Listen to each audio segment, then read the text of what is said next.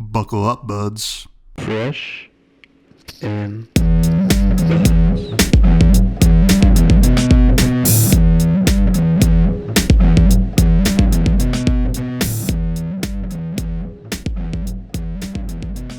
All right, folks, welcome back to yet another episode of Fresh and Buds. I am your host, Tommy Fresh, and you are all my buds.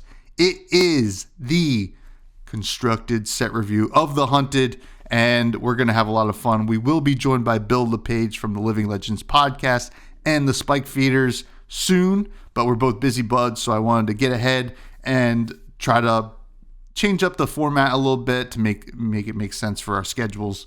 And what I'm going to do is I'm going to talk about the heroes briefly, and I'm also going to talk about our rating system. Our rating system is as follows.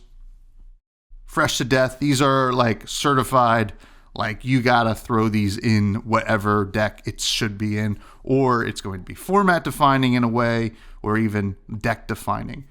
These are our cards like Warmonger's Diplomacy, which we did miss.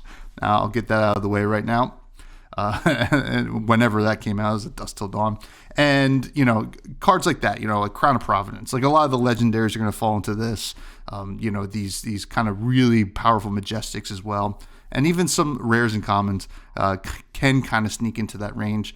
After that, we have Fresh. These are just solid. Got to throw them in the deck. It's not filler. It has an important role in these decks that you'll be playing these cards. So these are, just your solid cards. I mean, I think a Pummel is in a way a fresh card for like a generic, right? It's not always going to be in every deck, but when it's in the right deck, it's going to perform very well. I think that, there are going to be a lot of sideboard freshes, right? Like cards that are so situational that are going to be in the sideboard and perform at a fresh level when they get into the main deck, if not higher. And then after that, you have Stale. Stale is kind of your filler, right?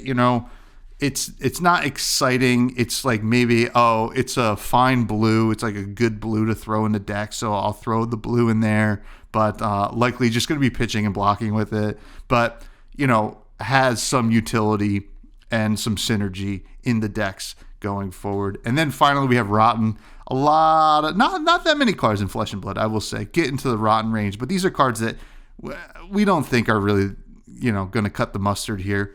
And it's going to be more of a limited player, or maybe just too narrow, or just like really cool, right? We'll see some really cool cards in this set, but perhaps not the like power level and competitiveness that you would like to see. So that's our rating system.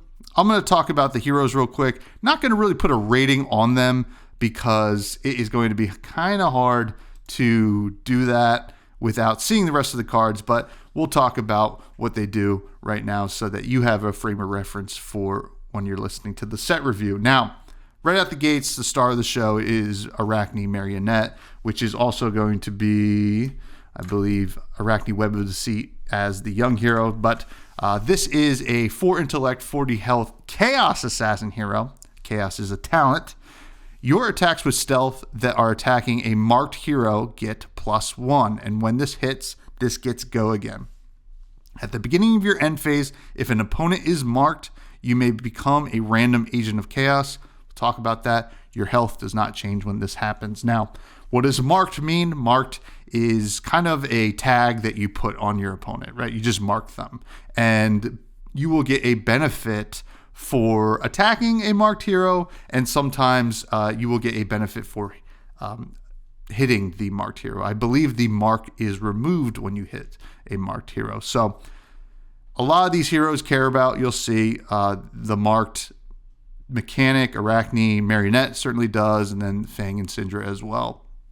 Now, what are the agents of chaos? So basically, Arachne is going to transform into a demi-hero, Chaos Assassin demi-hero. There's going to be 6 of them. The first one is Arachne Black Widow. This one reads, it's still 4 intellect, and the health is the same as you had it prior to you transforming here. And Arachne Black Widow's effect is once per turn attack reaction, discard an assassin card, Target assassin attack gets +3. If it has stealth, it gets, when this hits a hero, they banish a card from their hand. So you're going to be transforming into this pretty randomly. So it's going to be kind of hard to predict sometimes what you're going to be transforming into and whether it's going to be what you need in that situation. Now, that being said, Black Widow is quite good. Banishing a card from hand is good. And turning a card in your hand, an assassin card, into 3 reaction speed damage plus the on hit is pretty powerful, and the threat of activation is definitely there. You're going to see a common theme here with these demi heroes. I do think Black Widow is probably one of the better ones to transform into, but it all depends on if you're planning around it. Are you playing a lot of assassin cards, or are you focusing on some really good generic on hits like weakest link or command and conquer? You're gonna shape your deck around how you want to play around these demi heroes. The next one is Arakni Funnel Web. This is a same 4 intellect, same health as what you had before. Now, notably, these are all tokens, so they don't take up slots in your deck. You have to have these tokens to be able to, it's not a a hindrance to play these cards. It's not like Levia where you have to have the deck slot for your demi hero. This does not need that. Now, Funnel Web has the same kind of text as the last. I think I also forgot to mention, at the beginning of your end phase, return to the brood, which means revert to your base hero. All of them are going to have that. So you only get to be these demi heroes for a turn, or I guess a turn cycle, because you'll turn into it at the end of your turn. You get to be these demi heroes on your opponent's turn, and then your turn, and then at the end of the turn, you turn back into marionette. Now, this one reads, once per turn attack reaction, discard an assassin card. Much like the last one, we're going to see this a couple times. Target assassin attack gets +3. If it has stealth, it gets, when this hits a hero, banish a card in their arsenal, right? Very similar to Black Widow, except we're targeting the arsenal instead. This is a kind of a theme here in Assassin. We saw with the red contract card and the blue one that I've been looking at so many cards. I'm going to just forget a lot of cards, and I don't know what's wrong with me. But hey, listen, Funnel Web is good. I don't think as good as Black Widow here. It's just a little bit more situational. Your opponent almost always will have a card in hand, and your opponent's not guaranteed to have a card in arsenal. But I like Funnel Web here as well. The next one, I believe, is a little different here. This is Arachne Orb Weaver. 4 intellect, all the same stats, and still the same at the beginning of your end phase, return to the brood. This says graphene. I'm going to just call it graphene calculator because I don't know how to pronounce it, but it's graphene checkler, I think. Costs you 1 less to activate. Now, what is that? We'll talk about that in a second. And this has a once per turn instant, discard an assassin card, equip a graphene calculator token. Your next attack with stealth this turn gets +3. So what does this mean? This means that this weapon that I'm about to show you is a token, so you can just kind of create these and equip them. Now, you do need to have the extra slot, but Orb Weaver is going to let you attack with it for 1 less, right? So what is the graphene calculator? It's this. This is a token. It has a 1 attack assassin token weapon, dagger, one-handed. It has stealth. That's very important. It has stealth. That means that anything that buffs stealth is going to buff this. It has a once per turn action, pay 1 to attack, and when this attacks a marked hero, the attack gets going again. I guess this attack gets going again. But this is quite good, right? Especially when you have the Orb Weaver out, it attacks for 0 and it has stealth. And if you manage to mark your opponent, you're gonna be able to basically just have a free Kodachi here with an upside with it having stealth and things that care about stealth will happen. I think Azuri can flip on this. I think that sounds like pretty crazy. So very neat. There's going to be other ways to get the graphene calculator. Obviously, Azuri can't become Orb Weaver, so there's going to have to be other ways for Azuri. So very cool. I think it's going to be very important for the deck. It's doing a lot of stuff, right? It has a lot of moving parts and in a chaotic, random way, which is kind of fun. Now, next we have the Arakni redback, which is same text as before, return to the brood, forward to intellect. And this has another once per turn attack reaction. Discard an assassin card, target assassin attack gets +3. If it has stealth, it gets go again.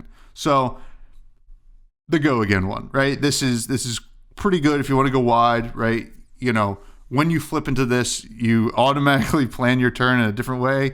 I don't really like this one as much because when you flip into this, your opponent's like, well, now's my chance to like punish them because like they can have a technically blank text box on their turn because I'm going to push a lot of pressure. Now, quite cool. Still very cool. One of the better arts, I think. I mean, they're all really great, but this one's so sick. Now, after that, it is Arachne Tarantula. Very scary as well. This one has the same text, return to the brood, forward intellect. Whenever a dagger you own hits a hero, they lose a life. So it's turning your daggers into basically, you know, 1-in-1s, right? And this has once per turn attack reaction, discard an assassin card, target dagger attack gets +3. This is the dagger one, right? This one I think is probably, you know, I think the safest to kind of transform into, right? Because you can kind of threaten like just like a little extra damage and not even feel too bad about like having to block a little bit and then just send some daggers. I think it's a, you know, a neat little thing, especially like, let's say you keep 2 cards, one's a blue, right? And you attack with the first dagger and you're like, you know what? I think I'm just going to make more damage by discarding this other card from hand and just pump this. So that dagger came in for 1 + 3 plus the extra 1. So that's 5 off of 1 weapon. Very good. So quite good. Now,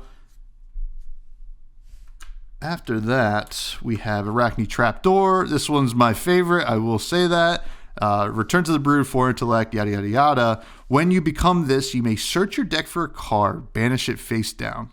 Cool. Then shuffle. If it's a trap, you may play it until the start of your turn or your next turn. Obviously, we know there are some ranger / assassin traps from Outsiders. I think Blood Rot Trap, Frailty Trap, Inertia Trap. Those are all good traps already, which is like really cool. Low cost to like throw them in your deck, like a 1-of maybe. And then like you flip in the trapdoor, you go grab it. Now we will see later in the set review, there are some new traps.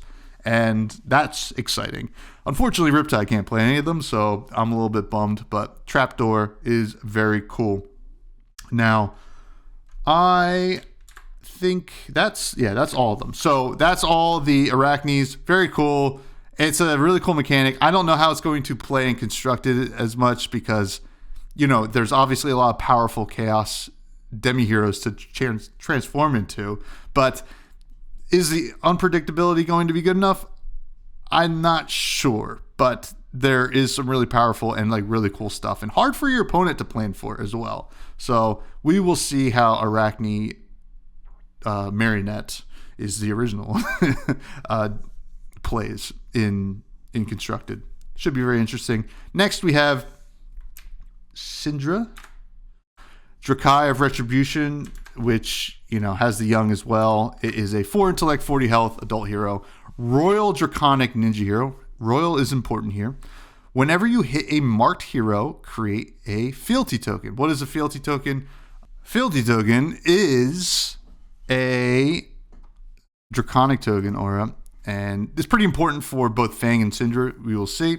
It has instant, destroy this. The next card you play this turn is Draconic. And at the beginning of your end phase, if you haven't created a fealty token or played a Draconic card this turn, destroy this. So you need to continue to be loyal and pledge your fealty to keep these fealties around. Now, some heroes care more about them sticking around than others. Some care more about using them. So, you know, we will talk about how that affects Cindra, right? Cindra, whenever you hit a marked hero, as I said, create a fealty token. Once per turn instant, pay 3 resources, equip up to 2 Draconic daggers from your graveyard.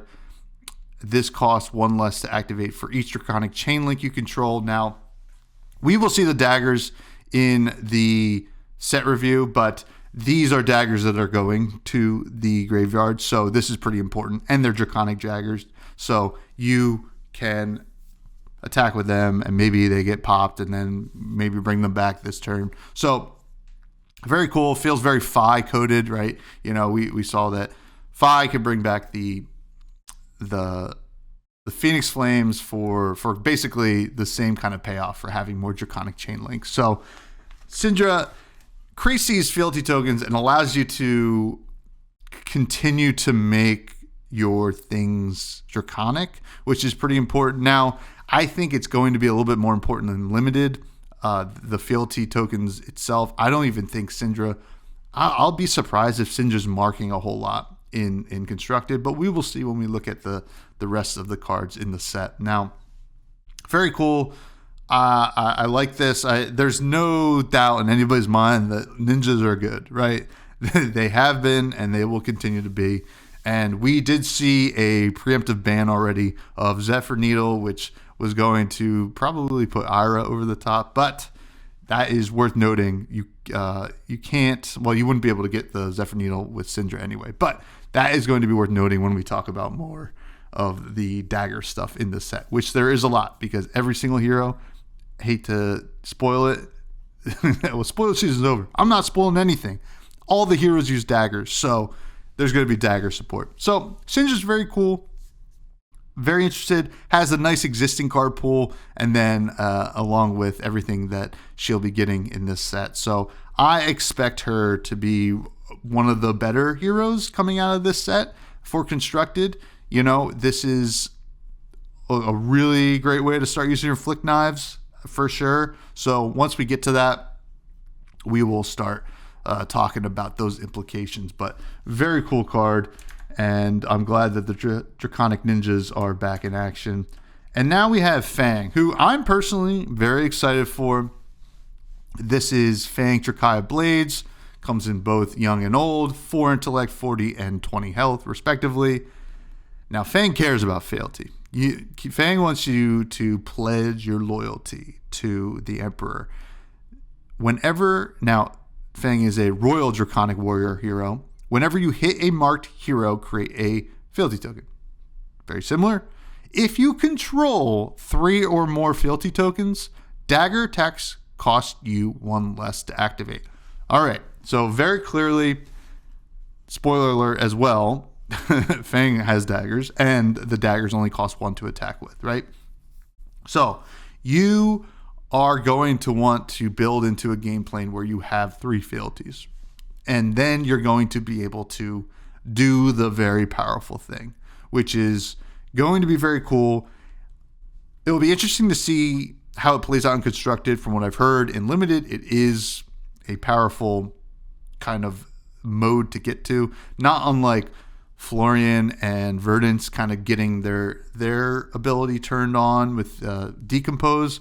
This is going to be like playing a totally new hero in terms of power level. So very excited for Fang Dracai Blades, and I'm interested. I'm interested to see how it shapes up, especially with the new cards. They look cool at first glance. So also worth noting, we did get Arachne slip through the cracks, which is essentially the adult version of Solitary Confinement. However, it is Chaos talented now, and Arachne slipped through the cracks. I know it's very hard to read and see in some ways. 4 intellect, 38 health as an adult, and the first attack with stealth each turn gets go again. So if your opponent's playing stealth cards, they're getting go again as well. So this could be a pretty cool assassin hero to play. I'm not sure if it's going to be, I don't know how many waves that Solitary Confinement makes in the young hero formats, but it's still worth noting that we have this now. It's going to be weird to play it and then run into another assassin, because there's a lot of them, and they all at this point play stealth cards. So it's going to be interesting. So worth noting. But I think now in a few minutes I'll be joined by, well, for me it's a few minutes. For you, it's not going to be any time at all. Bill is going to be here, and we're going to talk about these cards and give them ratings. So buckle in, have fun, relax, grab a beverage, some hot tea, some coffee. If you like a beer, grab a beer, have fun. We are reviewing the cards now. Oh, Bill's here, folks. Can you believe it? What's up, buddy? How you doing first before we get into it? You know what? I've been good. Life's been busy, but not in a bad way. Just doing a lot of stuff, keeping my days packed, and none so more than what we are about to do today. The pilgrimage, the regular undertaking that we do. It's a labor of love, and I'm so happy to be here today. Oh man, I'm so grateful for you. You know, every time I'm like, you know what, you don't have to, and luckily, this is true. Every time he messages me, he's like, you don't have to say yes. But I do like doing it with you. I don't want you to think that I don't. This is a highlight for me now. I already explained kind of some different stuff we're doing this time around, and I didn't explain that if there's a reprint, we're not even going to mention it really. We're just going to skip over. Just basically, it's going to be easier, and we've seen these cards; they've been played before, and mostly all the reprints have been seen play in the respective decks, which is cool. Yep. But yeah, we'll get right into it, and we're going to start with the Majestic Dagger for Assassin. We're going to be doing Assassin stuff first. This is Hunter's Klaive, folks. This is an Assassin weapon dagger, one-handed, one attack. This is a classic Assassin Dagger text. It also has the once per turn action, pay 2 resources, attack, go again. When this hits a hero, mark them, and it has piercing 1. So, Assassin Dagger text, boom. And then the on-hit here is when this hits a hero, mark them. So off the gates here, I mean, we know that Arakni Marionette cares about marking your opponent to be able to flip into the demi-heroes, the agents of chaos. Which one you're going to flip into, we don't know, except for one instance I think we'll come up to. But this is good. This is probably exactly what Marionette needed, and it's a nice option for the other assassins if they want to get some mark payoffs. But I think the main thing here is I do think that this is going to be the de facto, at least one of dagger for Arakni Marionette, which kind of puts it into the fresh to death range, really. It will probably play at that level in Marionette specifically. I was going to say exactly the same thing. Like, we've already seen that assassins, and specifically Arachne, care about having like a wide array of daggers based on the meta. This one I don't think is going to be quite as contentious as some of the other ones, like Scale Peeler might not work in certain metas or matchups. I think Hunter's Klaive is exactly what you want to be able to flip into a random agent of chaos. It also technically works in original Arachne with a card that we'll be talking about in a little bit. But at the end of the day, these daggers and their on-hit effects are so good because of, like, in conjunction with flick knives, you can just kind of guarantee that it happens at some point. So at the very bare minimum, you can destroy this and mark a hero, which is a great option to have. It also just makes blocks a little bit weird for your opponent because they're like, well, do I block this one attack thing or do I do something later? So yeah, I think this is going to be fresh to death. You're going to see Arakni Marionette rolling up with at least one of these, almost guaranteed. Yeah, and it's like funny because like the opponent's going to be like, do I care if they flip? I think more often than not, it's probably going to be a scary thing they flip into. So it is a pretty decent on hit. Now, next is Mark of the Huntsman, if you want to talk about that. Yeah, so this is the token, basically the token version, the rarity downshifted version of Hunter's Klaive. So this is another assassin weapon dagger. It has the dagger text for attacking at least. It has 1 attack and once per turn action, 2 resources attack with go again. And then when this hits a hero, you may choose to destroy this and mark them. And if this is attacking a marked hero, this gets +1. So instead of piercing, it gets sort of an upfront buff. to potentially make it more awkward for your opponent to like throw a 1-block equipment in front of it. And, it wouldn't work with piercing, and it wouldn't work with this either. So it's possible that that'll be relevant. The thing that I like the most about this is that you can double dip on its destroy effect. I think that Hunter's Clave is just going to be, like, for constructed, this is the one that you're going to play. But if you were to not be able to get your hands on a Hunter's Clave and only play Mark of the Huntsman, you can flick knives it in response to it wanting to destroy itself, to still deal the damage and then still mark them, which is pretty cool. You can double dip on that. I think that because it's just worse than Hunter's Clave, this is probably going to be sitting like around a rotten. There's kind of no reason to play this over Hunter's Clave if you have the option. This is very much like a limited thing to just make sure that Arachne can do their thing. But I do like the design of it, to be completely like upfront and honest. I just think that Hunter's Clave is probably just your better option. Yeah, I think so. Like, there was part of me and was like, oh, maybe there's a world where you play like one and then the other, but why not just play like Spider's Bite, right? Like, if you're going to play like a one with the piercing and the arguably better on hit. So yeah, I'm right there with you. Probably like hanging around a rotten. Like, you probably will sleep into the stale range in some scenarios, but besides that, it's very limited coded. Now, next we have Mask of Deceit. This is a cool one. Now, this is a legendary assassin equipment headpiece. Blocks for 2. It is an Arachne specialization. So only play it if you are Arachne. When this defends, become a random agent of chaos. If the attacking hero is marked, instead choose the agent of chaos. Your life total doesn't change, and it has blade break. Now, this is pretty sweet, right? I'm pretty sure you could play this in original Arachne as well. You can, which is pretty sick. Which is like, I don't even know if it's good to do that, but it kind of could be, right? You're just like, oh, maybe just flip into trapdoor or something like that, or you're playing the klaive. This is such a cool card. I think it's a fresh to death, right? Like, especially in marionette. Like, there's no reason not to, I don't think. And, we have the Mask of Perdition, I guess, is probably the other option they were playing, or like a Crown of Providence. But I think the upside of this outweighs the Crown of Providence upside here. So I got to go fresh to death. I think this is going to at least see play in marionette and sometimes in huntsman. Yeah. I find this card very funny, actually, because it is like at the very bare minimum, it's a blade break 2 in the head slot, and that's like just already good. The fact that when I was looking at the Agents of Chaos, I was like, wow, this effect is really good, but if you flip into it when it's not relevant, then whatever.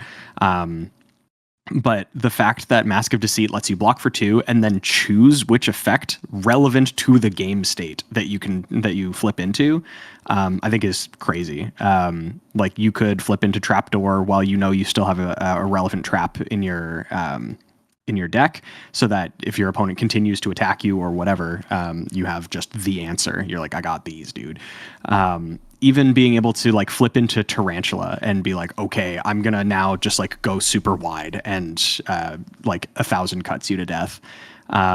There's also the funnel web, which turns your thing into banish a card in their arsenal on hit. Like, there are so many good options, and they become better when you can pick them. So if you're able to mark your opponent and then block with this immediately and guarantee an effect for the next turn, I think that's crazy. I think this is like absolutely a fresh to death in marionette. And there are very funny situations where you could play it in original Arachne. I want to see it happen. I really do. Oh, it's going to happen. Also, it's kind of interesting, right? Because you flip if your opponent's marked, right? Like at the end of your turn. So this could be like that fail safe. You're like, I flipped into the wrong thing, or the thing that I didn't want to flip. I want to flip again, or see what happens, which is like a nice little fail safe. But then also the high end potential of like trying to close out a game with this is quite good.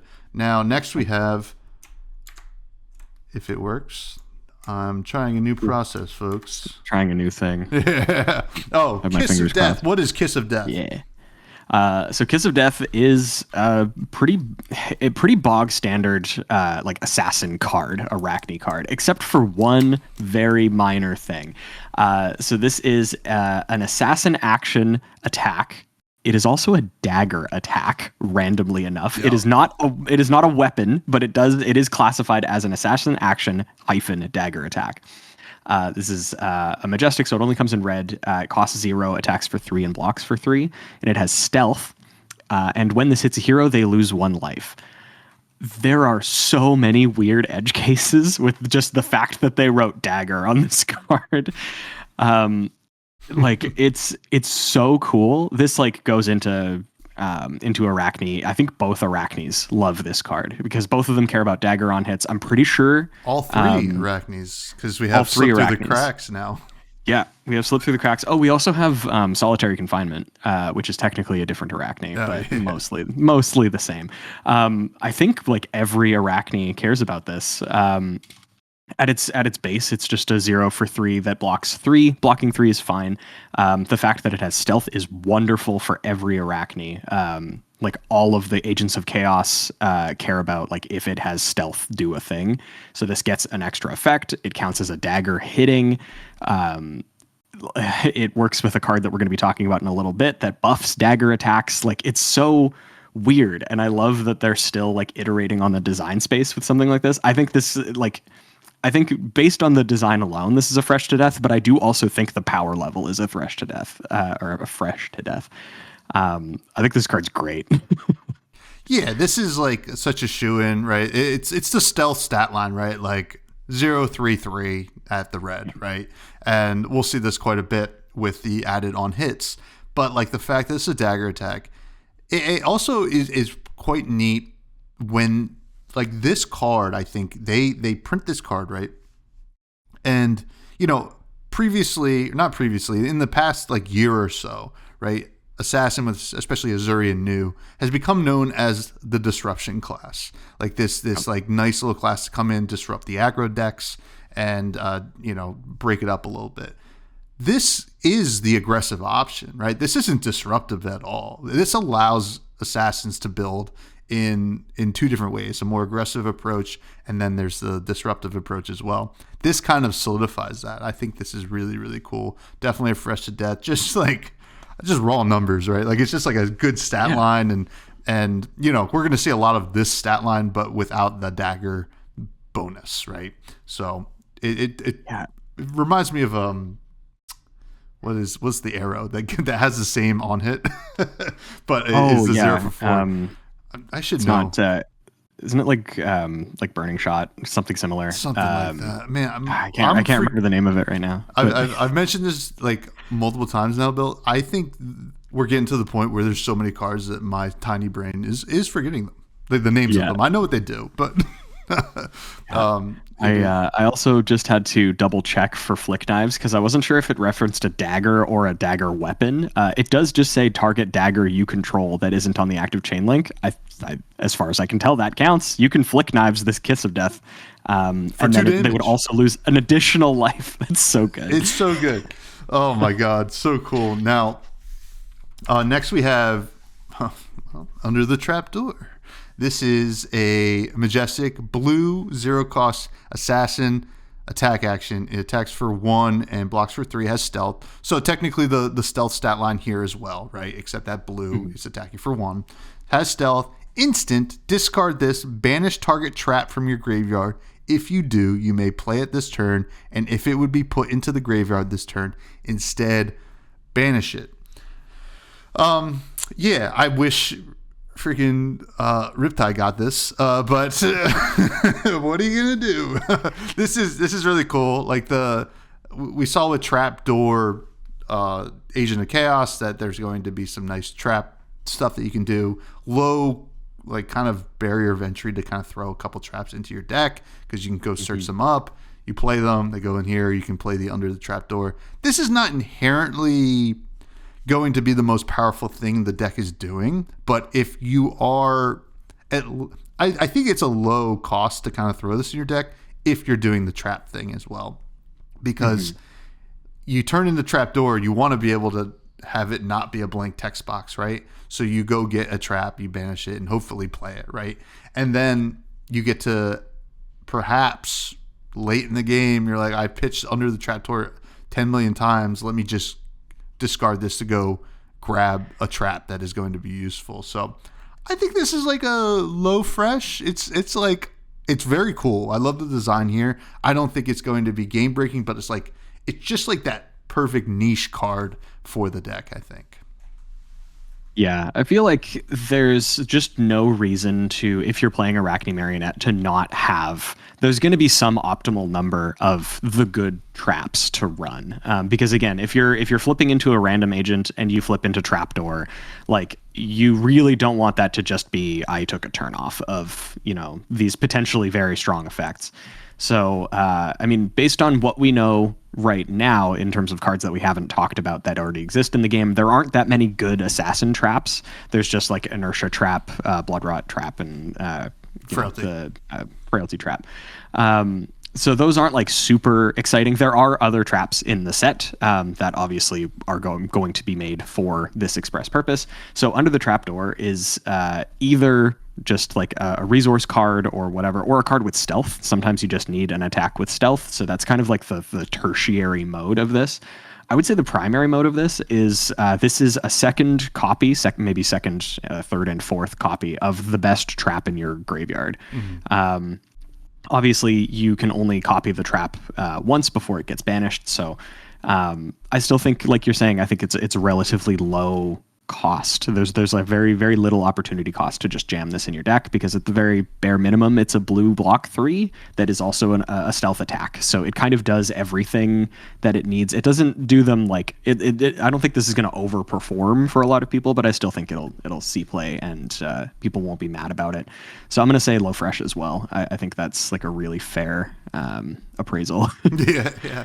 I mean, like if you're playing a blue stealth card already, this is probably going to be better, I think. So that's basically where I view it. Now, what does the best art in the set do?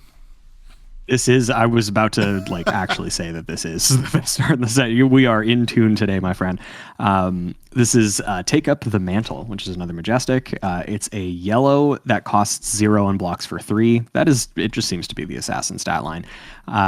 This is an attack reaction, and it says target attack action card with stealth gets +2. If it's attacking a marked hero, instead it gets +3, and you may banish an attack action card with stealth from your graveyard. If you do, the target becomes a copy of the banished card. So this could turn if you were just like, oh man, like I drew kind of an off turn. I have Under the Trapdoor and Take Up the Mantle, but I have a Kiss of Death in my graveyard. I can just attack with this Under the Trapdoor at a marked hero and then Take Up the Mantle. It's now a Kiss of Death. It has it's a total of 6 because it has base power of 3 plus 3 from the effect. And this is an attack reaction, so it's after your opponent decided they don't want to block for 1 and they take 7. Plus whatever the new on hit is too. Plus whatever the new on hit is. Like it's I think this card is sick. I think the art is great. I think the effect is great. We obviously have already seen that specifically Marionette is going to care a lot about making sure that your opponent is marked. So this effect is likely not going to be that difficult to get the secondary mode on. Obviously the mitigating factor is, do you have a good enough stealth card in your graveyard to care about making a copy of it? But at the very bare minimum, it's a 0 plus 3, which is just good. That is just good. You can make it a +5 potentially just from cards that I'm looking at on the screen currently. There are also more cards with stealth. There are also older cards with stealth that this might want to turn things into. And the fact that you can turn it on relatively fast by just blocking with them first to put them in your graveyard, like this card's great. I think this is at least going to perform at a high fresh, and I think it is more likely to say that this is like a fresh to death. This card's really strong. Oh yeah, I think it's probably going to creep into the fresh to death range pretty easily. I'm just thinking of Bonds of Agony, right? Like it already is going to be one of the attack reactions that you like are doing in that chain link, and then you just need to do 2 more.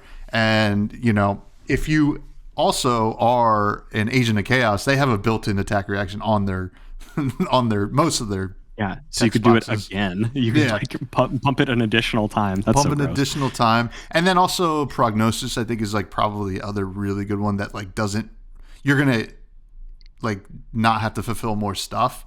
And then like it's like you said, like there's even just like random ones, like if you're playing the one that hits like on a blood rot, like gives you a blood rot like from the older sets. Yeah.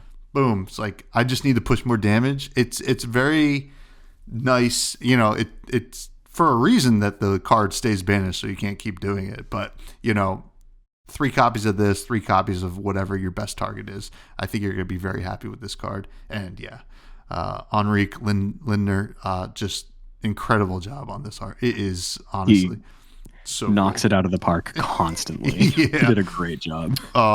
Next we have Tarantula Toxin. We're very lucky in this game to have such great art, like almost all the time. And, you know, whenever we get to assassin stuff, it feels like we keep getting it. Tarantula Toxin is another majestic assassin attack reaction. Blocks for 3. It is a red and costs 0. It says choose one or both. Target dagger attack gets +3. So, you know, that works with Kiss of Death. And target card defending attack with stealth gets -3 this turn. Okay. Well, on most of your daggers, they won't have stealth, right? So you'll only be able to give the +3. But Graphing Calculator, or Graphene Chelicera, I think. You said it earlier, and it was really nice, and I'm jealous. But so that has stealth. So this is like a 0 for 6. There, it's 0 for 6 on Kiss of Death. Is it the best card in the deck? I don't think so. I think actually the previous one was a little bit better in terms of upside and like kind of like flexibility throughout the game. This is still quite good. I think it's like a high fresh. I think this card's pretty awesome. Yeah, I think it's awesome too. The second I read Kiss of Death, I was like, well, Tarantula Toxin just like kicks this to the moon, because you get to use both sides on your your 0 cost stealth attack that likely already has go again. Your opponent already doesn't really want to block as much because of how wide Assassin's kit for attack reactions and messing with your blocks and stuff already is. Their pool is so big for effects like that, and this just like adds in. You're not going to be able to get both effects simultaneously super frequently, like you mentioned. Obviously, Graphene Chelicera does have stealth. That is the only dagger that does have stealth. It does seem to be that there will be ways, if you wanted to play around that playstyle of the token dagger, just like tossing them at people, you can do that without necessarily having to lean on flipping into Orb Weaver every single turn. But yeah, I feel like this will probably see some amount of play. Both sides are good, like individually. They're not fantastic. There are better options. Like if you wanted the secondary effect, you could play Shred, which gives you an additional point of defense reduction. But I still think this is probably good enough to play, especially if you're playing 3 of Kiss of Death. Like my assassin list would start with 3 Kiss of Death, 3 Tarantula Toxin, and then we go from there. Yeah, I think this is like, again, like maybe a mid-fresh, maybe a high fresh. Yeah, I think it certainly replaces. What the heck? You just said the card. What's wrong with me? Shred. I think it replaces Shred, and because it's more flexible. It's just more flexible. You know, sure you don't you're losing a point of value on the red, but like you're playing a yellow, so like I think it's totally fine. But yeah, super sweet card. Can you tell us what this next one does? Yeah, so this one is Anaphylactic Shock, which I don't have any allergies, so I've never experienced this, but this poor man in the art is going through it right now. So this is a trap, one of the first trap that we'll be talking about for Assassin. This is an Assassin instant trap. It's a blue that costs 0, doesn't block for anything. Most of the other traps are like defense reactions or whatever. This is just an instant. and it reads, each opposing hero and ally that has dealt damage to you this turn loses 1 life. Very intriguing.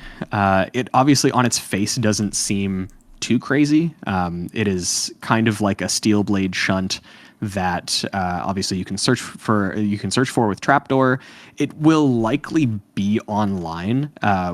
There's, most of the time in Flesh and Blood, what you want to do is deal damage to your opponent. So you will probably have been dealt damage. You can basically you end up discarding this to deal a damage to your opponent. It is at instant speed, so it's not very interactable. The gigantic upside that I can see for this card is because it says hero and ally. If you're facing against, if you're against a dromai and they have a bunch of ash wings and they poke you with all of them, you can go, okay, anaphylactic shock, wipe your board. Yeah. Which I think is dope. I think that's really cool. I think this is probably one that you would play maybe in the rotation as a one of. I don't know if this is super exciting. I could be I don't play assassin very frequently, and I don't really know the current meta for if this would necessarily have that huge upside. But I don't know if this is super exciting. I think it's cool. It's a good option, but if there are better traps available, I would maybe pick them over this. But I'm willing to be wrong. I would put this at maybe a high. No, I would put this at a low fresh. I think the effect is good at the very bare minimum. I just don't think that it's exciting. Yeah, currently not exciting. I could have sworn when I saw this that Dromai was going to be the next armory deck for a new Dromai, because old Dromai is not legal in CC anymore. Yeah. And you're like, okay, well, we have this really cool thing that could kill all these Ashwings, but, in CC it's not going to happen. I think it's totally fine to run one of, you flip in the trapdoor, early game, you don't really want to grab this one, but late game you do, I think, right? You're starting to whittle down their life, and even just the upside of, kind of it being the shunt. But you do have to take the damage, which kind of stinks. So it's it's not a true shunt in that way where, you're going to be able to get a fast one on them if you're both at one. So yeah, I think it's a situational low fresh or something like that. It will be important, I think, in later iterations of the meta, if a new Dromai or Necromancer comes and they have a bunch of allies, it will be pretty important then. But until then, this is just going to be that. But always like to see more traps. So definitely, I like to see it. Instant trap? I don't know. I kind of like the D-React ones. We're into the rares though now. Bite, which I was surprised we didn't have Bite already. This is a stealth card, comes in all 3 colors. Stealth stat line, costs 0, attacks for 3, blocks for 3, and then attacks for 2 and 1 based on the color. This has stealth. This is assassin attack action. When this attacks a hero, you may have target dagger you control deal 1 damage to them. If damage is dealt this way, the dagger has hit, destroy the dagger. So just a nice little way to get a little extra value out of your daggers, I guess if you're playing the klaive, maybe this is a guaranteed way to get your on hit to happen. Now there is going to be a keyword that we see relatively soon that is retrieve, so you should be able to get some of these daggers back, and so it's not that much of a cost here. I like it. It's not the most exciting to me, to be honest. I do like that if you had Kiss of Death be have go again prior to this, you can kind of get a little extra juice out of it. But I don't know. I think this feels a little bit more for limited to me. So I'm gonna go I'm gonna be safe and give it a stale. Yeah, I think I'm about the same. It's a flick knives effect on a specific card that doesn't start in play or stay in play. The times that you draw this and you also want to destroy your dagger will not always line up. Whereas with flick knives, you can always choose your moment to be like, okay, I'm good with getting rid of this dagger. I want this on hit to go off, whatever. There could be times where like you draw into this on turn 1 and it's like, okay, well, I don't want to destroy my daggers on the very first turn before I can actually like do other things with them necessarily. So I feel like this is probably for limited to maybe help get like your Mark of the Huntsman to actually hit so that you can, flip into a hero. Yeah, I don't see it as much. I think I'm right about stale, maybe low stale.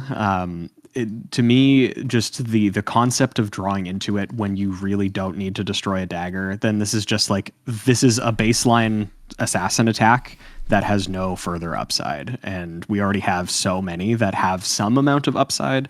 I don't know. I think I'm the same.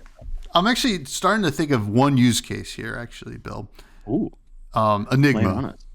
Right? That's a tough matchup, right? And you just ping them, it's prevented, so it's not like you just got a free destroy target aura, right? Out of this. So I actually think it's probably like a sideboard fresh maybe at that point. Like if Enigma's really, I mean, I don't even know if Enigma's gonna be around for much longer. That's how good she is. But yeah, in that world where she does exist in the meta, this is probably a fine sideboard option because that seems like a really tough matchup in my opinion. But other than that, I don't think it's very, very good. Like I think it's fine, but like it's not very good. Yeah. Very interesting. What does Whittle from Bone do? So Whittle from Bone is pretty interesting. This is a rainbow one, and I think we mentioned that Bite was also rainbow, but it is baseline assassin attack with stealth. So it costs 0, attacks for 3/2/1, blocks for 3, and has stealth. And when this attacks a marked hero, equip a Graphene Chelicera token. So this was kind of one of the cards I was thinking of when I was saying, there may be a way for you to play around I'm just flicking a bunch of token daggers at you.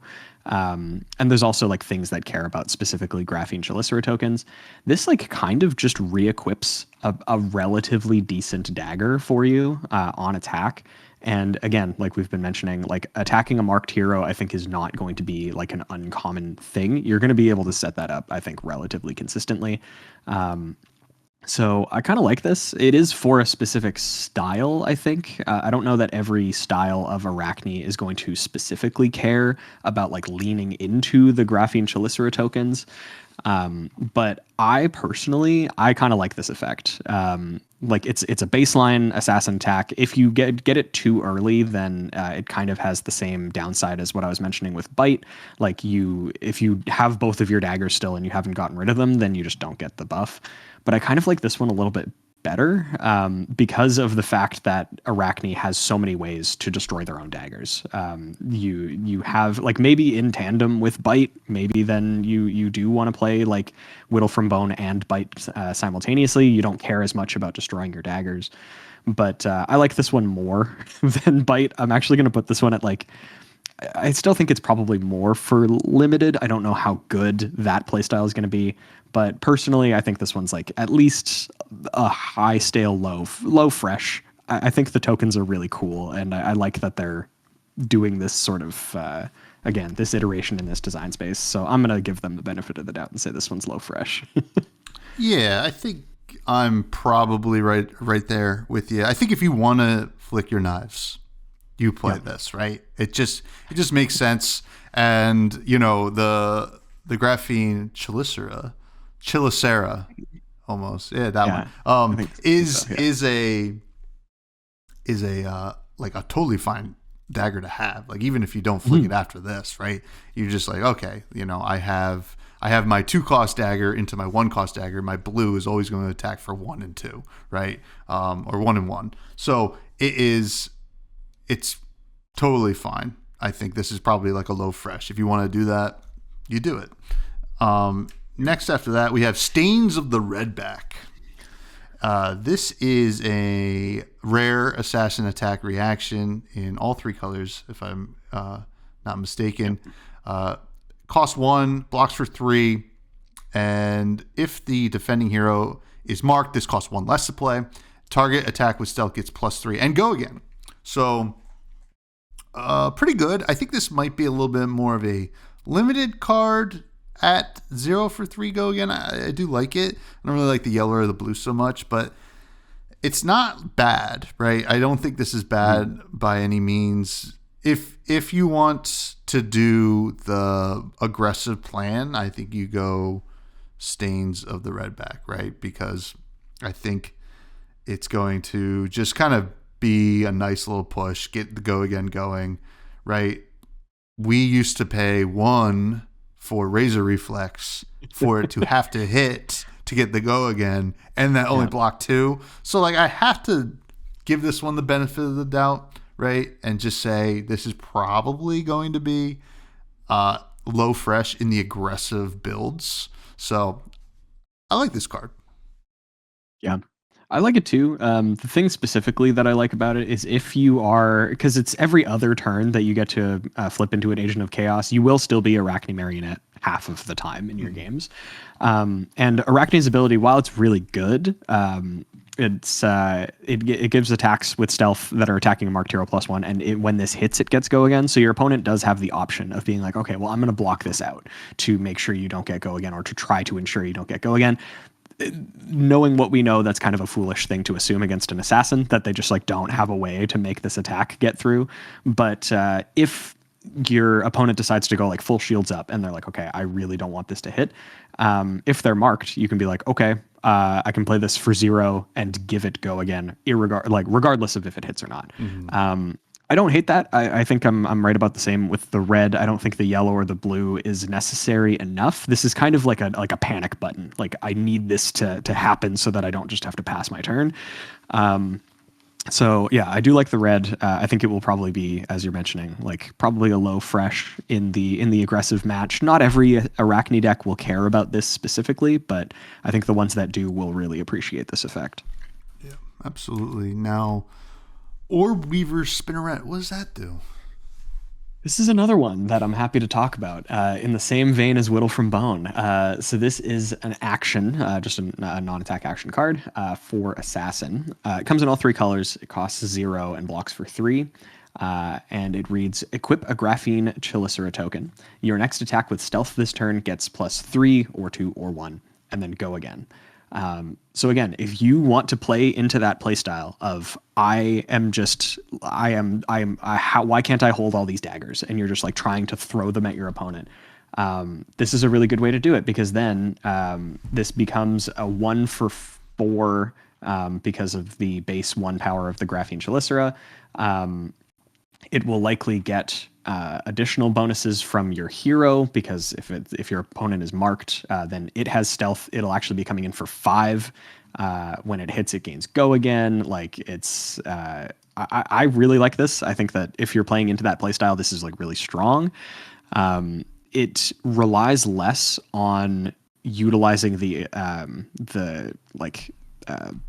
demi-heroes, the Agents of Chaos.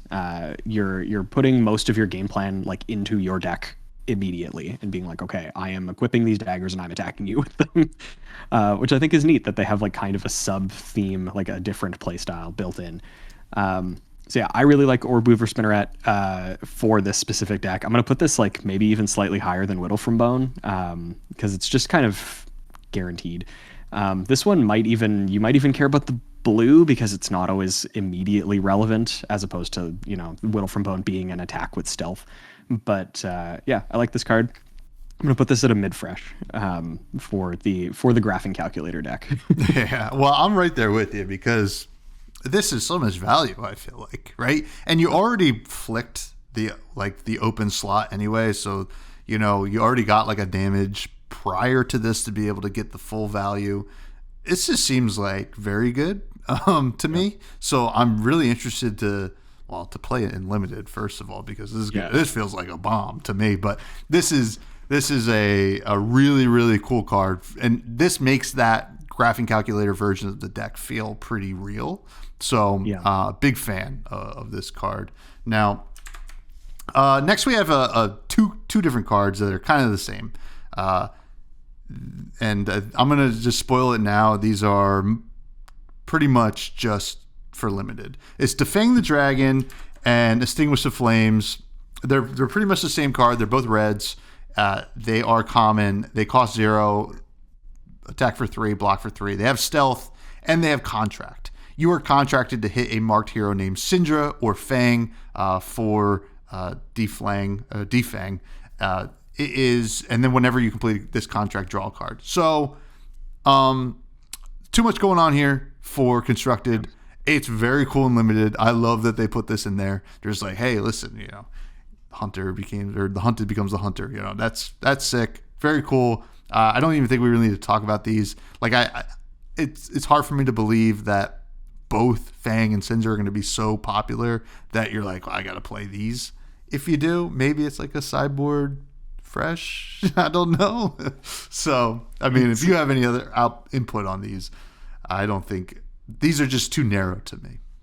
Yeah, it would be really funny because I feel like, I don't know if this would actually happen, but if one of the heroes was so popular that it like allowed you to play this card, then that might actually push the meta into playing the other hero because they know that everybody's mainboarding this specific card. I don't know that it's like strong enough to even merit that. I don't know that it would actually push the game in your favor to mainboard this, even if 60% of the meta was Fang.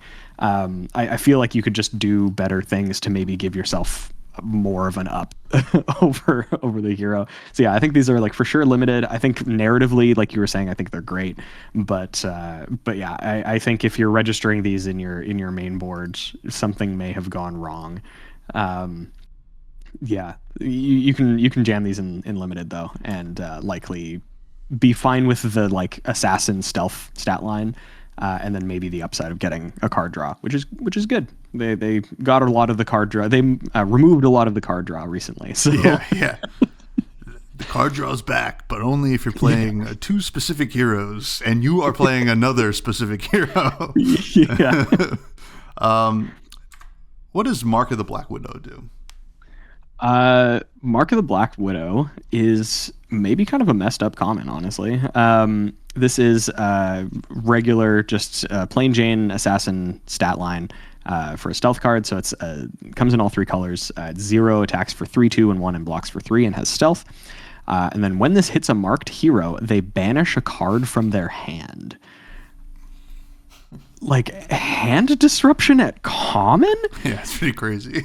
Is that what we're doing now? Like that's crazy. Like especially you flip into any of the first like 3 Arachnes, any of the first 3 Agent of Chaos, you can then turn one of the cards in your hand into an attack reaction to make this, make it more likely to hit. Also give it an additional on hit.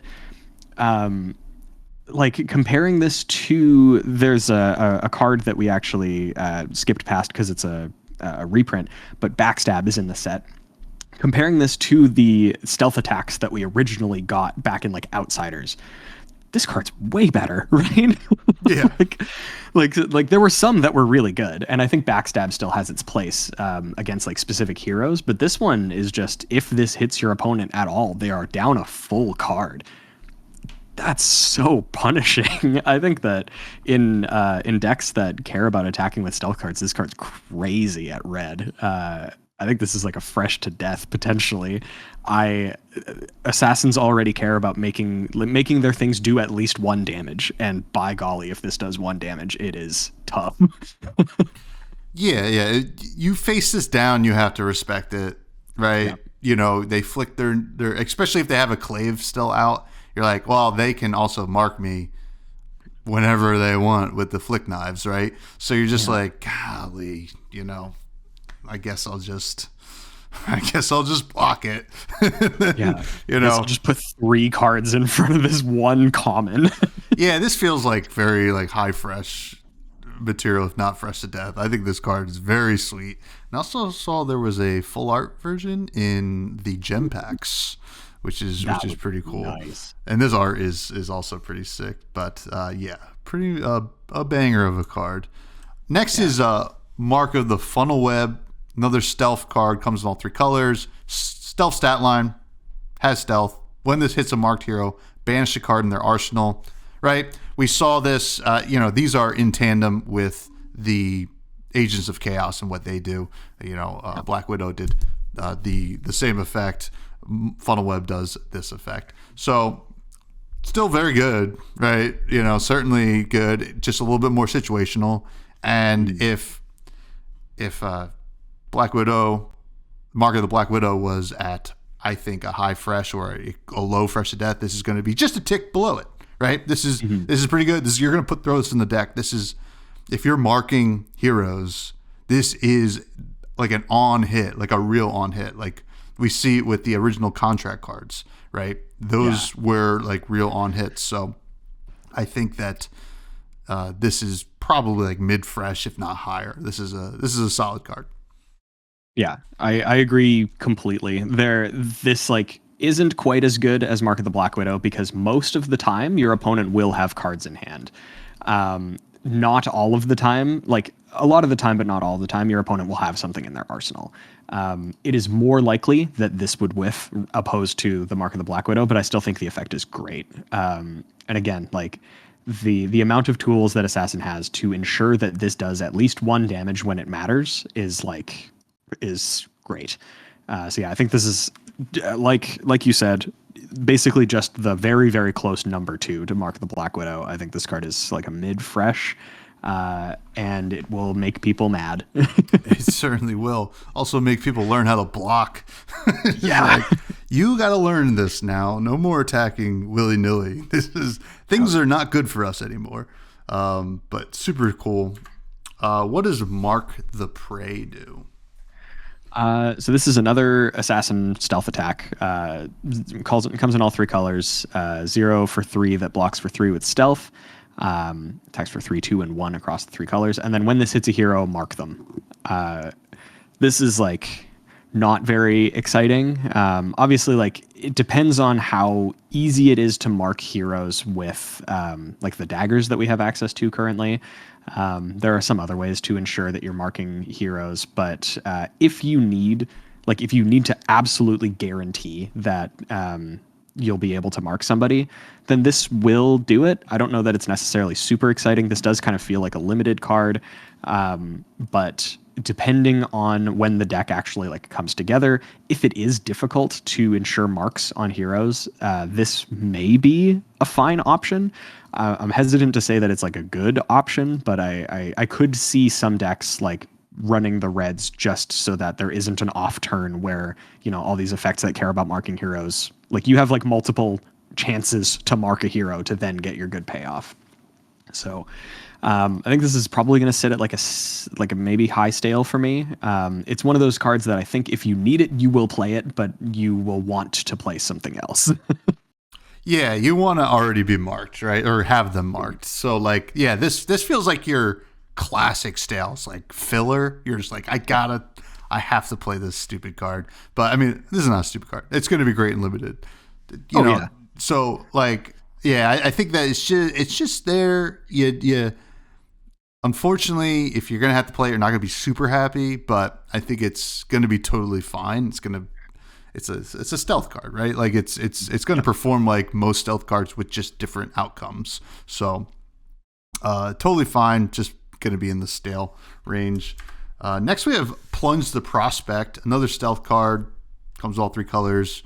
It has the stealth text. If this is attacking a marked hero, this gets +1. I think this is a certified stale. If like a low stale, if anything, maybe a high rotten. It's like, listen, a 0 for 4 is good, but what all of these other cards are doing are way better, right? And like, I think that, sure, it'll probably be fine in limited, but I don't think this is really going to make the waves that you want it to. So I'm just going to rotten right away. Yeah, I'm right there too. Like, especially even comparing it to the same, like comparing it to Mark of the Black Widow, which is the same rarity. This is the same like tier of card. You could either get +1 attack, or you could rip a card out of your opponent's hand. Yeah. Yeah. This is like for sure limited. This is something that you just put in your deck to get to deck limit if you really, really need it. It's not exciting. I could see people playing it in specifically limited, but even then, I think you might want to pick something over this. In this world, you're either getting buffed from your Agent of Chaos's abilities, or you are being discarded to do the buff. This is the one you discard. So, yeah. It's either buff or not, or die. I don't know. Buff or be buffed. Yeah. What does Reaper's Call do? This one is slightly more interesting. This is another just bog standard stealth attack. Comes in all 3 colors, 0 for 3, 2, and 1 that blocks for 3 with stealth. But then it also has an activated ability, instant discard this, mark target opposing hero. I don't necessarily hate this. It is a guaranteed way to mark in an uninteractive way, instead of like something needing to hit, where even if you wanted to flick one of your mark daggers at your opponent, you would still have to, if they have ways to prevent that damage with a card that we'll see later. There's ways that they can get around that. With this, you might just, I think that this at blue is just a card that you play in the deck, in like every deck that cares about marking, because it's just free. Like they could have made this like a little bit worse, and at the very, very bare minimum, this is an attack with stealth, which the deck cares about. I think at blue, this card is like an actual fresh to death in the mark decks. It is free. Yeah. This one is pretty incredible. I think it's pretty incredible. At least you'll be playing some amount of them, right? I think so. Think about turn 0, right? Yeah. There's no downside. You're just like discard, mark, flip, go ahead, and you didn't even get to filter your hand because I didn't attack you. It is. Yeah. This is a dope card. I would say probably close to fresh to death there. So. Yeah, pretty sweet. These stealth cards at common are pretty wild. Yeah. Wow. Next we have Scuttle the Canal, which no Riptide. I feel like he hangs out there. I know, I got to get over it. Scuttle the Canal, stealth card, stealth stats, 3, 2, 1. This is the red here that we're looking at. When this attacks a marked hero, this gets go again. This one feels a little bit better than like not some of the on hits that we've seen. Yeah. But I think this is like totally fine. I think this one's going to probably be like a low fresh. You will kind of play it in maybe the more aggressive go wide versions of the deck. I feel like it's really coming together. I mean, we're going through these cards. I feel like you have like 3 options: aggressive, disruptive, daggers. And like, even like the daggers kind of can go into either way, right? Which is nice. Mm-hmm. So it feels like there's like some actual archetypes here, which is nice, but this is not inherently powerful, but like, I think the deck, a 0 for 3 with go again without actually having to do anything. Like, sure, they're marked, but you've been doing that anyway.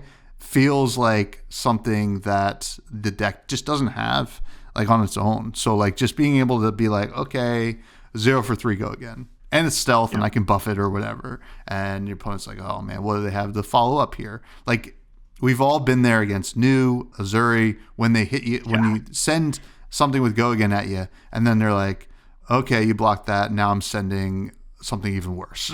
So this feels like a low fresh.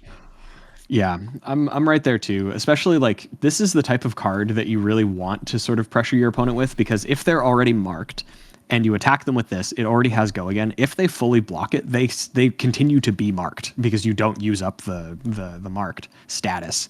So if they don't block this, then it's just free damage. If they do block it, then they remain marked for your additional shenanigans later. So yeah, I think Scuttle the Canal, specifically red, is very good. I think it's going to be right around that fresh, like you were mentioning, because it's just kind of a damned if you do, damned if you don't for your opponent. Like, this is coming at you for 3. What do you want to do about it? It's like, I don't know. Yeah, exactly. This is assassin trickery at its finest. What does 2 sides of the blade do? So this one is a common attack reaction. This only comes in red. This is not a rainbow card. So it costs 1, blocks for 3, and it says choose 1, not choose 1 or both. Just you get one or the other of these. Target dagger attack gets +3, And target attack action card with stealth gets +3, and when this hits a hero, mark them. We did kind of see a better version of this already, where you could, choose both. I think this is more of just like a limited card to ensure that either one of your strategies is actually paying off. I think there are better attack reactions just in Assassin for the things that you want to do. This might be like mark generation that you potentially need. I don't know if that's real. So yeah, I don't know. This kind of gets its niche filled by Reaper's Call, like we were mentioning, the just discard to mark. So I think this is probably limited. I hesitate to say that it's like bad. It's fine. It's the same stat line as something like Razor Reflex. So I think I would probably just call this like a stale. I think it's okay. I could be wrong, but I think this is like, it's not super exciting. It's an attack reaction.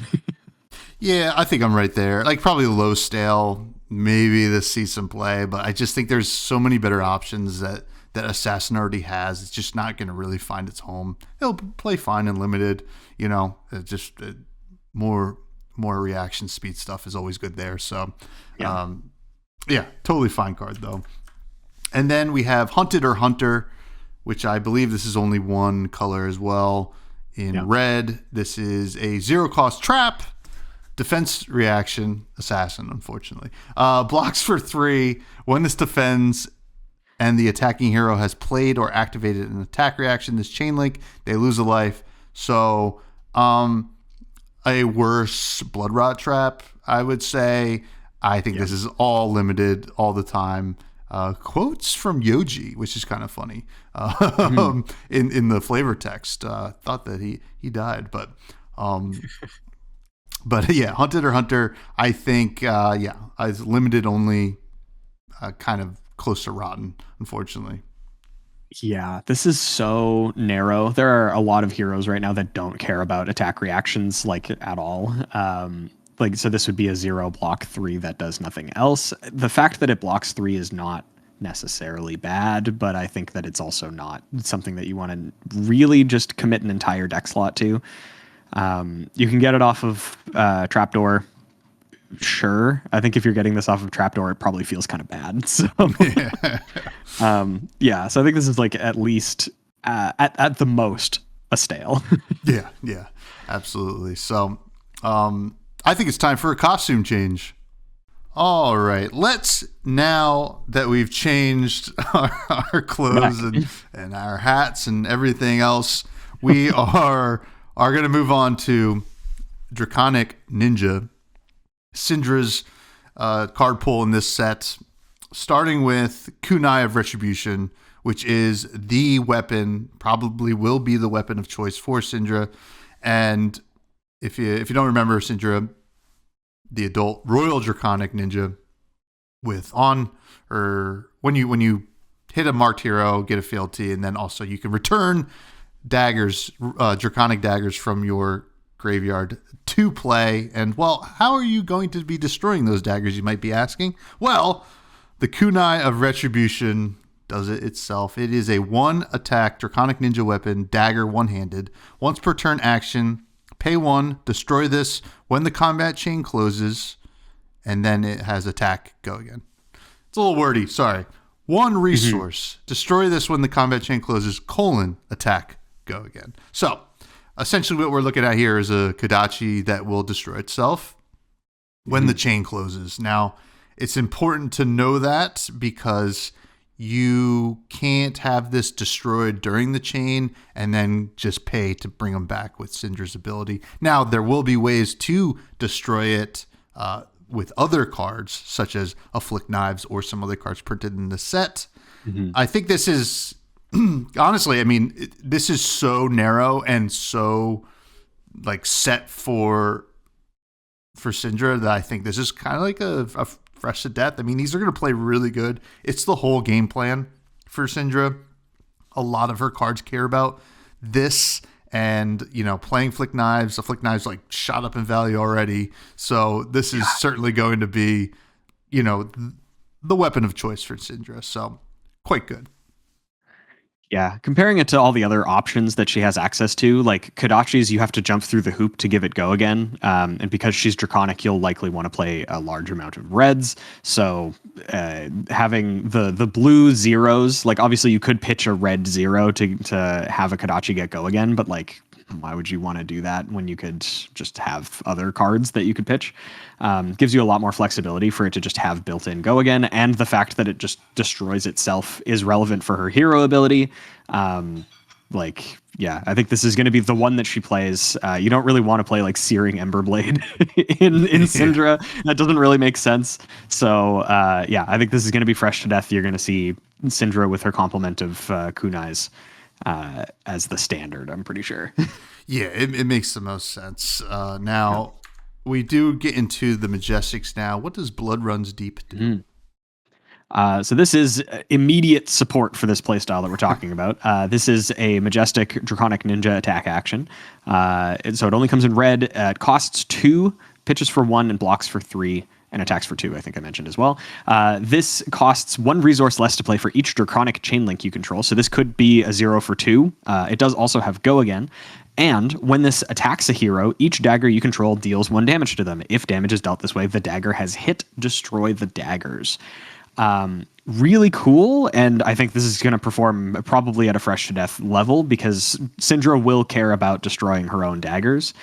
This also just incidentally does additional damage while you're rolling out your game plan. This is also just a free 2 with go again. It's also a Draconic chain link. Like there's so many boxes that this ticks. Normally the first thing I thought of for Cindra was like, okay, well, you're going to want to like attack with both kunais and then break the combat chain so that they're in your graveyard, but then you don't have Draconic chain links to discount her own ability. This just like does that. This essentially allows you to break the combat chain while also like keeping the chain open. It kind of does exactly what she wants to do. So I think this is probably also going to perform at a fresh to death level. This card is exactly what she wants. Yeah, this is very fresh to death, and like honestly, this deck Cindra is such bad news for like Illusionist and specifically Enigma, right? Because you're gonna start just pinging these auras. It's not gonna hit, so you get to keep your daggers anyway. So you don't even have to worry about bringing them back. So you are just gonna be like totally dominating that. Enigma, I wonder, will even be that relevant just for the existence of Cindra alone.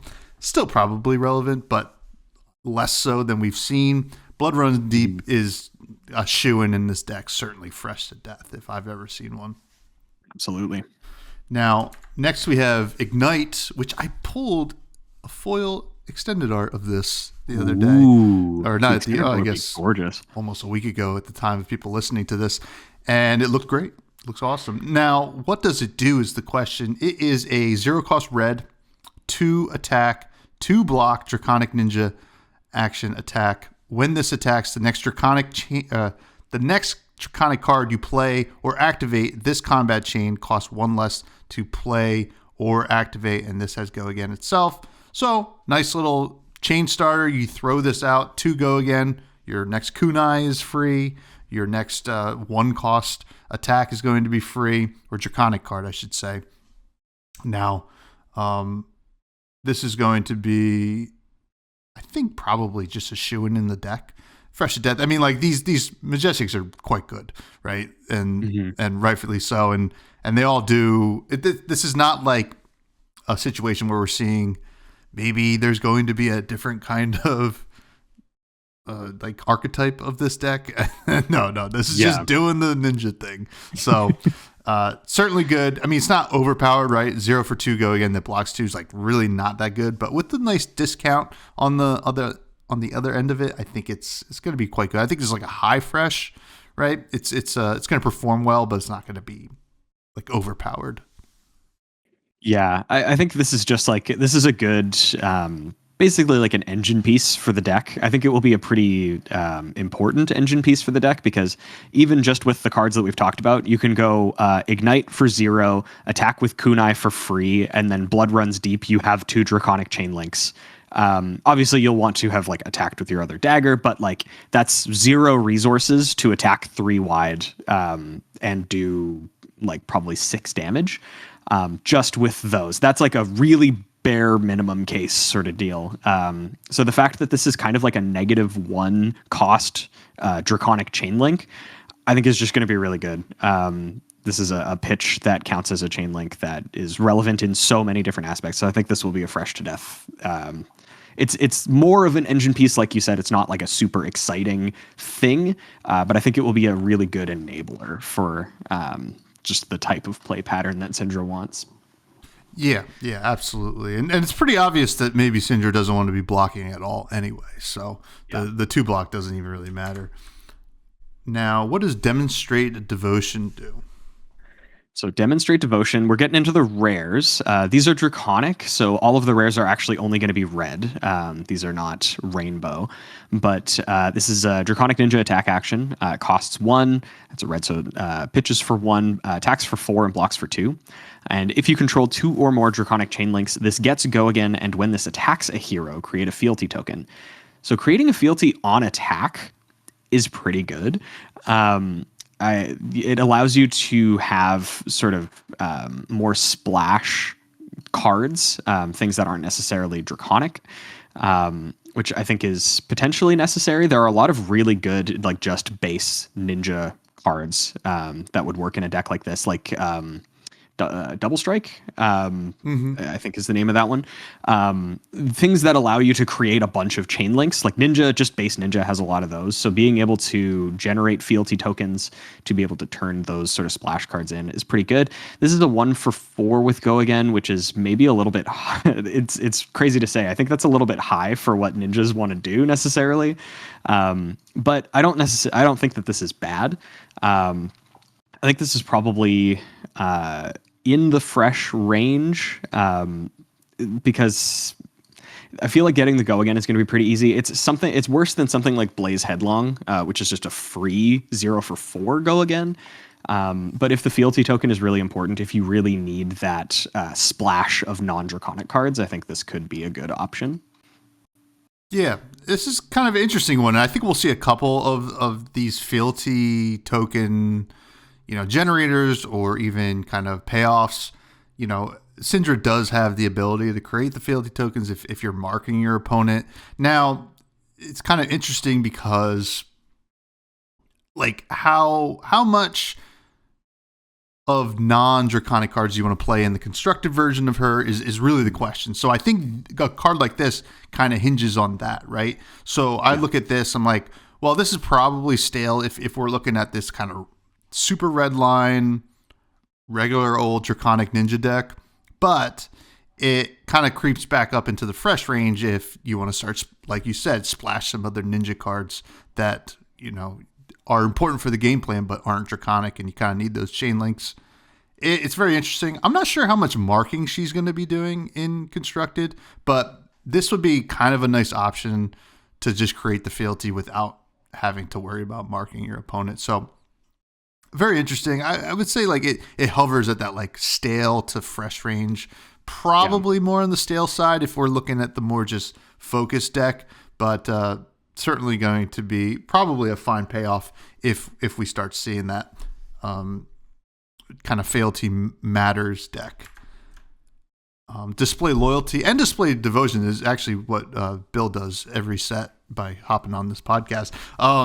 And Display Loyalty is the next card that's pretty much the same thing, right? It's a red only, rare, 0 cost, 3 attack, 2 block, Draconic Ninja attack action. If you control 2 or more Draconic chain links, this gets Go Again, and when this attacks a hero, create a fealty token. Now, this one feels a little bit more plausible, right? You don't have to worry about the 1 cost. Sure, it doesn't have a break point, but this doesn't have an on hit. It has an on attack. So it's kind of fulfilling everything, and it's going to be a red line deck anyway.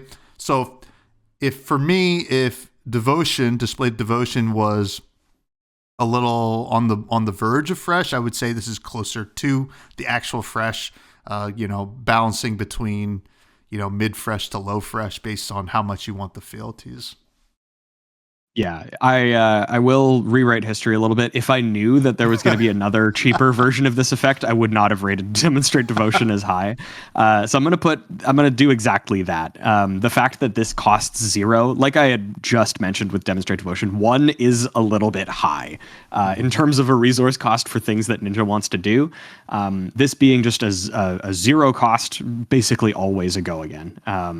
You need to have made a single Draconic chain link before playing this for it to have go again. So it has go again, and creates a fealty token. This will allow you to splash things like double strike, things like other good ninja cards. There are lots.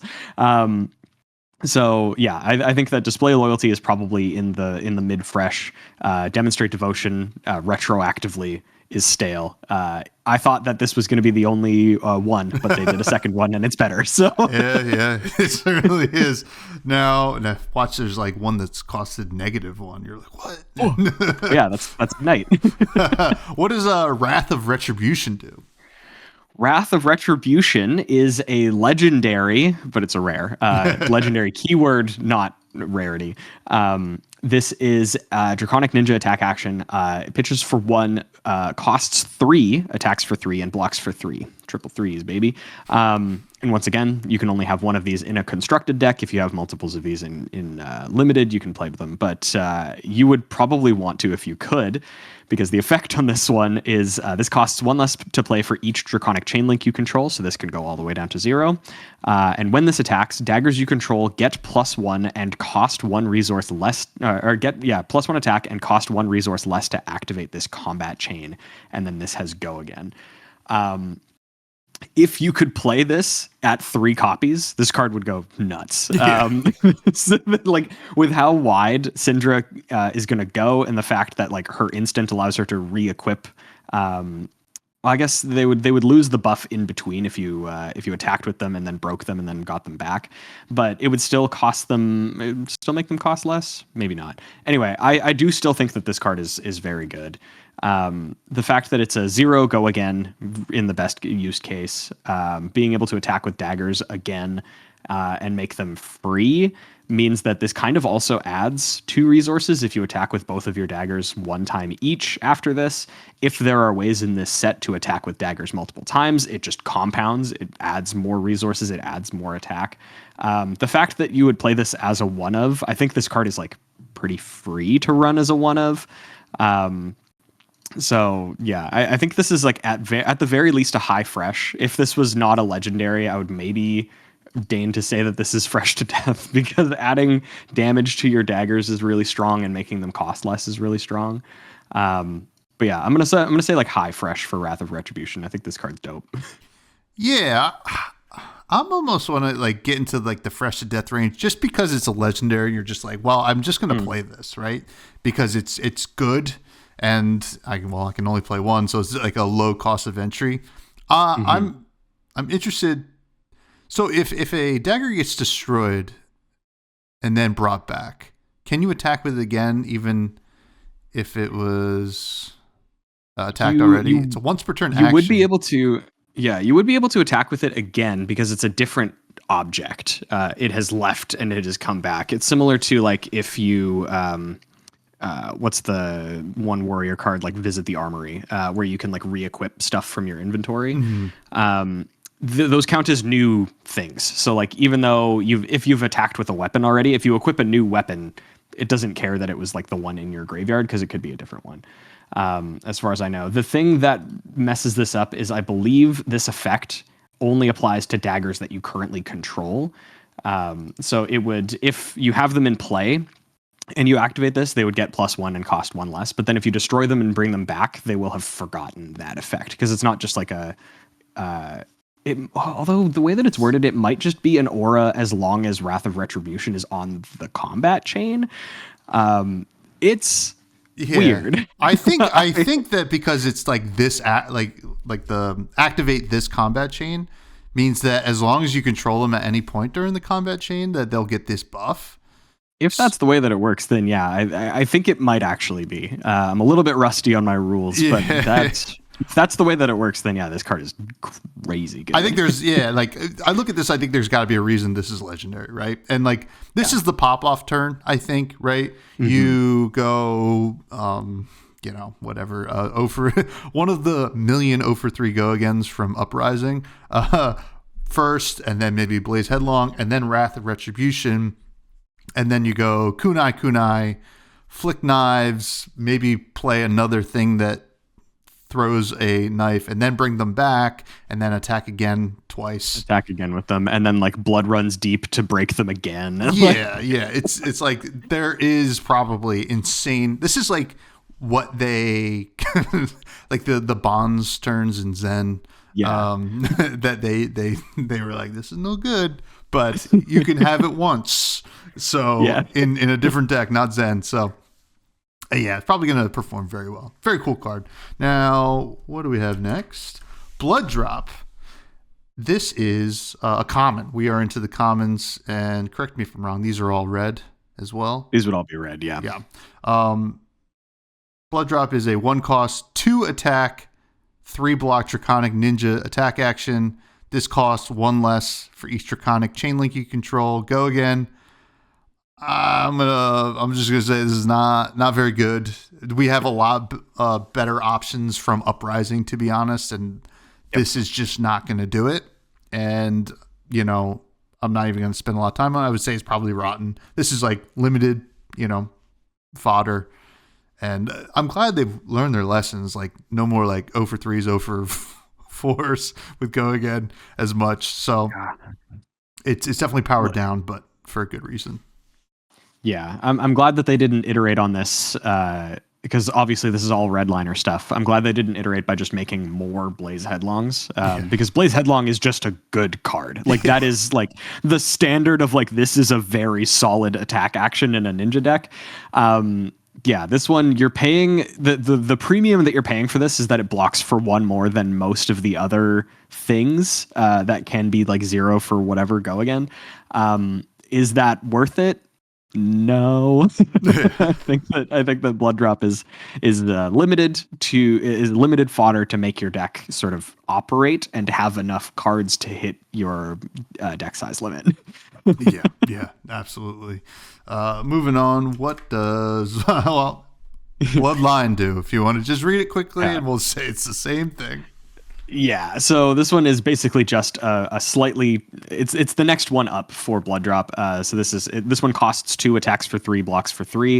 It costs 1 less for each Draconic chain link you control and has Go Again. Again, this is not something that you care about. There are cards that they reprinted actually in this set from Uprising that are infinitely better than this. And it's not particularly close. So yeah, this is more just limited just to pad your deck. These are rotten for constructed purposes. Yeah. Burning Blade Dance is another common here. It's a 0-cost Draconic Ninja attack action, 3 attack, 3 block. So a nice 0-for-3 actually. If you control 2 or more Draconic chain links discs, Go Again. And when this hits a hero, you may have target dagger you control deal 1 damage to them. If damage is dealt this way, the dagger has hit, destroy the dagger. So this is kind of some more glue for this deck rather than, just fodder. I would say this is probably an actual idea here because you attack with the Kunai first, right? And then you send this and this automatically gets Go Again. It's an on hit that matters. Right. So you can kind of, even depending on how you are playing your turn or what you're playing, you can even send this as the 4th card in a combat chain after they tried to stop your Mask of Momentum hit. And they're like, well, here's another on hit. You got to deal with this one. So I think this is probably going to perform at fresh in this deck. I mean, the stats are great, 0, 3, and 3. I like it here.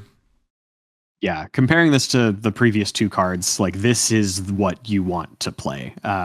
This will essentially always have Go Again. So this is a 0-for-3 that blocks for 3 and has Go Again. So it's just not a comparison. This deck is going to be able to throw so many daggers into your opponent's face, and this will be probably one of the things that just helps you in the in between turns when you're not necessarily comboing off with Wrath of Retribution.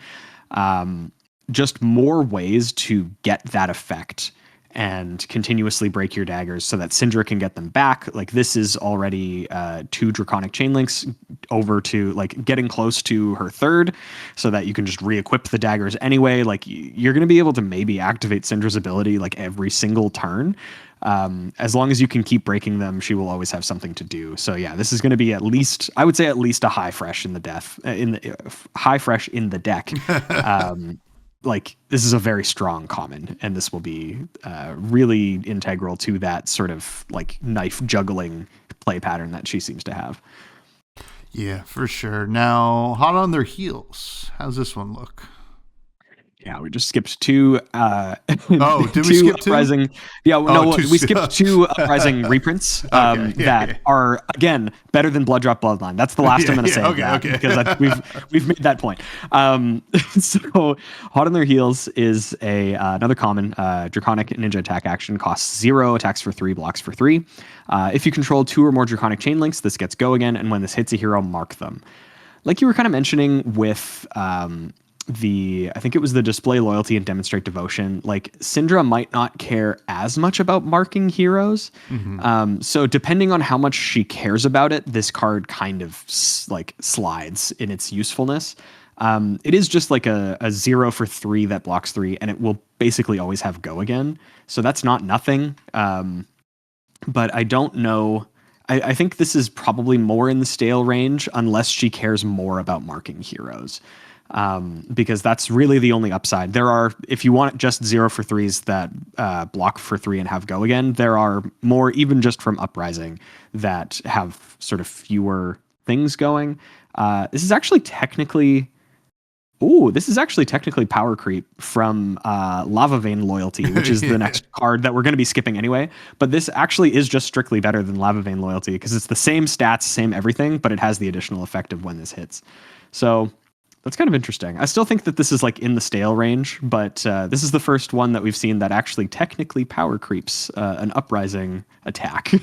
Yeah, well, it might end up being the thing if you really care about the fealties, like we said. I still don't think she's the fealty hero. We will see the fealty hero very soon, but I do think. I mean, this is a fine card, but it's not very exciting. So probably in the stale range. With potential to be up there, I guess. But until we get better payoffs for Mark and Ninja, I don't think so.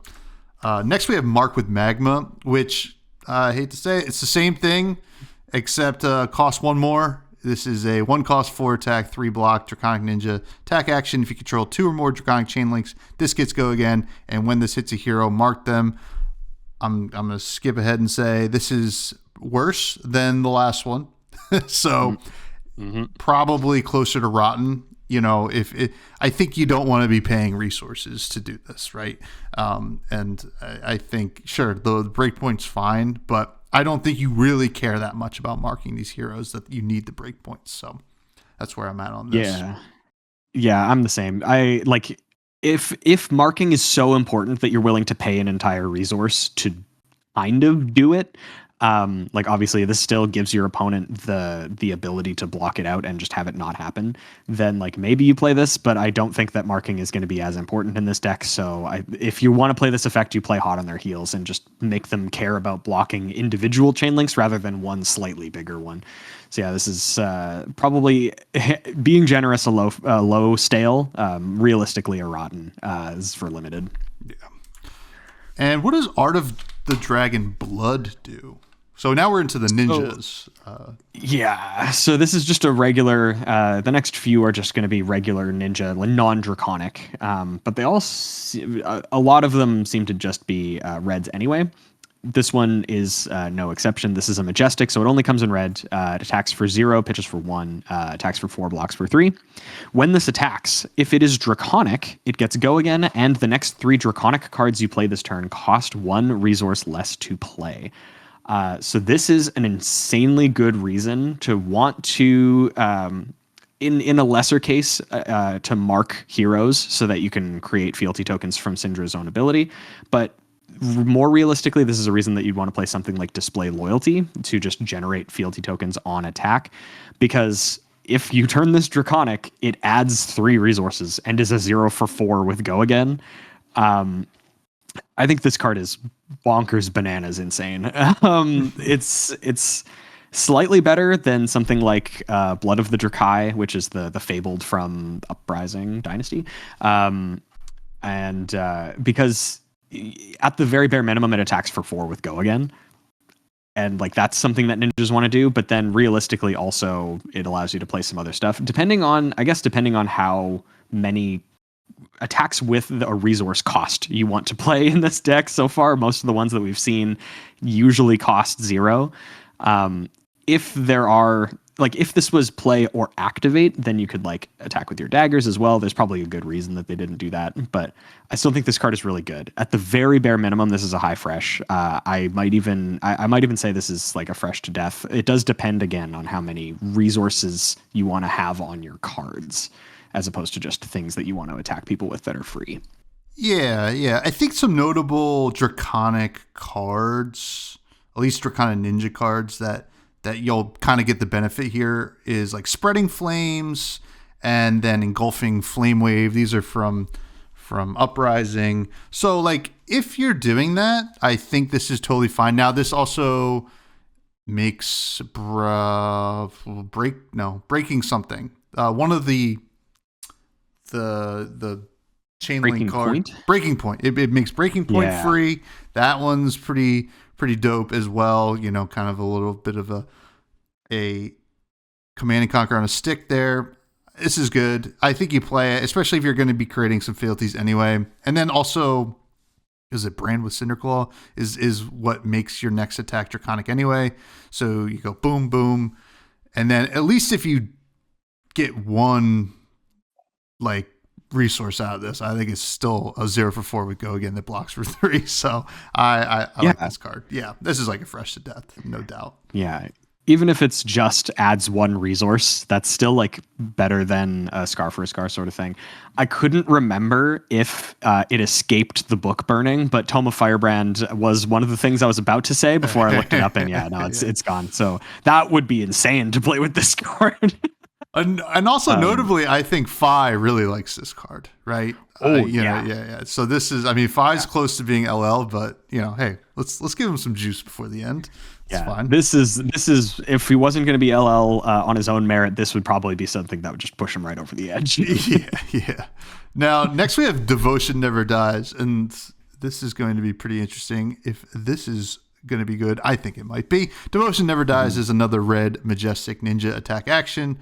It costs 1, attacks for 4, blocks for 2. Not the greatest stats, but when this hits, if a Draconic attack was the last attack this combat chain, banish this. If you do, you may play it this turn. Go Again.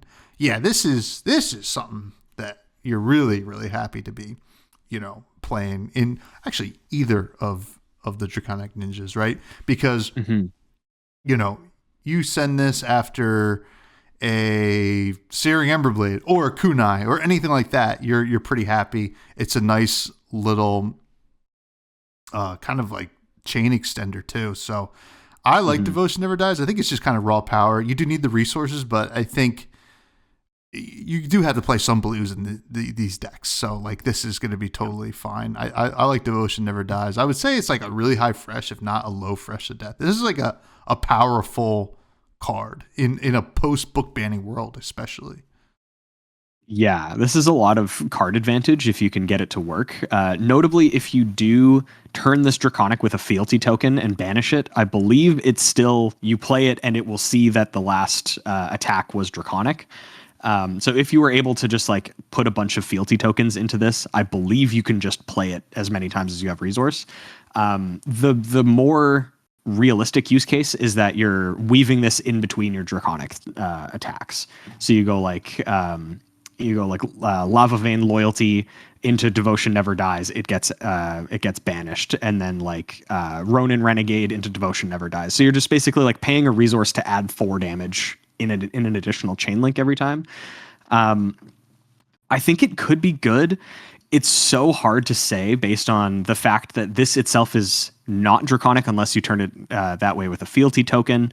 So it could be tough to get like like resource cheating with something like Art of the Dragon Blood.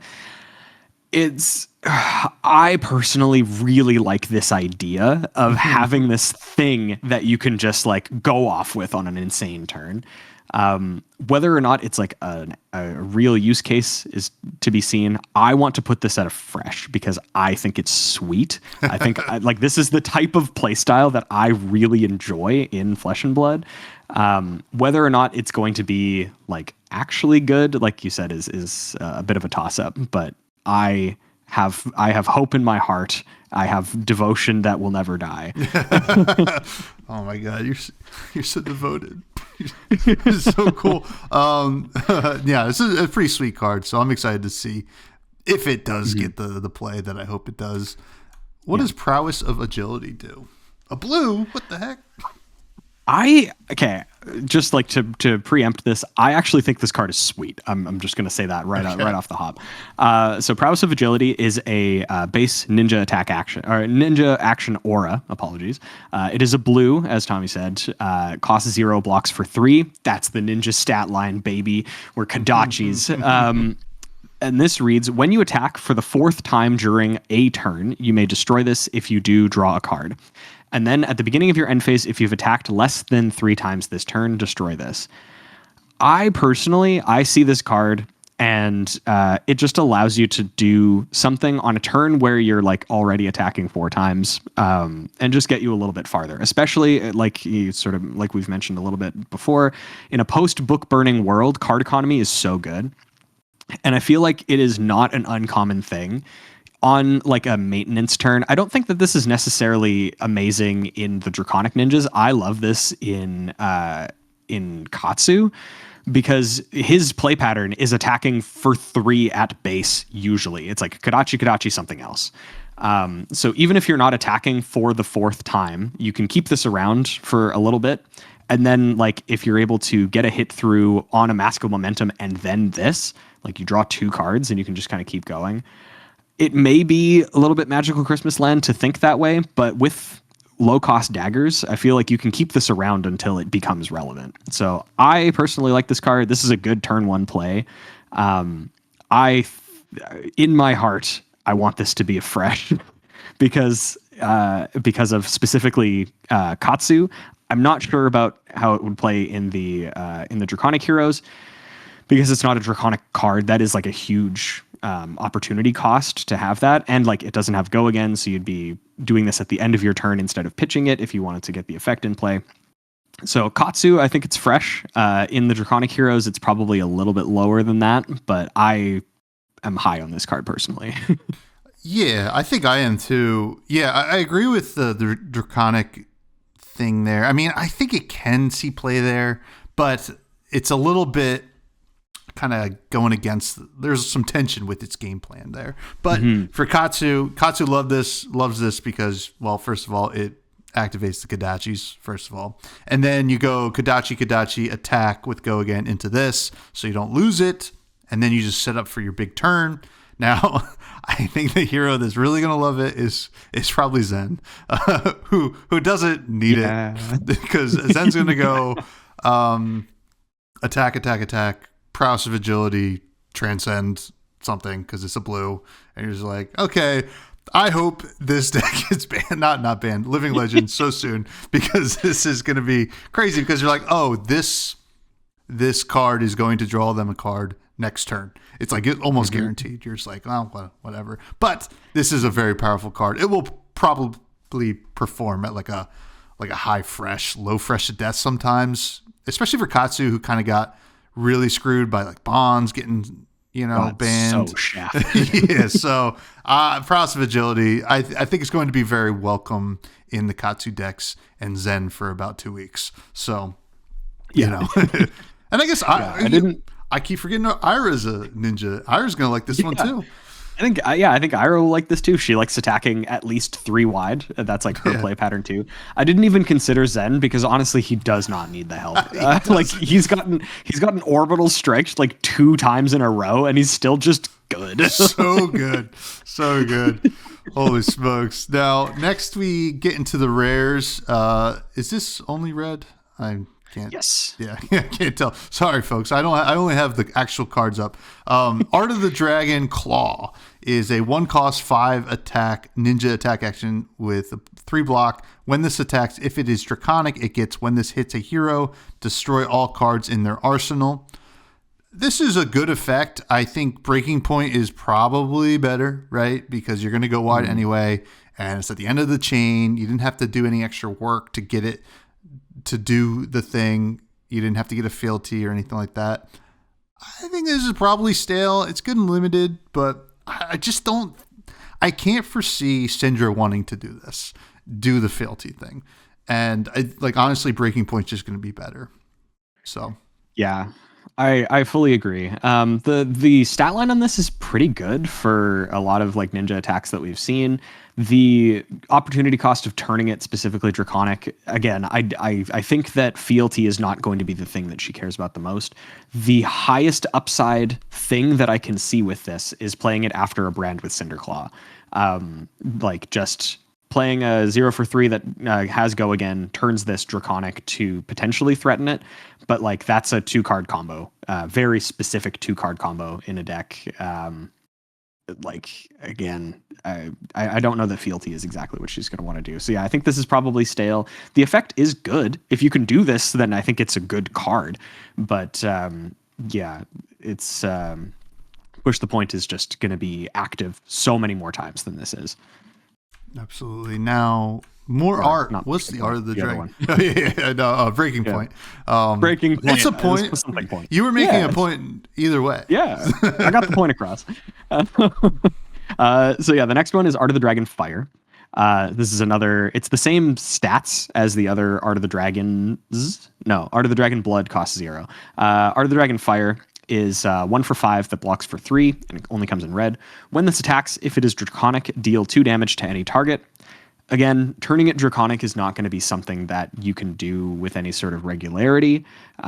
This does feel like more of a limited card. This one is cool in the if you are able to utilize this effect, it's good against like Enigma to be able to just have an additional source of damage to break some auras. But yeah, I don't know. I think that if we didn't like Command and Conquer on a 1-cost attack, we probably don't love just deal 2 damage. Just feels kind of less relevant. It does do a lot of damage, but after you've jumped through a pretty small hoop, I think. So this is probably around the same level, probably a little bit lower than Art of the Dragon Claw. So stale, maybe low stale. Yeah, I love this effect. It's really cool to sneak out a win with an offensive kind of sneak attack, an offensive trap in a way. But I think there was a card in Uprising that kind of did something similar for just doing Rupture as well. I think this is kind of the thing that we're seeing here, and I think it cost 0 if I remember correctly. But yeah, it's just not going to really cut the mustard and construct it, I don't think. Very cool and limited, though. This is going to close out a lot of games in this format, I think. But yeah, very cool. Next, we have Art of the Dragon Scale. We've gotten to all of the pieces of the dragon, I think. There's probably one more, I think, actually. Same stat line here, 1, 5, and 3. Red. When this attacks, if it's draconic, it gets, when this hits a hero, put a -1 counter on an equipment they control. Then, if it has 0 defense, destroy it. This one feels a little bit better, I will say. I still don't know if this is going to really be what the deck's going to want to do. I don't even think Fi wants to do this, really. They're going to have to use all their block anyway. This is a tough one. I think that it's still not good enough, but it's kind of in the stale range for me. That it's a good effect, right? It's totally good, but Jarl's doing this all the time, and I don't think Jarl's that good yet. So, I don't know if Cindra or Fi doing it's going to change much. Yeah, I think that this one is slightly higher than the other two in terms of just there will always be an equipment usually there will be an equipment in play across the board. So either this will allow you to destroy something of your opponents if they don't honor this, if they don't respect it, then you could potentially destroy something of theirs, or they just throw a bunch of block in front of it, and you love that, because then if you were able to give this like go again through, you could like razor reflex this, for example. Then they've used all their block, you can do something else, or if they've already used up all their block, then you get extra damage and value. But yeah, I just don't know how reasonable it is to make this draconic on like a really regular basis. And if you do want to turn things draconic, I think you want to turn something like Art of the Dragon Blood draconic. So you're going to be saving your fealty tokens for that specifically. I think this one is higher. I think this one's probably like a high stale if I rated the other ones mid and low. If you want this type of effect, I think this one might be the best one, but that is also saying a lot. Yeah. This is interesting. I like what they're doing here. It's just probably just not enough. But yeah. Now we're into the rares. Or no, those were rare, but these are actually in rainbow. What does Dragon Power do? So this one is the first rainbow that we have seen thus far for Ninja. So this comes in all three colors. Dragon Power. It attacks for 1, it costs 1, attacks for 4, 3, and 2 across its colors, and blocks for 3. Ninja attack action. When this attacks, if it is draconic, it gets +3. And that plus is static across all 3 levels. So it attacks for technically 7, 6, and 5 at 1. This is interesting. I don't know if this is, again, like just getting +3 for having to use a resource of some variety to give this draconic is maybe not the best thing in the world. But in limited, this being a 1 for 7 that just crunches in is going to be relevant. I have to assume 7 is so much. I think this is more of a limited card. It does do a hell of a lot of damage. But I would say like maybe at most high stale for something like this. There are just better things that Ninja wants to do, and usually Ninja wants to go wide rather than tall. But yeah, I think in limited, people will die to this card. Oh yeah, this is going to be a limited all-star, to be honest. And yeah. And if you showed somebody in the year like 2020 that was playing Welcome to Wraith this card, their mind would be blown. Those numbers are insane. But we're just not in that world anymore. It's very cool. Gonna love playing it in limited, but it's gonna stay there. So probably like kind of a rotten for constructed. Next we have Silver Talons. Comes in all 3 colors. It's a rare. Costs 0. It is a ninja attack action. It attacks for 4, 3, and 2, and it blocks for 3. When this attacks a hero, if it is draconic, you may have target dagger you control deal 1 damage to them. If damage is dealt this way, the dagger has hit. Destroy the dagger. I wish they would just shorten that to flick. Just flick your dagger. Yeah. But I guess it has to hit first. So, it changes some things. But this is good. I do think this one is good. A reason to try to get fealties. And then also, I think it's branded with Cinderclaw one, the one that makes your next attack. Yes. Draconic too. Yeah, so like cards that you will be playing in the deck already. So this is like if you're trying to do the Art of the Dragon Blood, and already I think it's probably low cost of entry to play like a red Silver Talons in your deck, because at worst it's going to be a 0 for 4 at the end of a chain if you couldn't give it draconic. At best it's going to do your game plan that you want to do. So I got to give it like maybe a low fresh to a medium fresh there. I like this card. I think it's quite good. Yeah, I like this one too. It kind of tells you how you're supposed to be playing it as well, because it doesn't have or get go again. So the obvious thing, like you say, is using this as a chain ender. You will have already attacked with a dagger, usually in Cindra. You will probably be playing something like Brand with Cinderclaw or making fealty tokens in some variety. And I think that this is probably a better payoff, specifically, again, because it costs 0. If this cost 1, then I think it just doesn't fit in the deck. But with this stat line being a 0 for 4, that then flicks the dagger. So this is like a 0 for 5 at the end of your turn. That's good. I think that's quite good. So yeah, I could definitely see this performing at like a high fresh level, because it's playing directly into the dagger game plan. The only hoop that obviously I've mentioned as being a problem previously is turning it Draconic, but I think this would be the effect that you'd want to save a fealty token for, and not something like just attacking for 7 on its own, because obviously you'll have benefits to destroying your daggers, benefits to flicking your daggers, stuff like that, and it costs 0 instead of 1. So yeah. Like, this is a really cool card, and the stats are just kind of good on its own anyway, so it's great. Exactly. We're seeing some more tenets. I think we saw tenets in MST. They're back. Are they good? You tell us, Bill. Well, here's the first one. We're into the Ninja Commons now. We have Fire Tenet, Strike First. I thought that said Strike Fist, and I was about to say just punch. That is the art. This guy's just clocking this dude in the jaw. This is a rainbow set of ninja attack actions. It costs 0, attack for 3, 2, and 1, and block for 2. They all have go again. And when this attacks your next draconic attack, this combat chain gets +1. I don't think that this will really be what you want to do, especially in constructed. You're going to want to maximize your number of draconic chain links usually. This just being kind of a 0 for 4 with go again, even when you include the buff, is not fantastic. I think there are better just already draconic attack actions that you can play that kind of do this effect but better. They maybe don't give a buff, but they work towards your game plan a little bit more. So I think this is probably in the low, stale, in terms of constructed, maybe even potentially rotten. I think that you would just want to play a draconic attack action over this to make sure that you can activate Cindra's ability better.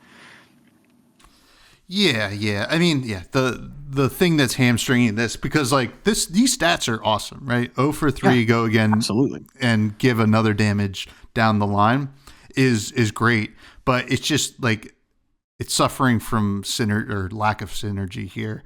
But it is one that I would keep an eye on for the next Draconic Ninja, because this could just be good. Now, also, let me ask you, Bill, in this art, you see this bald, really jacked, ninja attacking this guy. Does that not look a little bit like Zen? Is Zen gonna go Draconic at some point? I mean, he has the sort of, actually, hang on, I'm gonna very quickly bring up his art, because I'm pretty sure he wears those those gauntlets, or whatever you want to call them. What is he doing? Stay away from us, Zen. They're kind of similar. And he is just, he's rocking this dude. This dude's head is coming clean off. It kind of looks like Master Roshi, when you get really jacked in Dragon Ball Z, but super serious mode. It's a crazy card. But next we have Grow Claws. This is the same thing. Costs 1 and attacks for 4, 3, and 2. If it's Draconic, it was the last attack this combat just gets +1. Actually, I take that back. This is a 1 for 4 with 2 block ninja attack action. If a Draconic attack was the last attack this combat chain, this gets +1 with go again. All that being said, I don't think this is gonna. This is really good. Limited glue for the set, and it's probably gonna stay at that. If you want to weave in a 1 for 5, I think there's better things. The Devotion Never Dies, I think, is already a non-Draconic Ninja attack that you want to start weaving in, and not quite this. This is probably rotten, limited fodder, but stats are fine. Yeah, stats are completely fine for limited, but this suffers from not being Draconic on its own, which is, as we've mentioned already, a big opportunity cost in this deck, and costing a resource. This is basically in the same vein as Dragon Power. This gets +3 if it's Draconic. It does have go again, but it is kind of just a pile of stats. So I think that you'll probably want something more synergistic to allow you to activate Cindra. I think this is good for your limited deck. I think this is absolutely actually fine for limited. 1 for 5 with go again in Ninja is nothing to shake a stick at. But I think you want to do some better stuff in in constructed. Yeah, for sure. And we've grown claws. Now we're growing wings. What does this do? It's the same thing. No, it's not. It's like so close to being the same thing again. This one is the lower stat line. So this comes in all 3 colors, costs 0, attacks for 3, 2, and 1 across the colors, and blocks for 3. Ninja attack action. If a draconic attack was the last attack this combat chain, this gets go again. In constructed, we have just things that already have go again and are draconic chain links. This is for sure limited. I think in limited, it's actually not bad because it does block for 3, and that's not nothing. But yeah, like we have so many other common 0 for 3 go again things that are more synergistic with the constructed deck here. So yeah, I'm ready to call this one rotten. Yeah, this is a rotten card for sure. This is limited stuff. I mean, this is, and you know what? I think I expected a lot of this out of the ninja class, right? You know, this is like another ninja after kind of a ninja kind of dominating 2024. So some weakness is welcomed, you know. Next, I think cards like this as well are just good for limited. They make the limited environment not as oppressive on any one side, and these are all synergistic with that deck. So I think like for limited purposes, it is fine to have cards of this power level. I think it's appropriate. Oh yeah, absolutely. Next we have Tag the Target, which is a 0 for 3, 2, and 1 ninja attack action that blocks 2. When this hits a hero, mark them with go again. So I think I don't think that you're going to be marking a lot in constructed for this deck, right? And this is limited glue, right? You want to be marking, you want to get some fealties and make your turns work for you, kind of break that tension of not having all draconic cards in your deck. You want to have because like if you play Tag the Target, you have, and you want to get the mark so that you get the fealty, you have to give up a slot in your deck that could have been draconic anyway. So it's just like this is a rotten and constructed, totally fine and limited, but yeah, that's where I'm at on Tag the Target.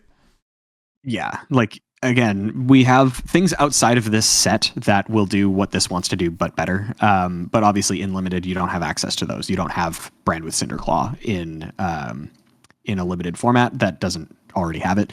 So yeah, I think this is just for limited. This will not see play in constructed at all. And I will say just quickly, we don't even have to talk about this one. This Trap and Release is the same card, just cost shifted up by 1. Yeah, +1. And it will also not see play in constructed as well. Yep. I will be surprised, honestly, like if either of these cards really see play in constructed, but extremely. yeah. But all right, well, that's going to do it for the ninja stuff. And now we get into the exciting stuff, which is the crazy stuff. Fang. And we'll start off with Fang's weapon, Obsidian Fire Vein. Guess what? More daggers. We are daggered up to the gills, folks. This is a 1-attack Draconic Warrior weapon, dagger, one-handed, and it has once per turn action, pay 1, attack. If you've played a Draconic card this chain link, this attack gets +1 and go again.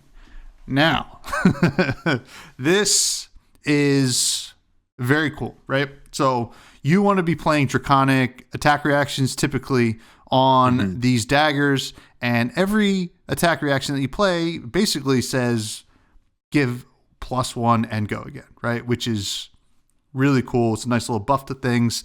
And this is also a great way for you to want to play fealties in the deck. Now, there's another reason you want to play fealties or create fealties in the deck is because of Fang's ability, which is your daggers cost 1 less if you control 3 fealties. So it can get out of control. This feels to me like Fang feels to me like Florian or Verdance, right? Before and after you kind of get to the decompose side of things. So when you start getting the fealties stacked up, you're gonna be really happy as Fang, and you're gonna be able to do a lot of cool things. And you can pop a fealty, and your next card gets Draconic. So something like Blade Flurry starts to look really cool in this deck, and like you get to do a lot of really fun stuff. Like I did this in Limited the other day. Attack with Obsidian Fire Vein, pop Fealty, play Sigil of Solace. Boom. This guy go again, add gain 3 life. It's just so cool. I love these. I think they're fresh to death. Like, even if Fang ends up not being that great and constructed, this is like one of my favorite weapons they printed in a long time.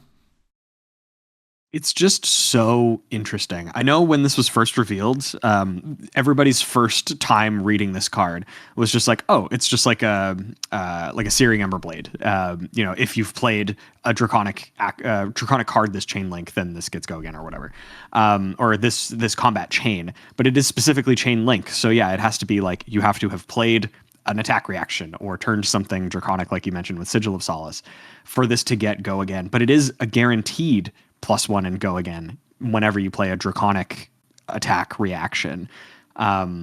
So it's so cool. The play pattern for this is really intriguing and really interesting. I also like the fact that it doesn't give it like when this hits gain go again. It is just a guaranteed. You can like, if they fully block and you end up not doing damage, you can like try again. Your turn just isn't totally washed. So yeah, I think that this is exactly the weapon that Fang wants to play. So for that, it's a fresh to death for sure.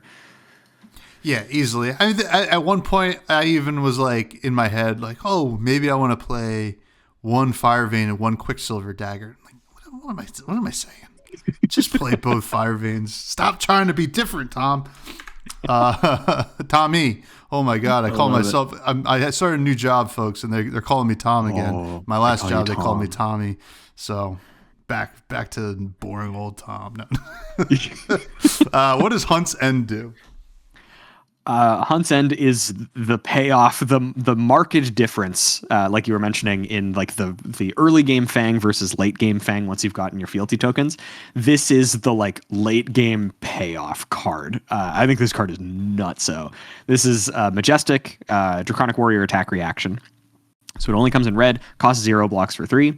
You can only play it if you control 3 or more fealty tokens. So once you've hit that threshold, that breakpoint for Fang, but it gives target dagger attack +4 for 0. And again, if you're playing this on an Obsidian Fire Vein, it's actually give it +5 and go again. Yeah. For 0. Like...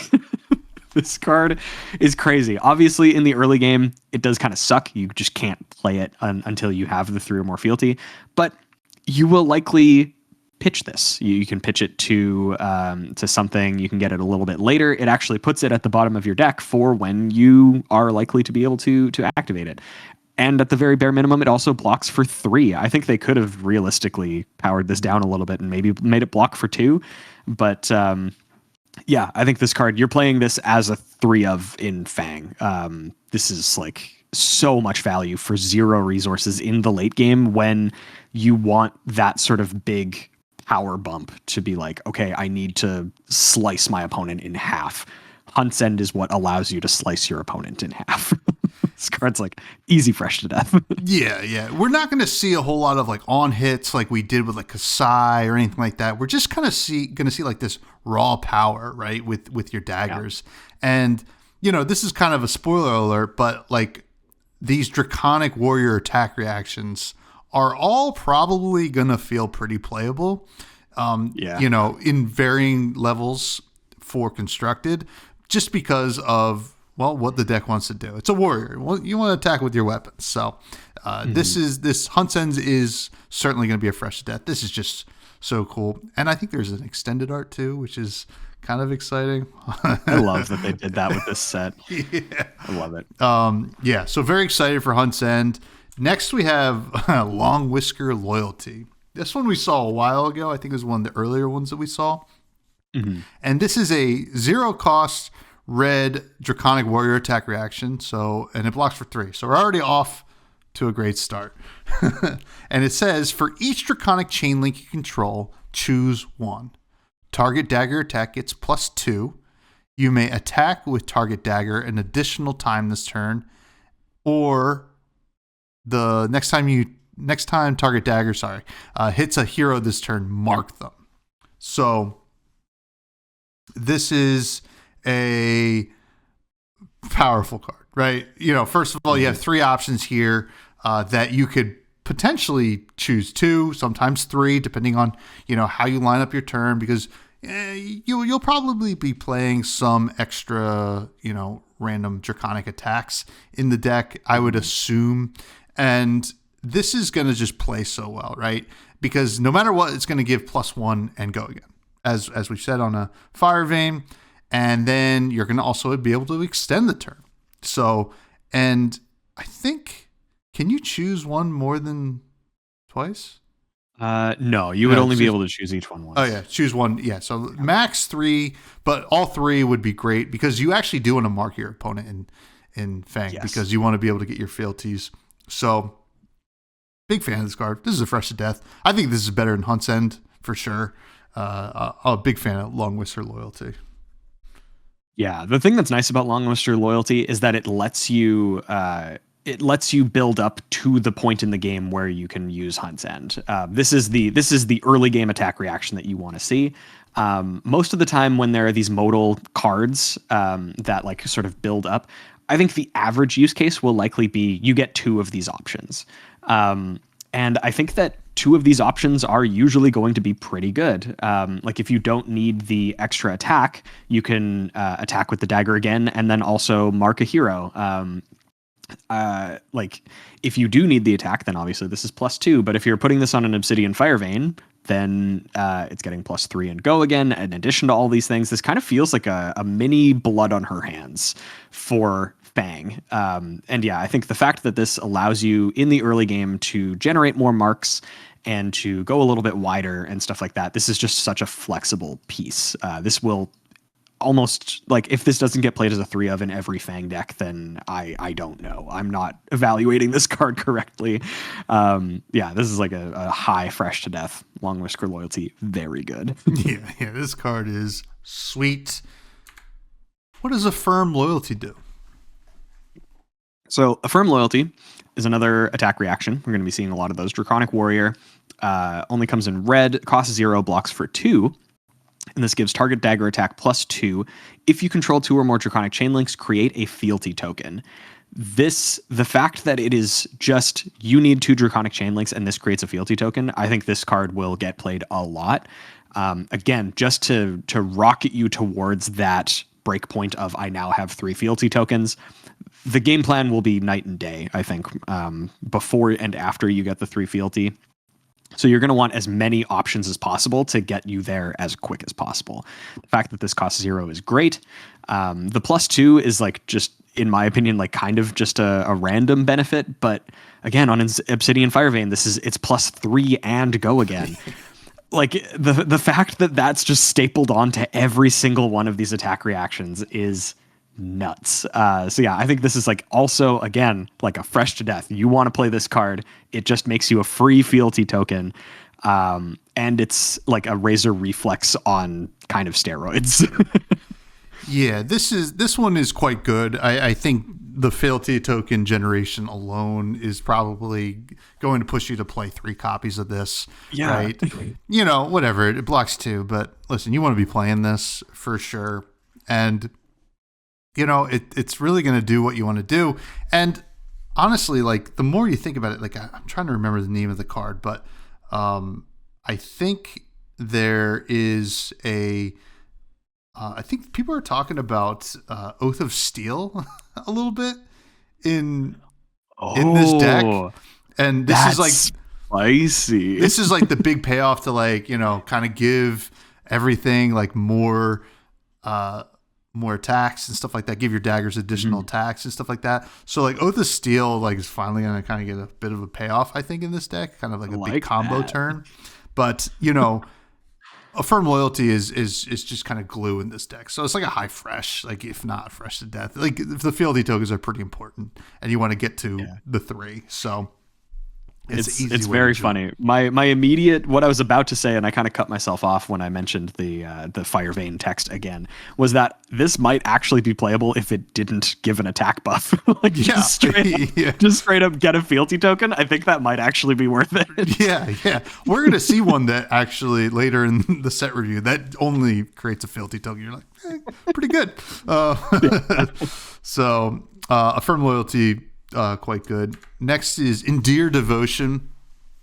This is a 1 cost, basically the same thing, right? It's attack shifted, 1 cost, 2 block Draconic Warrior attack reaction. Target dagger attack gets +3. If you control 2 or more Draconic chain links, create a fealty token. I do think this is still good, right? Especially early in the game. Like you're gonna have to play some blues, and you'll have the 1 open. This gives +4 and go again.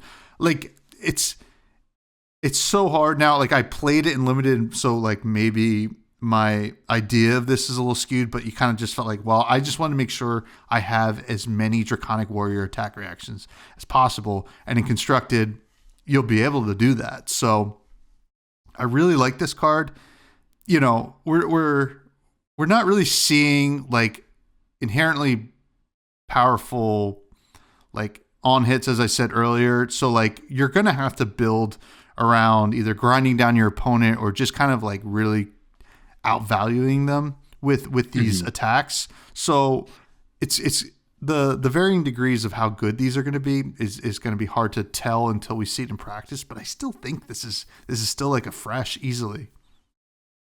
Yeah, I think so too. Like I've been harping on a lot of stuff, especially when we were talking about the ninja stuff, about things like having a resource cost.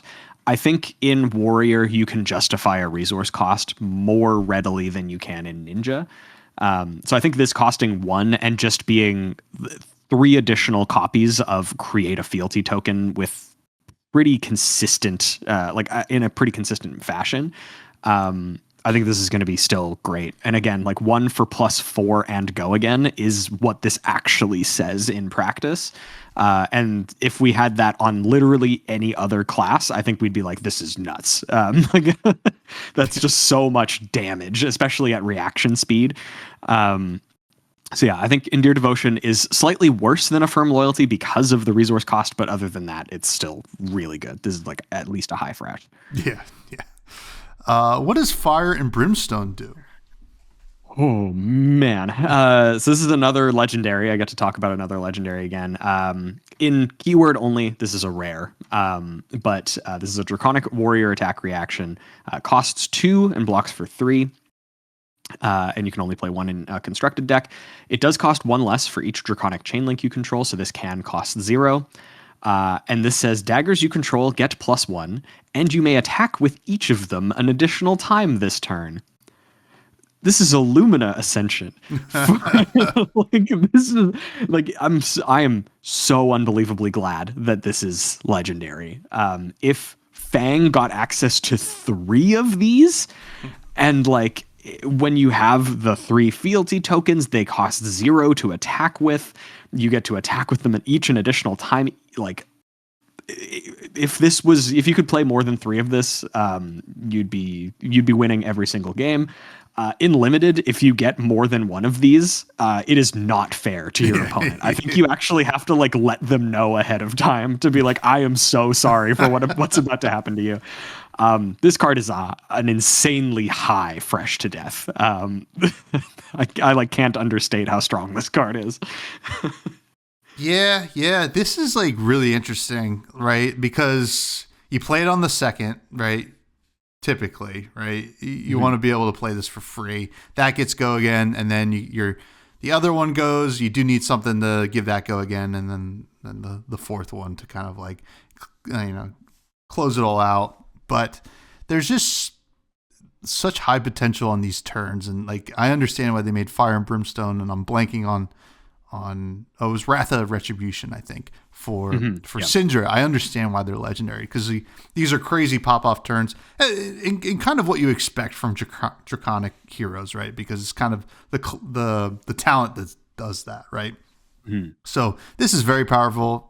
Fresh to death, just throw the 1 in the deck, hope you see it and win, and you gotta do some work, right? You gotta do some work around it, but it's kind of interesting. Like I'm starting to think, Flamescale Furnace I thought might be the chess piece for this deck, and maybe it's just Grains of Blood Spill still, so that you can kind of like carry stuff over. I'm not really sure. It's going to be kind of interesting to see what the chess piece is. So very, very cool card. Now we are into the commons of the Draconic Warrior cards, which I think are mostly just attack reactions. Blistering Blade is a 0 cost 2 block Draconic Warrior attack reaction. Target dagger attack gets +2. If you control 2 or more Draconic chain links, instead it gets +3. I like the 0 cost ones, right? These are kind of going to do what you need it to do in the deck. I'm so interested, like, you know, I want to see what Josh Lau's cooking with this deck, because to me, I'm just like, yeah, you just play this because like, why not? It's going to make your Fire Vein go. So I think it's like it's like not the most powerful. You're not getting a little extra juice like you do with some of the other ones, but it's good. The first one, and it's better the second one. So. Yeah, I think the flexibility of this, the fact that you can just play it on your first one, if you open up your turn with a dagger attack and you just need to give it go again, this is the one that you kind of want to see as your first one, because anything past that is kind of just gravy. You get one additional attack, which is never bad, but with some of these other ones where it's like you can really only play them if you have 2 or more Draconic chain links. Like, you'd want to save Affirm, Loyalty, and Endear Devotion for when you do have the 2 chain links for the fealty. This one, you can just run it out and you don't feel bad about it. So yeah, I think this is like a really good piece for the deck, just to maintain consistency and to not waste your really powerful stuff on the turns where you just kind of need to get going.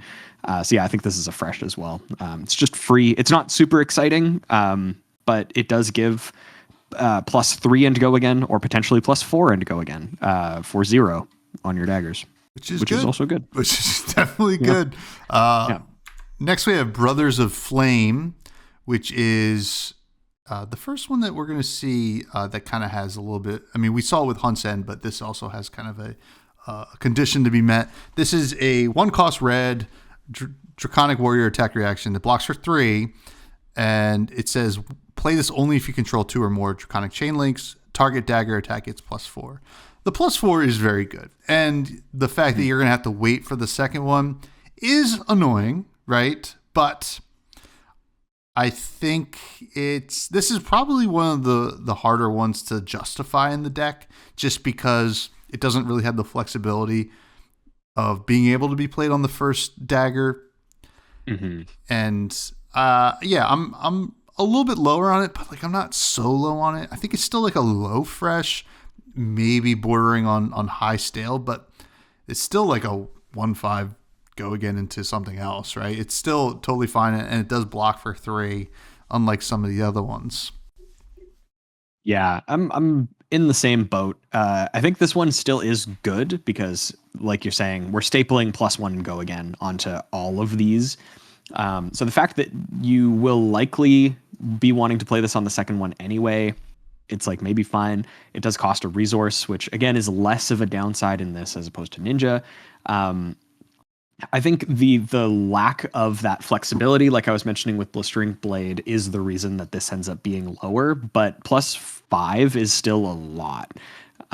So yeah, I think high stale, but like a very high stale. I think this is like almost fresh, because it's just a ton of damage, and it's what you want to do, especially on like a wide turn. If you're ending your turn, the last chain link gets +5, even if you're not using the go again, they're likely out of stuff to block. So this could just end a game.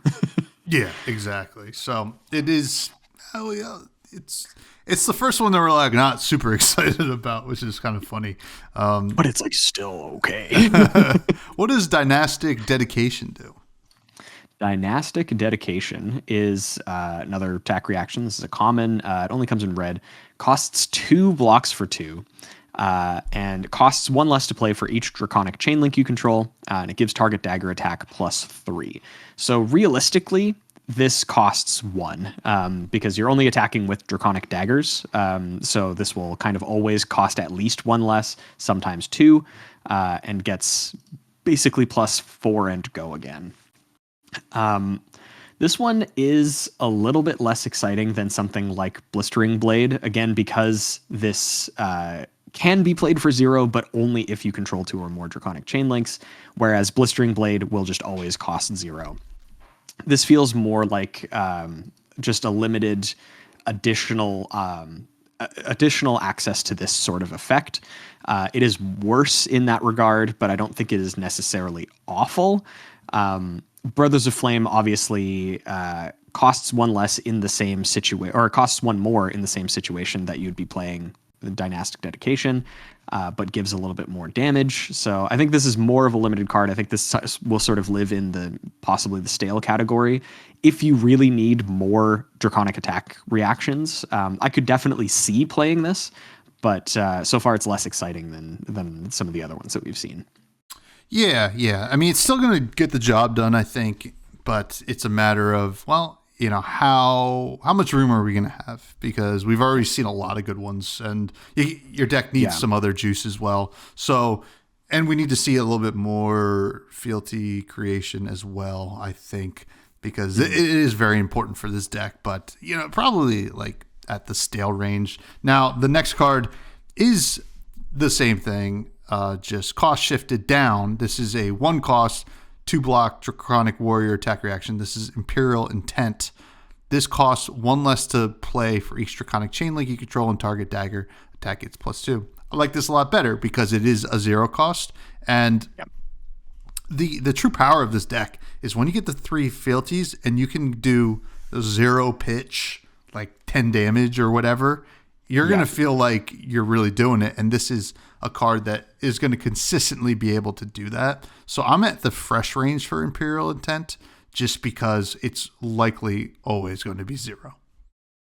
Yeah, this is in the same universe as Blistering Blade, in that it is something that will basically always cost 0. It is a Draconic attack action. Obviously, Blistering Blade has a little bit more upside, but I don't think that upside is as relevant. This is just 3 additional copies of a 0 cost attack reaction that gives +3 and go again. Which, again, if you mention that to a player from Welcome to Wraith, they would lose their mind. So yeah, I think this is significantly better than Dynastic Dedication. So yeah, I think this lives in the fresh range. Absolutely. What does Scalding Iron do? Scalding Iron does potentially a lot of damage. This is another 0 cost attack reaction that blocks for 2, Draconic Warrior. So already where I'm interested. This gives target dagger attack +X, where X is the number of Draconic Chain Links you control. So for this to be better than the other ones that we've seen, you would have to attack with at least 3 things. You'd have to go at least 3 wide. Once you get like 4 wide, then this becomes obviously like quite good. I think this is also just pretty flexible. It's in the same universe as Blistering Blade and Imperial Intent. It's worse as your first Draconic Chain Link, but it becomes better as the turn goes on. So I think this one is like also pretty solidly in the fresh range. It depends. Now we're seeing like once we get to 9 copies of this effect, that's probably a decent number. I don't know if that becomes too many, especially when we're like looking at Hunt's End and Long Whisker loyalty and Affirm loyalty, and like there's a lot of these. So at some point, I think we're just going to have to decide which of these effects are going to be the most consistent.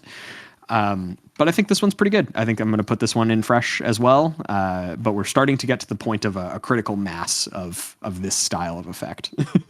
Yeah, I agree. I think, it remains to be seen how much you want. This one is flexible, and then like on your pop-off turn, this would be a nice one to save towards the end. You're like, let's, here's a big old whopping 5 extra damage is could be good for 0, is going to be pretty insane. But yeah, I do like this card for its flexibility as well. Probably, I would say like low fresh, scaling up depending on how much you need. Really, we don't exactly know yet, but I think it's worth looking at. Now, Next is Searing Gaze, another 0 cost Draconic Warrior attack reaction that blocks 2. It's red. Target a dagger attack gets +2. If you control 2 or more Draconic chain links, it gets, when this hits a hero, mark them. So this is probably pretty important, right? This is, unlike Cindra, I do think Fang is going to want to mark a little bit more because you do want those fealty tokens. So comparing this to the last card, right? You know, Scalding Iron, I think you want this more. And if you want this more, this has got to be in the solid fresh range. And it might almost be like a card that you definitely want in the deck. So like it could perform up to a high fresh. Yeah, the flexibility on this one is what is like super pushing this over the edge. This is better than all of the other common attack reactions that we've seen thus far. I think by like quite a bit. I might put this one even in the high fresh range because it has that flexibility of being able to be played as your first chain link and not have like that big of a downside. This is one that you kind of do want to save for your second and higher chain link because I think marking is going to be much more important. You'll want to be, I think this is like the primary one that you would put in, like while you're building your deck, if you're building it in terms of importance, this probably goes in before Blistering Blade and Imperial Intent. But I don't think it necessarily means that you don't want to play any of the others as well. I just think this one is like the highest of those effects, at least that we've seen thus far. Yeah, it's giving us something that we want for the game plan, which is important. Yeah. What does Sisters of Fire do? So this one's another 0 cost attack reaction. We're getting so many of these. It's Draconic Warrior, only comes in red, costs 0, blocks for 3. Target dagger attack gets +3, but you can only play it if you control 2 or more Draconic chain links. We have so many that don't have that restriction, and the only benefit that this gets over it is a guaranteed +1 damage. This feels much more like a limited card. We have a ton of really, really flexible options that work as your first chain link, which obviously, like if you had a hand where you drew 3 of these and you just didn't have an attack reaction that you could use on your first dagger, then like these do nothing. Whereas if you draw 3 Blistering Blades, you still have like a really good turn. So I think this one's going to be at least low stale. I think I would even deign to say rotten. For constructed, there are just so many better options when you're able to choose what you're putting in your list. Yeah, I'm going to agree with you there. It's just like this being like kind of this barrier of entry is tough to kind of really understand like what it could really be in terms of like how it like hinders your turn. You see this, like you said, you're like, oh, well, this is like a dead hand. You don't want dead hands in this deck because this deck just needs to hum every turn, just like most Draconic decks. They just need to have it, except for Dromai. I felt like Dromai could take turns off, which thank God she's crazy gone for now. But anyway, I'm like probably like a rotten low stale as well. Sizzling Steel is a 1 cost Draconic Warrior attack reaction that blocks for 2. It's red. Target dagger attack gets +3. If you control 2 or more Draconic chain links, it instead gets +4. This is fine. I think that we're seeing that we're going to probably want to play either the really high-powered, high-rarity ones that cost more, or that we're going to, want to play the 0 costs. So, like, this is, like, a fine effect. It's, like, good numbers. But I think that it might get replaced by, better cards.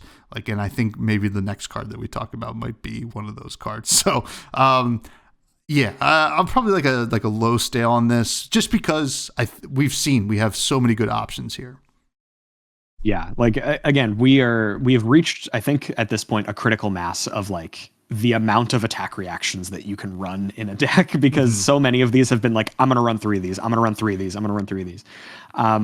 This is damage, and it is a good amount of damage, because if you're playing this later in the turn, again, this is like a +5 with go again on 1 resource, And in any other situation, I'd be like, this is a ridiculous stat line. But we have so many good, really flexible free options at this point that just allow you to kind of be less gated by your pitch on your turn.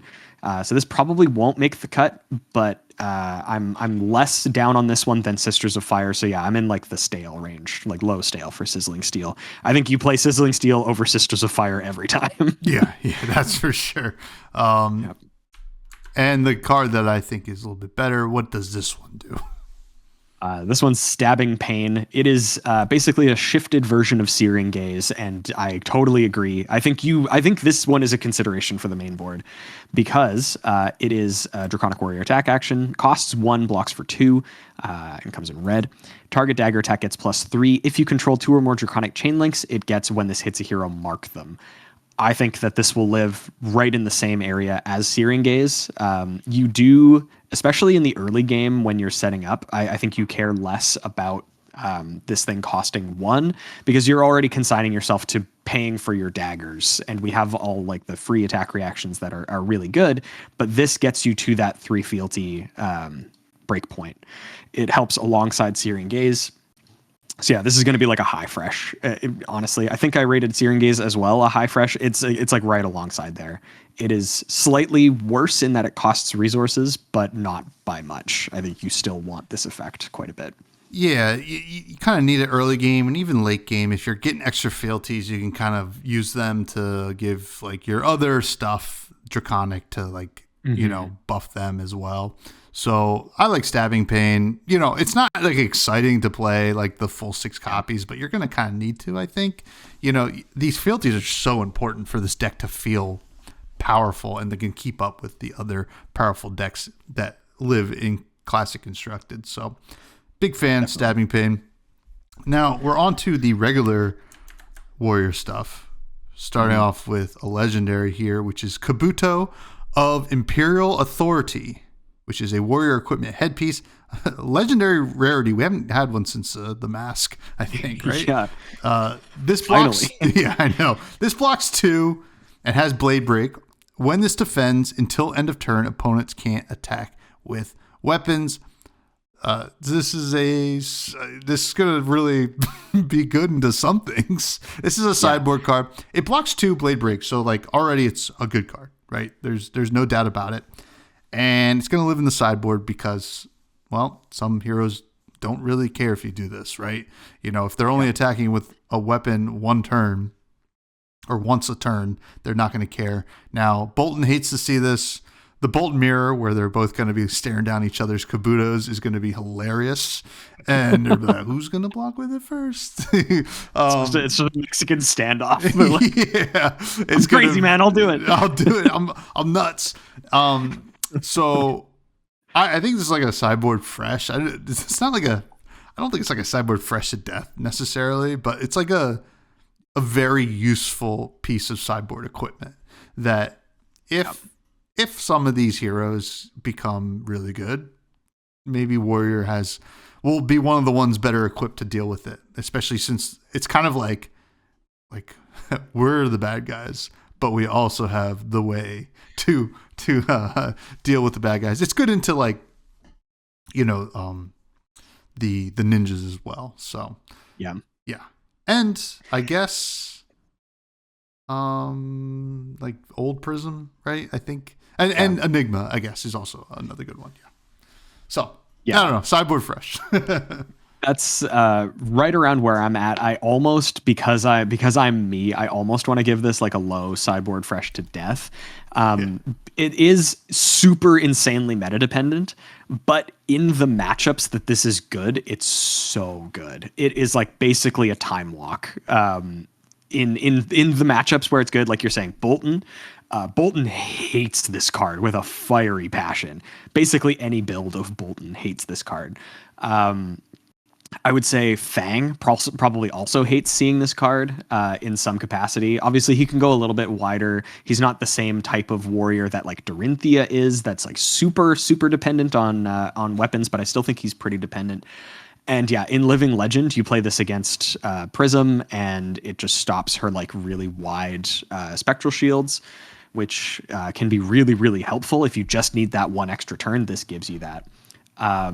Obviously, in a lot of matchups, this will not be super relevant, but I like that they're finally giving warriors good headpieces because it was so long before we got anything. We got like Helm of Sharp Eye, and we thanked them. Thank you. Thanks, Father. Thanks, Father James White. Yeah. But yeah, I personally, because this is one of those types of effects where it's like it might change how your opponent wants to play the game. I love that. This is like a much worse version of the type of effect that like Scowling Fleshbag has on the game. It just makes your opponent dread every single time they want to like do something. You gotta play around it. That's like the crazy thing about this game is everything's out on the field, or not everything, but like things like this are out in the field for you to play around. So it's an interesting one. Now, what does Jagged Edge do? This is another one that we saw really early, and I do kind of like it, especially in, again, like matchups. This is a regular warrior attack reaction. Costs 1, comes in red, and blocks for 3. Target weapon attack gets +3, and damage this would deal can't be prevented. This is obviously extremely good in specific matchups against like Enigma. Enigma hates this card so much. It just destroys all of her ward permanents. Old Prism, so in CC, if or in Living Legend, if Prism is good, this just gets put into every single warrior sideboard because at its base, it's just a 1-for-3 attack reaction that warriors do tend to play and do tend to like. So this is, like I said, I'm going to rate this as like a sideboard fresh.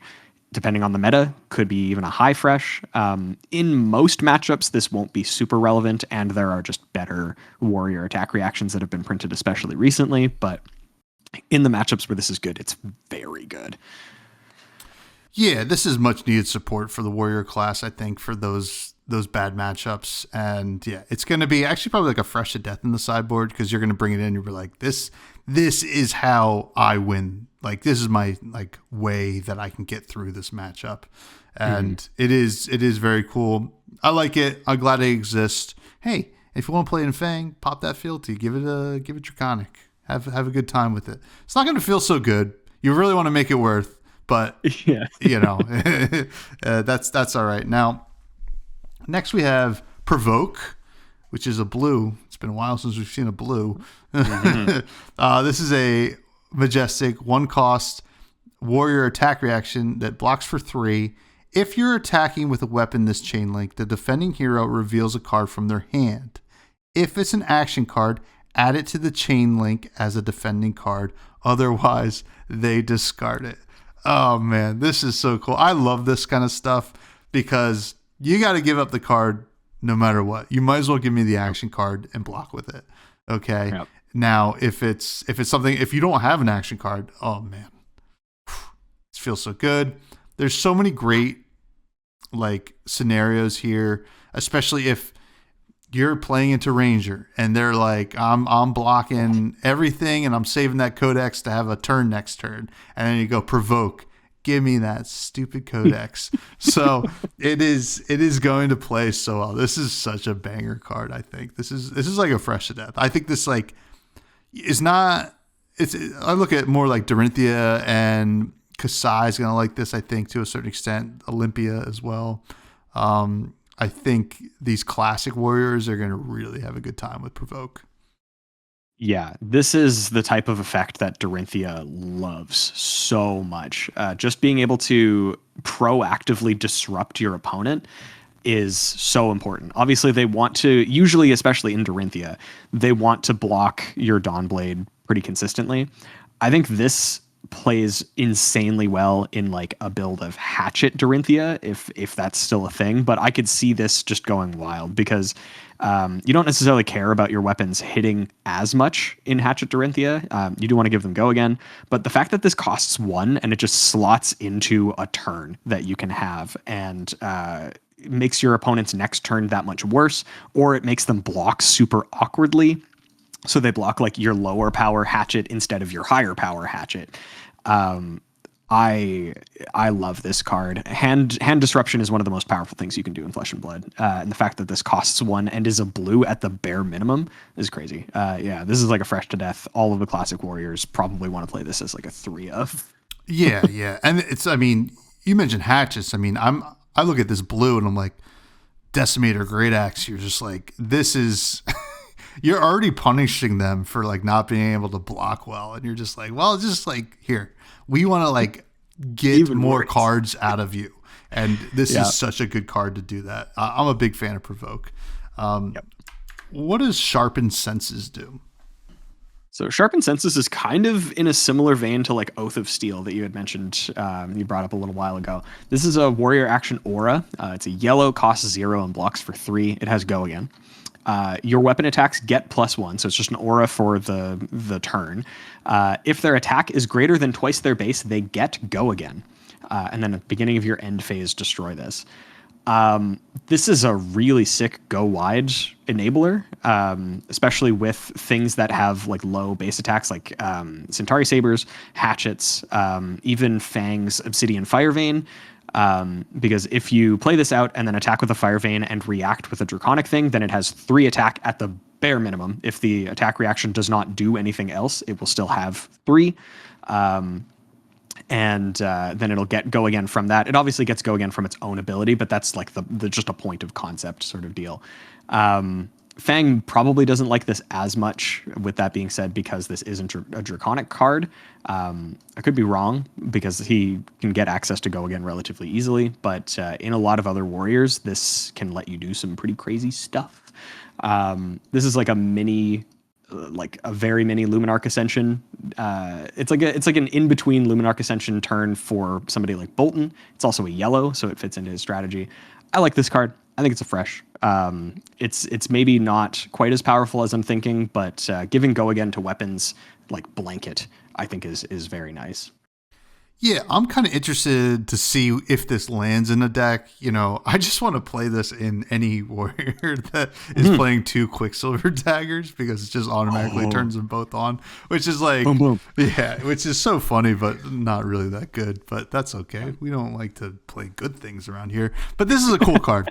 I like this. It's going to be one of those ones that it could be like Oath of Steel, like you said, where it might not even see a lot of play, and then eventually somebody's like, "Oh no, this is like a combo now," and like we're sharpening our senses big time. So if you play 2, like then your Centauris like have Go Again, and you're having a good time. So yeah, sharpened senses, very cool. Probably like a fresh, very doubt it will see play, but the power is good, right? Like I think this is something that people should keep an eye on now. We are into the rares now, and these come in rainbow. This is diced. We've seen slice and dice, and now we've just seen dice, I think. When do we see sliced LSS? Come on. Yeah. This is a 0-cost warrior attack reaction that blocks for 2. It says target dagger attack gets +1. Your next dagger attack this turn gets +3. This, and then +2 and +1. So the first stat line always stays the same, and then the second stat line changes as you go down in color, rarity, or not rarity, just color. This is fine. I think we still have like a lot of better options for what this is doing. At reaction speed, it's good, but still not I think the decks that want to play this want to block 3, if that makes sense. Yeah. So I look at this and it's like a limited card, so maybe like low stale, high rotten. Yeah, this is like, it's so close to being something like Blade Flurry, but there are dials here that have been tweaked in just the right way that this is like a rare version of this effect that is actually not very strong. Like the fact that Blade Flurry is just any weapon already makes it infinitely better. Like specifically daggers is tough for diced. Fang would love this type of effect if it was a Draconic warrior reaction.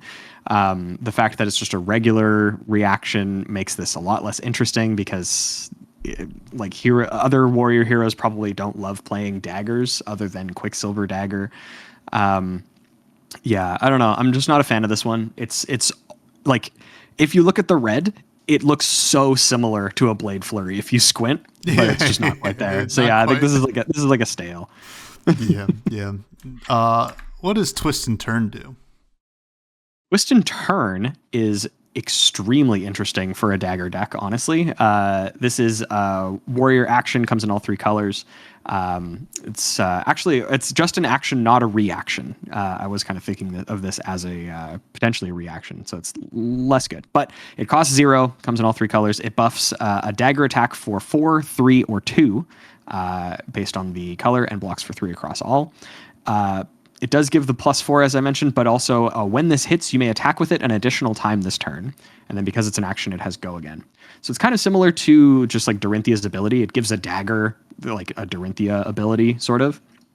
The fact that it's not a reaction and that it's up front is a little bit awkward, but the buff that you get for it up front is actually quite good. A 0 for +4 on a dagger is a lot.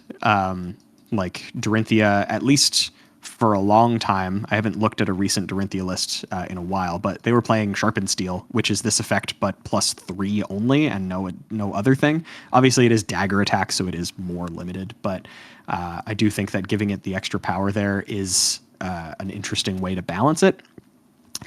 I don't know necessarily if it'll be like insanely good. I think it could be good. It's good stats, so I'm gonna put this at like right on the border of like stale and fresh. If a dagger warrior wants to play this type of effect, this is an extremely good iteration of this effect. But it is so contentious on if they want that sort of effect. So yeah, it's like right in the twilight zone there. Yeah. I think Twist and Turn is more like a wait and see, if I might say, because this is going to be dependent on another generic warrior dagger getting printed, I think. Because right now we have Quicksilver Dagger, which is like a totally fine second dagger to play. You know, this doesn't feel like that's going to really work with that. As much as I want Quicksilver Daggers to start working, I think that it's going to be, something interesting. But it's probably not going to make the cut in what we've seen. So I'm probably like a high stale. It's a powerful stat line though. Like there's no doubt about it. So it's a cool card, and maybe Fang wants it. I mean, it could be something. So it's a bundle of stats. yeah. It's hey, here's some stats for you. It's not draconic, although it doesn't need to be draconic. This doesn't need to be draconic for Fang, so it could actually make the cut there. So I'll be interested. Not really holding my breath though. Yeah. Next we have a couple stances, but the first one is Agility Stance. This is a yellow 0-cost warrior action aura. Blocks for 3. Has go again. At the start of your turn, destroy this. Then your dagger attacks get go again this turn. I don't think so. I mean, to sharpen senses is kind of already doing what this is doing better. Yeah. So I'm just gonna say this one is not good, unless you have anything to add here. Not really. The daggers that we've seen get go again from other sources. You don't need a whole card. Well, technically you do need a whole card, but you get more benefits out of it. Like with Obsidian Firevein, you are getting the additional effects from the attack reaction that you're using, instead of this just being a thing that happens next turn. When you maybe can't even guarantee that you're going to be attacking with your daggers at all. Like if the turn goes really poorly, I don't know. It's this doesn't hit for me. No, certainly not. Now, Flurry Stance. What does this one do? This one is at least more interesting. I actually have to think about it as opposed to Agility Stance, which I'm just immediately nah, see ya. So Flurry Stance is another aura. Costs 0, blocks for 3, has go again. This one's the red one of this cycle. At the start of your turn, destroy this. Then you may attack with each dagger you control an additional time this turn. This one is at least more interesting. It does require you to have a few more things in hand to really take advantage of it. Because if you have both daggers and you don't have your 3 fealty quite yet, if you get this early, then you're going to have to pay 8 resources sometimes if you have like the bad attack reactions in your hand. You'd have to pay like 4 usually, along with 4 attack reactions to really get the full benefit. So it seems interesting. I'm a little bit higher on this one as opposed to agility stance, but I think it is still like it's super telegraphed. If you have a bad turn, you can just lose this effect entirely. It doesn't pitch well. This one's like in the stale range. I almost want to say like mid stale, but it does feel like it will play a little bit lower than that. I think I might have a little bit of rose tinted glasses for an effect like this. Yeah, I think the effect's great, right? But yeah, the reason Lumina Ascension is so good, it comes out on your turn, sometimes at instant speed these days, and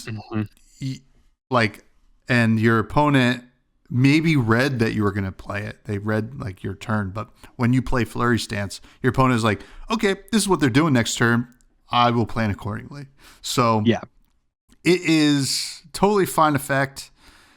I just think it's just too telegraphed, as you said. I'm probably like low stale. There's a possibility that this shows up in decks, but I'm not holding my breath on Flurry Stance. Yep.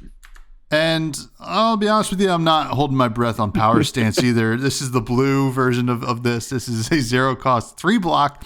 I mean, great like stats, right? It's a blue 3 block that costs 0. So it could see some play, but it has go again at the start of your turn, destroy this, and your dagger attacks get +1 this turn. I mean, it's fine. I think it's probably right where Flurry Stance is, but it's still not good. I think there's so many better blues. I'd rather play like Provoke in any of them. Like, yeah, it's just like, let me just play the Provoke and have a good time. So yeah, I'm like a kind of, I'm rotten on Power Stance. It's like, you have better options. Don't even consider it. Yeah, the only benefit this has over Flurry Stance is that it pitches better.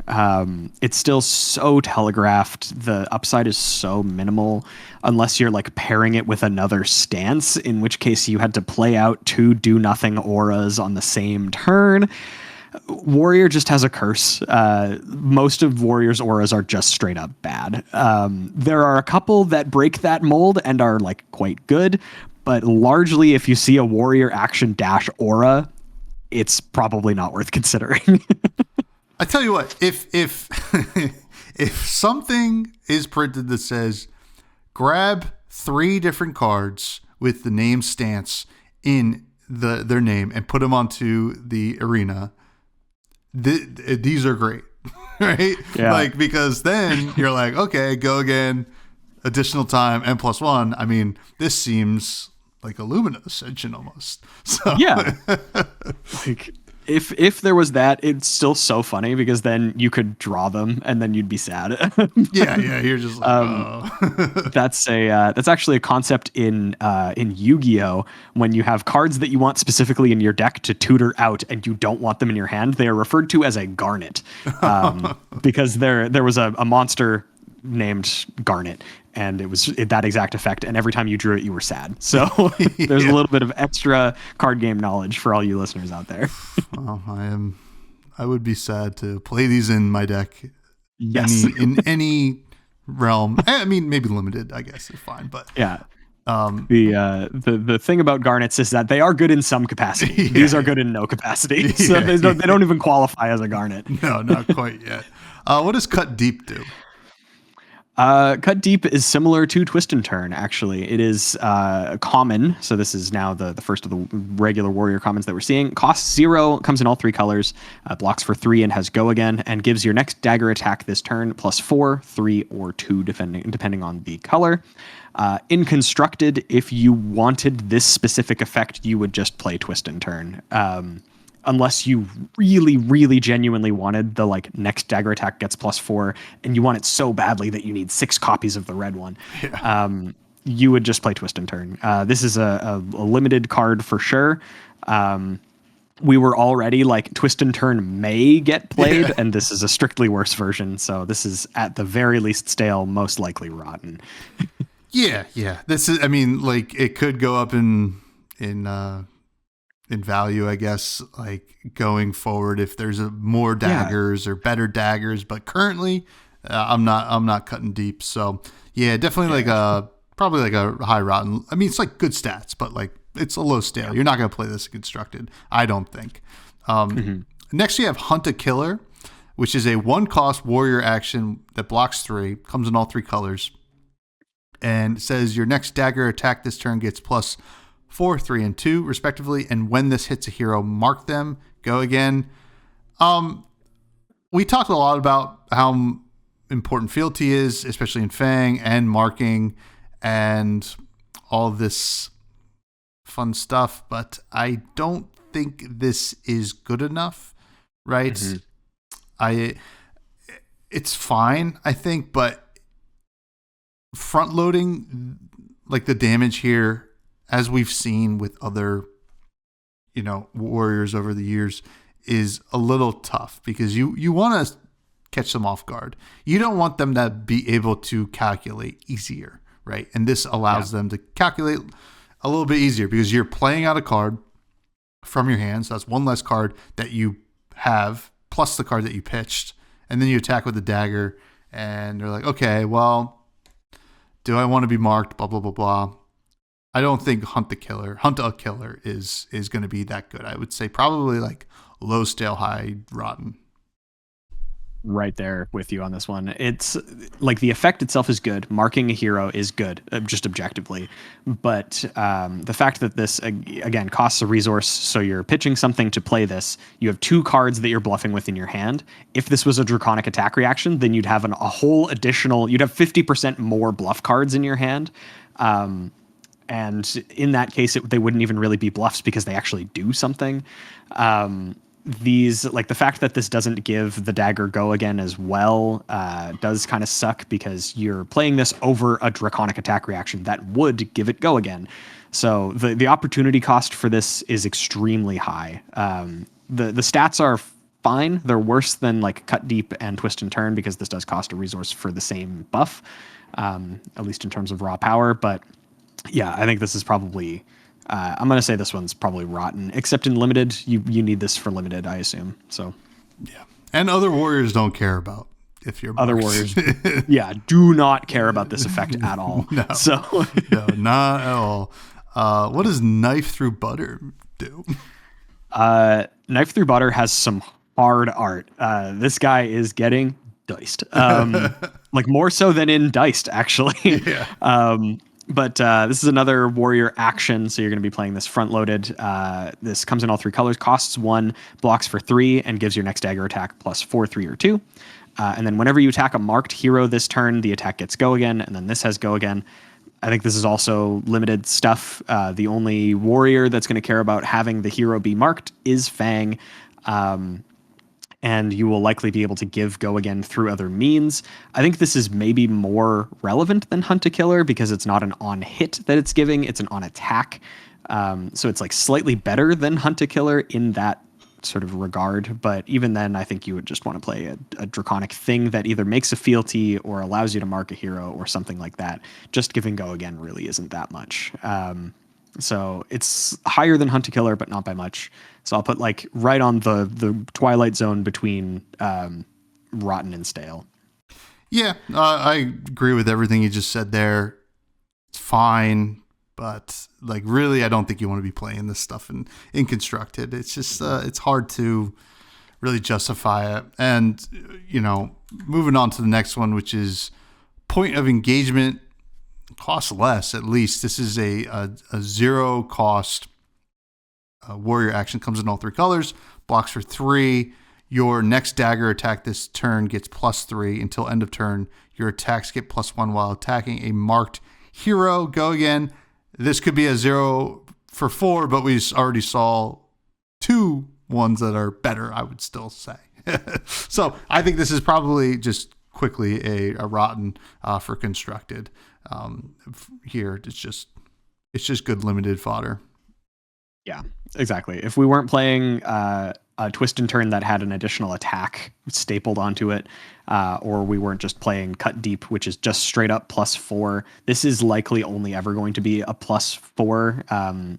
You might be able to mark an additional time in between, but especially in limited, this is probably better qualified as a 0 for 4. and it's just worse than the other options in that regard. So yeah, I think this is probably in the rotten category for sure. Yeah, and I think that guy kind of looks rotten. He does. Looks like a dastardly man if I've ever seen one. He kind of looks like a dinkus. Yeah. And finally, for the warrior stuff, what is Sworn Vengeance? Sworn Vengeance is at least more exciting. This is another 0-cost warrior action. Comes in all 3 colors. Blocks for 3, and gives your next dagger attack this turn +3, 2, or 1. And when this hits a hero, mark them, and then it has go again. This one is like maybe getting close to like good enough for. I don't even know if it's necessarily good enough for constructed. I think this is a high pick for limited, because being able to mark a hero is good. It is like front loaded, but you play this out, you attack with your dagger, and then you have like a draconic attack reaction. It gives the attack go again off of that. This then hits them and marks them, and then you can attack again with something else. You're attacking a marked hero, so you get a fealty. It plays into the play pattern a lot better than a lot of these other just regular actions have been. So for that, I think I'll put this at least high stale. I still don't think it's super exciting, but it at least does the things that Fang wants to do. I haven't played with him yet, so it may be more important than that, but that's where I'm gonna say high stale for this one. Yeah, I think it might find like or might be hard to find a spot for this card in the deck, but I think it would totally play fine, right? You play it out beginning of the turn. I mean, we see some of this in Dorinthia too, right? You still play like, Sharp and Steel or whatever. So like this could be Fang's Sharp and Steel in a way, right? Here's a little on hit and a nice +3. It makes your opponent have to like they know that if this hits, I'm going to get marked. And they're staring down a 4 attack dagger and they're like, how many cards do I want to commit to this? Because if they have a really good draconic attack reaction, I'm going to get blown out here and I'm going to get marked anyway. So, and then they're going to just get the fealty with the other dagger after they attack for the second time. So it could be good. It could be good. But that was the warrior stuff. Now we're going to get into some draconic stuff, and we do have another legendary. Finally. It is Dragon Scalar Flight Path. This is draconic equipment legs, blocks 1 with Battle Worn. Instant, pay 3 resources, destroy this. Target draconic attack gets go again. If it's a weapon or ally attack, you may attack with it an additional time this turn. This ability costs 1 less to activate for each draconic chain link you control. So this one's interesting. It's a really good dromai card. And I would say Fang cares about this one, most likely. It's hard to say if Fang will actually play it because I feel like Fang might need better defense and you're going to get really good defense out of Valiant Dynamos. So I have to imagine that's probably the play, but this could be a good option in like a sideboard option for Fang. But I look at this, I'm like, this is a Dromai card. I think Dromai is going to make a comeback in a different form soon. We don't know what, but in that eventual deck, this is going to play like a Fresh to Death, I think. And currently, I think it will play sideboard Fresh for Fang, I think. Yeah, I think so too. It's kind of interesting because they're doing the naming convention thing again. Obviously, the card that this invokes is Snapdragon Scalers. Like it's the same type of effect to give an attack go again. I mean, that's what a lot of legs tend to do, but this is a little bit wider while simultaneously being a little bit more narrow, which is a weird way to describe this sort of thing. But yeah, it gives any draconic attack go again. So it could be, a weapon attack. It could be a regular attack action. It could be, like you were saying, an ally, like one of the big dragons, giving it go again and potentially being able to attack with it again. The first thing that popped into my mind immediately was being able to attack with Tumulti twice in the same turn. That's a huge, insane high roll, but like Would it be though for Dromai to do that? I don't know that it would be necessarily. Could be really, really cool. But yeah, I think potentially Valiant Dynamo is just a better defensive option. And if you wanted this type of effect, you could play Snapdragon Scalers for the ones that don't care about the weapons as much, because your weapons are already getting Go Again. If you're playing Cindra, they have Go Again. If you're playing Fang, you can give them Go Again super frequently. So yeah, this might not this might not make the cut, but it is extremely close. And I think it's at least a super interesting option. Yeah, I like this as sideboard. I'm gonna put it as like I'm gonna put it as a low fresh, maybe a little bit lower on it in general. But I do think that it is at least like it's designed super, super well, I think, in terms of this is not overtly stronger than a lot of other things. This is not just the de facto shoes that you run. Yeah. It's going to be interesting. Like there's some like weird use cases here. Like I just like thinking of some now, like you pop a fealty to give your E-Strike draw card Draconic, and then you pop this to give it Go Again. Like there's like really cool stuff, but you know, Snapdragon Scalers would have done the same thing, you know, like I guess. So there's but I guess, you know, like a CNC with Go Again is not that bad. So yeah, it'll be interesting. Now, the next couple cards were the Vengeance Equipment Suite that decided not to talk about because it only cares about playing against Arachne. So, and they're more for just limited, just kind of the nature of the Hunted Limited set. I think it's a very good thing that there's some contained stuff there, but I don't think it's going to really matter for Constructed. So we'll move on to whatever Coat of Allegiance is. So Code of Allegiance is a draconic chest equipment. It does not block, but it does have action. Destroy this, gain a resource. So basically Blossom of Spring. Until end of turn, you may only play cards that are draconic, and then this has Go Again. In limited, totally fine. You could pick this up and sort of help that. Like if you just needed an extra resource, then sure. In Constructed, this is strictly worse than Blossom of Spring in every metric. It like Blossom is fully generic. You could play it in any hero. This is only draconic, and it limits you to not being able to do the sort of like swap between regular ninja or warrior and draconic ninja or warrior cards. It locks you into that one thing. So this is like just truly through and through a limited card. I think it's fine in limited, but yeah, this is not seeing play outside of there at all. Yeah, I totally agree. This is it's cool, but yeah, limited only here for Code of Allegiance. Definitely kind of rotten for Constructed. So next is Oath of Loyalty. This is a red 0 cost draconic attack action that attacks for 4 and blocks for 3. This may only be played if it's the first action of your turn.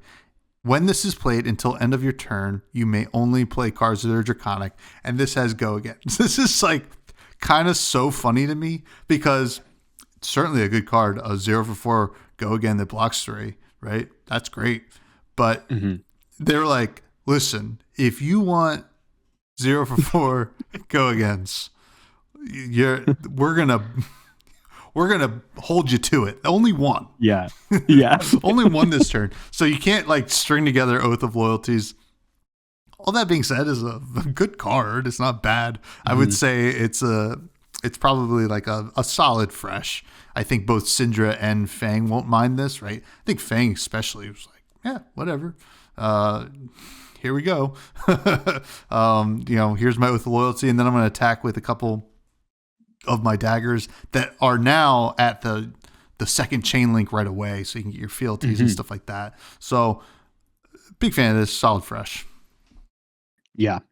I think this card is this might even creep into fresh to death territory for me, because if you draw multiples, obviously it does kind of suck. You can't just play all of them out. But if you had a hand where you draw 2, you start off your turn with playing this one, and then you either pitch the other one or just arsenal it for the next turn, and then you start your next turn with a 0 for 4 Go Again draconic. Like, this card's gross. I think it absolutely needed this this like bottleneck.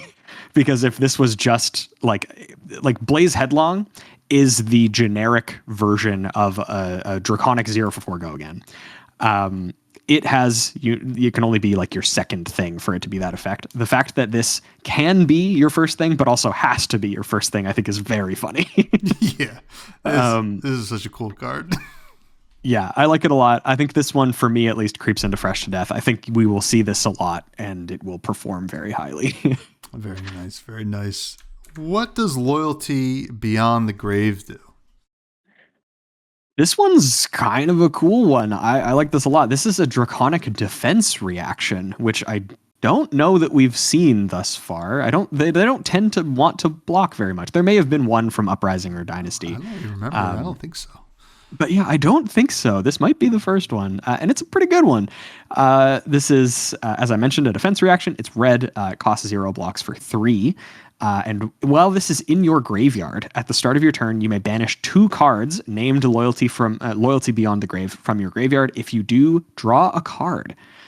So this is super intriguing. I like the fact that it's a May, because you can block with this like super early, block with 2 of them, and you only choose to draw the card at the start of your turn. So if you had like a couple of bad turns in a row where you couldn't really keep cards in your hand, and you just wanted to like, get something so that you can continue going, you could choose to draw the card then. Or you could be like, I'm going to wait until my opponent has a stumbling turn, and then I can have like a 5-card hand.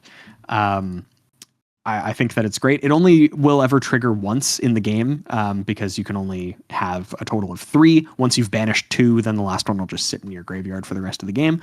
But I think this card's really interesting. It gives Draconic decks a defensive restock. Like it allows them to have that one additional card draw, and that can be the difference maker in a lot of situations. I think this is probably going to play also as a Fresh to Death. You kind of have to play it at 3. Playing it at 2 means that it likely won't go off for a large percentage of the game, and playing it at 1 is just useless. So yeah, I really like this card. I think it's going to be pretty strong. Yeah, this is in line for my favorite design of the set. This is so cool, right? We're seeing a lot more of this in Flesh and Blood, where these heroes don't start off like there's an appeal to Flesh and Blood that you kind of start out your strongest, you have all your equipment and stuff like that, but it kind of gets stale after a while if that's just how it always is. So you saw stuff like Florian and Verdance, where you had to evolve into the best version of yourself. And same with Fang, and I think this kind of slots in. Honestly, could probably slot into any Draconic hero. This is really, really good. You're just like, okay, I'm waiting for the turn, right? And the turn hopefully comes the turn that I decide to banish these loyalties. But it's gonna be so cool. I love this card. This is a Fresh to Death easily. It's one of my favorite cards in the set. So neat. Next we have. We're into the rares. These are all still red because they're Draconic, but this is Compounding Anger. This is a 3-cost Draconic attack action. Attacks for 5 and blocks for 3. And this costs 1 less to play for each Draconic chain link you control. So, interestingly enough, this is basically your extra copy of the Rupture card from Uprising. I am blanking on the name. Not Breaking Point, the other one. The one that saw more play. Lava Burst. Lava Burst. Yes. So this is like another Lava Burst that you can't grab with the mask. So Mask of the Bouncing Links. Yeah. So that being said, I don't think you need more. Maybe if you need your 4th or 5th one. I don't know if you're going to jam 3 copies of Compounding Anger. But I could be wrong. I think it's still a powerful effect. A 0 for 5 is quite good at the end of a chain. So I'm willing to be proven wrong, but Lava Burst, I think, does this better. So that's where I'm at with Compounding Anger.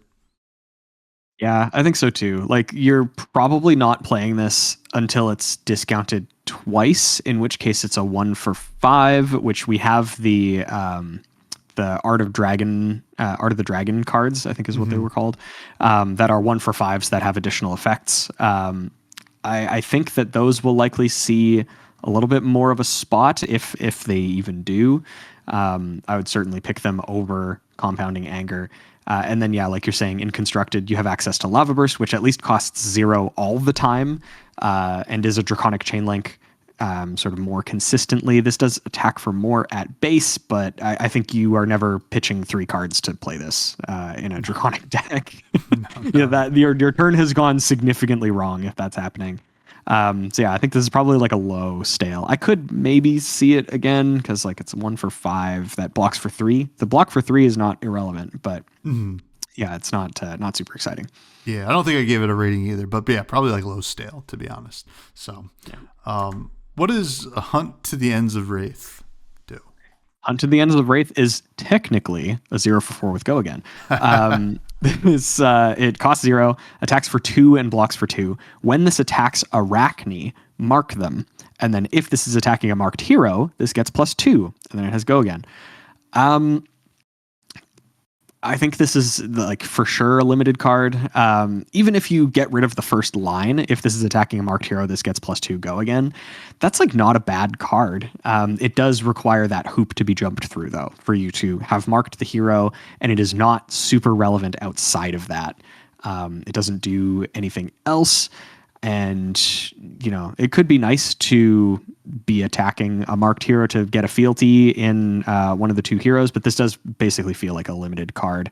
There are better 0 for 4 with Go Agains that you can play in Draconic.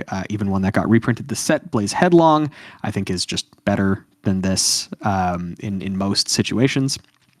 So yeah, against Arachne, this card's great. This card's fantastic. It is literally always a Blaze Headlong that you can play as your first chain link. But outside of that situation, I don't think this gets played at all. So yeah, I think this is like probably I'll be generous, low stale. Yeah, this one's tough. I don't think Cindra gets near this, right? Yeah, Fang maybe, right? There's like it's a good chain starter. Even if you're just saying, all right, here's 2, Go Again, whatever. Like it's not like you need them to be marked. It's not that good. It's probably like, I think mid stale. It could end up being in there. Like you're just like, well, whatever, I'll play it. And then I'm probably running into a decent amount of Arachnes at the tournament anyway. And then I'm like feeling pretty good. So it could be there, or just like a sideboard stale.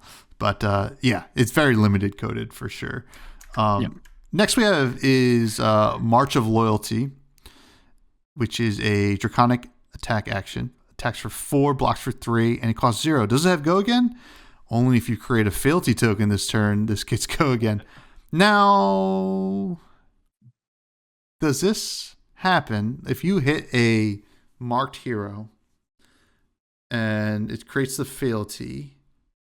It will get Go Again. No. You need to have Go Again on the hit, I believe, right? I think so. On the resolution. Because there's also like, I think it's too late in the resolution of damage for if you have, because like the effect's like Razor Reflex, where it's like when this hits, it gains Go Again or something. I think that's probably the latest in the resolution of an attack that an attack can gain Go Again and actually give you the action point.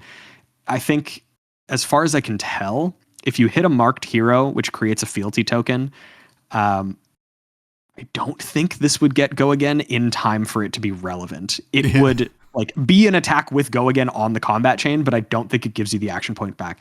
I could be totally wrong. Again, it's been a long time since I've studied like the mechanics of how combat damage resolves. But I think it would be too late. Yeah, this is a tough one because like I think with like what's the lightning majestic from the last set? Gone in a Flash? Gone in a Flash. I think Gone in a Flash need to have Go Again when it hit, and then it resolves, and then you can bounce it back to get the action point. I think, correct us if we're wrong. Throw it in the comments. Yeah. But yeah. Please do. All that being said, I think this is like a fine card. I think it's probably like a stale. Like the stats are great, right? Like if it does get the Go Again, you're like, wow, this is Oath of Loyalty without all of that nonsense on it. But like outside of that, I think that this is probably like a stale, maybe high stale. If you're really looking for 0 for 4 that will get Go Again sometimes, Oh, okay, interesting. I just very quickly looked this up. This could still be incorrect, but this is courtesy of the Purple Discord. One user says the fealty is created in the resolution step, giving March go again, which is checked in the link step. So yes, it should see the fealty and gain go again. So with that being the case, this does become better, obviously. Yeah. Maybe like a low fresh even at that point. Yeah. Yeah. Like if it's not too late for it to see go again off of hitting a marked hero, then I think this does become much better. It becomes more of a realistic 0 for 4 go again. The fact that it's a 4 as well, like it's a good break point. It can't be blocked by just one card. So yeah, if that is the case, just to hedge bets, I think this card is better than what I previously said. Yeah. Yeah. So I think like a low fresh for me. Yeah. Bubble to the surface. What does this do? This one's a weird one. I love the art, and of course I do because it's Carlos Cruchaga. Shout out, he's phenomenal. But Bubble to the Surface is a Draconic instant. It costs 2, and of course doesn't block or attack for anything. It does cost 1 less to play for each Draconic chain link you control. And then it says, reveal cards from the top of your deck until you've revealed a red card. Banish it. You may play it this turn, then shuffle. This one feels hard to evaluate for me, specifically because it's like, oh, this could be another copy of any card in my deck. And it's like, okay, what did you cut to put this into your deck? And could you not have just played that instead? Because it doesn't give you anything else other than just becoming a copy of the next red card in your deck. You can't necessarily control what that card will be. It just feels like this is a card with an insane amount of variance built into it. And that's like super obvious. I'm not saying anything that's going to turn any heads here, but it does feel like one of those cards where it's like, okay, well, why didn't you just play something else? Why didn't you just play a card that you wanted this to be? Like whenever you see this in your hand, it's like, man, if this becomes this, then I'd be going gangbusters. It's like, okay, then play that card. Yeah, it's hard to evaluate. I'm gonna put this one at like a stale. I'm gonna put this one at a stale, and that's all I have to say about it. Yeah, I don't know why you play this. I feel like I'm missing something, but it's possible that we're not. We're just like, this is just a cantrip or whatever, right? Like this is just a nice way to like draw more cards, which like I don't know if you want to do that in Flesh and Blood. Then all of a sudden you're like, man, I got fatigued and I played 3 Bubble to the Surface. How could this happen to me? You know? Yeah. So like if there was a way to copy this, like, well, then it would probably get banned because you draw 2 cards. But yeah, but it becomes a tome. Yeah, I'm gonna say like low stale. Just in case something's missing. This is not going to be our warmonger's diplomacy, I swear. Yeah. If it was like real draw, like if it was actually put it into your hand, then maybe I'd feel differently. But like this, you're getting rid of the ability to pitch this card, and you can't pitch the card that you find with it. So you're at least down a potential resource, even if you're playing it for free. So yeah, it feels like I'm missing something. Maybe they forgot to add something else to the card. Yeah, and then you banish like a sink below or something like that. You're like, all right, well, that was a waste. See you later. I mean, I hope you're not playing both together. I hope not. But yeah, you just forgot to sign it out. But next is Drop of Dragon Blood, which is pretty neat. This is legendary, but it's rare. It is a 2-cost Draconic instant at red. This costs 1 less to play for each Draconic chain link you control. Gain 1 resource, draw a card. Now we're cooking a little bit. Here we go. This is actual, like, it replaces itself and gives you a resource. So I am all for this card. You can only play 1. It's going to give your Obsidian Fire Vein go again. It's going to give you another card. I think this is probably just good enough in all the Draconic heroes. I think this is like maybe a fresh to death. Like, why not play this? To be honest, like, sure, like it doesn't block and it's an instant, but if you have to pitch it, just pitch it. Yeah, like it's the amount of value that you get out of this is like, I mean, it's not like plus value. It is completely It is mostly completely neutral unless you're playing it for free, in which case it does give you a resource. It replaces itself in hand, which is exactly what we were talking about with Bubble to the Surface.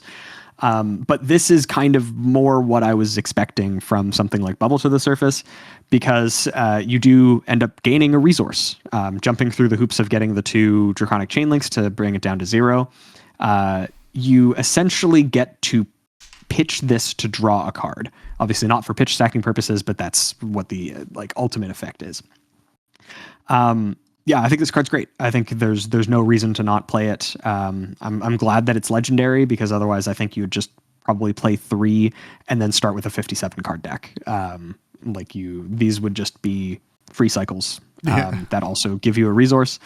Yeah, I think you play this as a one of in every Draconic deck, and whenever you see it, you're really happy. Yeah, I totally agree. Now, what does Rake Over the Coals do? Rake Over the Coals has some hard art. Guy just getting shoved into I guess it's not a crucible, but yeah, into some coals. This is another Draconic instant. It costs 0, and it just says Draconic attacks get +1 this turn.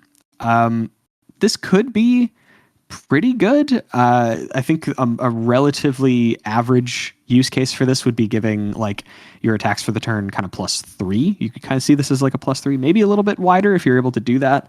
Obviously, the really good use case of this is being able to play at the same chain link as you're attacking with an Obsidian Fire Vein. So it gives that one +2 and go again, and then buffs the rest of your Draconic attacks for the turn. I don't think it's bad. It's not super exciting. It is in the same sort of general use case as the attack reactions. It can create some weird breakpoint blocking math. +1 has always been wide +1 has always been pretty good. I hesitate to say this one is bad. I think this one's actually pretty decent.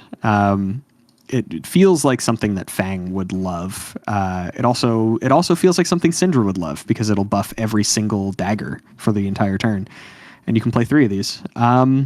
I think this one's pretty fresh. I think this is pretty good. It's just very generic. Obviously not actually generic, but it's just generically fine. You play this at pretty much any point in the game and you feel good about it.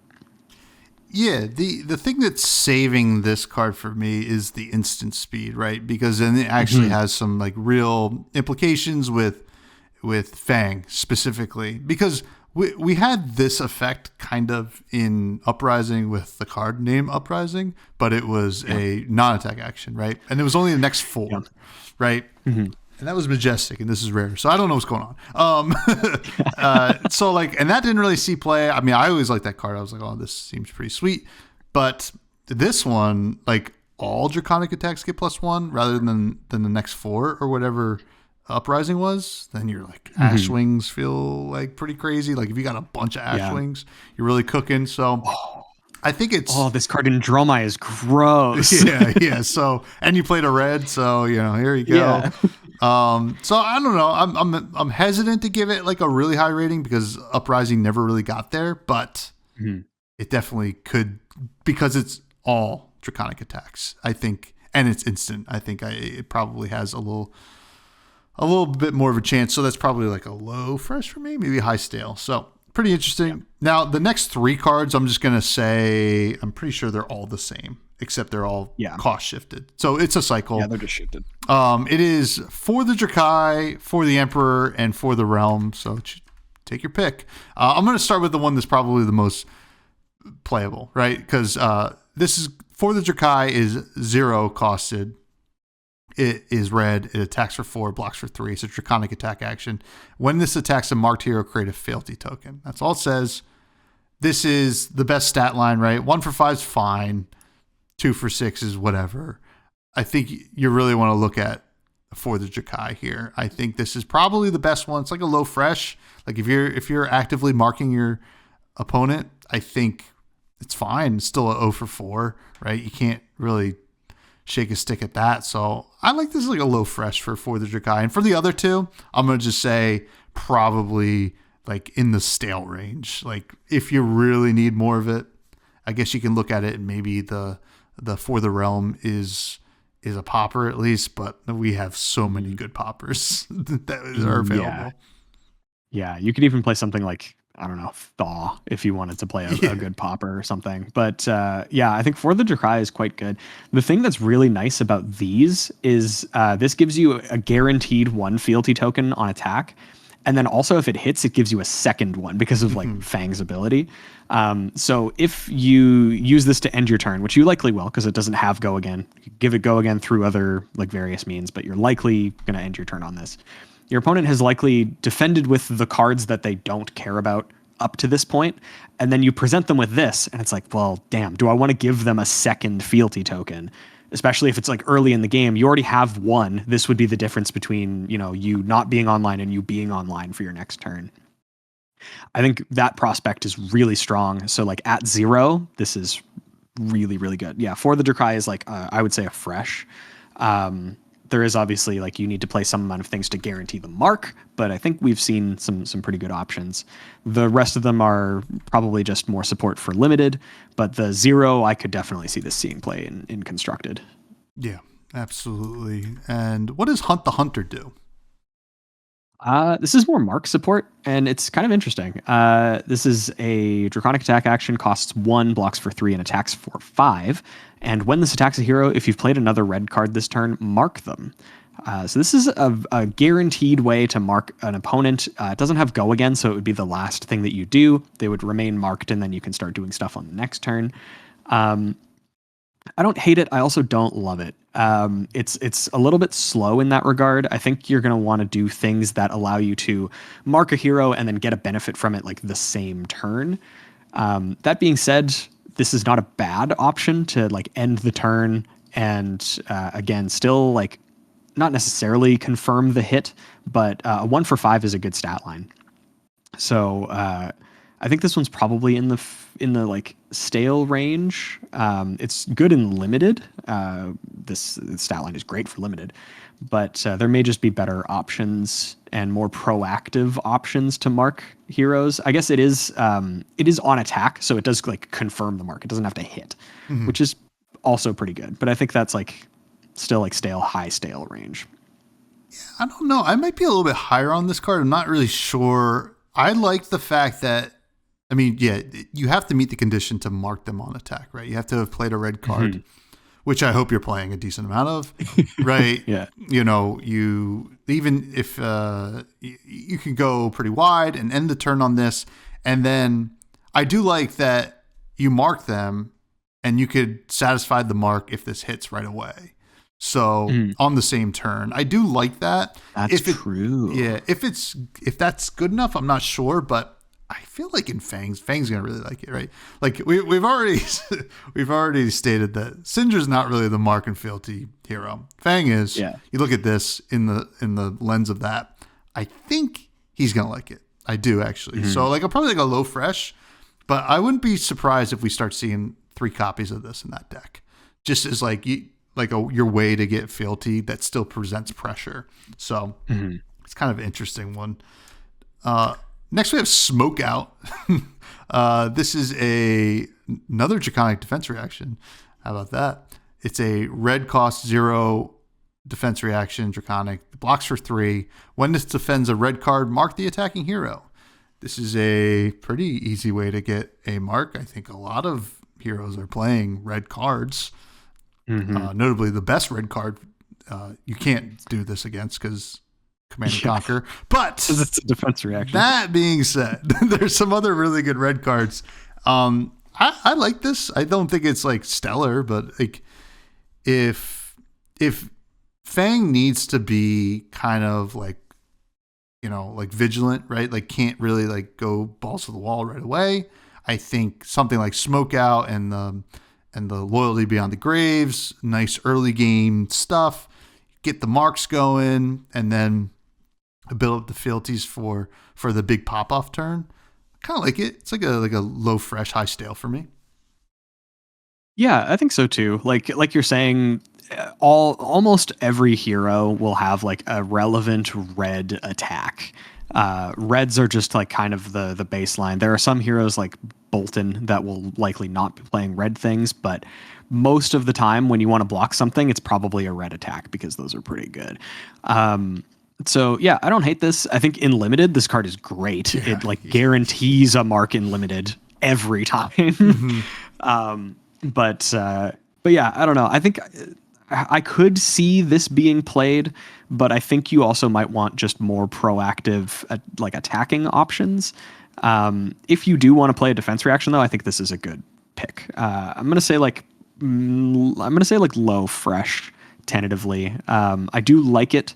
It's just one of those cards where it's not like insanely exciting, but guaranteeing the mark in somebody like Fang, I think, is going to be really good. Yeah, absolutely. Now, it was Blessing of Vinsinnerkai. Oh man, we haven't seen that name in a bit. We have not seen him in a long time. So Vinserkai was the one that did a bunch of damage. It was like a 6/1 that dealt 3 on attack or something like that. But this kind of lets you do that. It kind of lets you do damage. This is a Draconic action aura that costs 0 and blocks for 2. Doesn't have go again, so if you're playing this out, your turn's ending. At the start of your turn, destroy this. Then your next attack this turn is Draconic and gets +3. Is that going to be exactly what you want to do? Probably not. This doesn't count as a card played this chain link for things like the daggers. This is, setting up for the next turn, which we were mentioning with a bunch of the warrior stuff, is just telegraphing your plays really, really heavily. We've seen these auras before, and they don't see a ton of play in general. There was an entire range of these auras for every class in not Everfest. Dynasty, no, maybe? I think it might have been Dynasty. Yeah, we saw a bunch of these, like, you do this thing, and then next turn you get to do something else. And they just kind of don't really take hold in the game. They're just a little bit too slow, especially in a deck that wants to go super fast like Fang. Mm-hmm. If you want to turn things Draconic, you could just play Brand with Cinderclaw. You could play 9 copies of it if you really, really desperately needed that effect. And that happens this turn. So I don't think Blessing of Vinserkai is going to quite cut the mustard. I'm going to put it in the rotten range. I don't think people are casting this. Yeah, this is rotten. I don't even think it's that good and limited, to be honest. I think this is a real stinker. So, I mean, leave the aura setup stuff for Bravo, I would say. And But next, we have Pledge Fealty. I bet you can't guess what this is going to do. This is a red 0-cost Draconic instant. It says one thing, and it says one thing only. It's create a Fealty token at instant speed. I think this is going to be a hyperbolic, but it's a fresh to death because I think Fang just wants to do this, right? It gives your Obsidian a +1 and go again. Gives you a Fealty towards your 3. And sure, it doesn't block. It's an instant, but listen, it's even good like turn 0 if you need to, right? Like I think that's the beauty of these instants is that you can kind of do stuff with them at any point in the game, and this helps progress Fang's game plan as well. So big fan of Pledge Fealty. Like it's so funny because we were mentioning with Affirm Loyalty and Endear Devotion, I said specifically, like, even if these didn't buff daggers, they might still be playable. This is that use case exactly. Mm-hmm. So yeah, I think you just play 3 of this, and then you high roll into drawing all 3 of them turn 1, and you just drop your hand, draw back up, and you're like, okay, get ready for next turn, buddy. Yeah, I think this card's fresh to death. I think you play this all 3 in Fang, like super. I think it's a no-brainer, honestly. In Cindra, probably not. I think she cares a little bit less about the fealty tokens. They're not quite as impactful, but this is like a high-value card in Fang. Yeah, I will be shocked if this doesn't make the cut. That would be crazy to me. So, what does Proclaim Vengeance do? Definitely another limited card, but this one is a Draconic instant that costs 0, and it just reads: mark target opposing hero. If that hero is Arachne, gain a resource. The extra benefit of getting the resource is kind of cool. This does count as a Draconic instant for your chain link. It's a source of mark generation that is just guaranteed and free. It does feel limited, maybe because of that extra, if that hero is Arachne, gain a resource. But it's possible that you just play this for like confirming marks and then getting potentially fealty. Like if you attack and your opponent doesn't block, you can be like, okay, you are now marked. if there's additional benefits from that, then you get them. Otherwise, it just hits and you get a fealty token, which is always pretty decent. You might also play this one. It feels less like you would play 3 compared to like Pledge Fealty, because that one is just, there's no hoops. You just get the fealty token right away. So this one does feel a little bit more limited. I'm going to put this one like maybe high stale. I could see this being played, and of course against Arachne, I think this is really good. It just adds a resource. It's just free. Yeah, I think this is like weird because it's just slower Pledge Fealty in a way in Fang, right? The mark's going to be there and you're going to hope to hit it. Now, doubling up on mark kind of stinks, right? If you have 2 friends named Mark, get rid of one of them. But yeah, I don't know. It might see play, but like if you want 6 copies of Pledge Fealty, I think you throw Proclaim Vengeance in, right? And I don't know if that's going to be the case because at a certain point, there's going to be kind of a negative or a law of diminishing returns on that. Yeah. So I would say like maybe high stale. I'd be shocked if this one does make the cut, you know. But if Arachne's everywhere, you just play this. This is pretty sick. So, yeah, cool card regardless. Next is Tooth of the Dragon, which is yeah, it's okay. It's a red Draconic instant, costs 0. Your next Draconic attack this turn gets +3. So it's, you know, just kind of a buff for your next attack. In most cases, in Fang, it gives the +1 and go again, and then your next dagger is gonna, or whatever else you attack with after, is gonna get the +3. I don't love it. I think we've already seen good stuff that also blocks, and I think this is probably gonna end up rotten for constructed, but maybe, I don't know.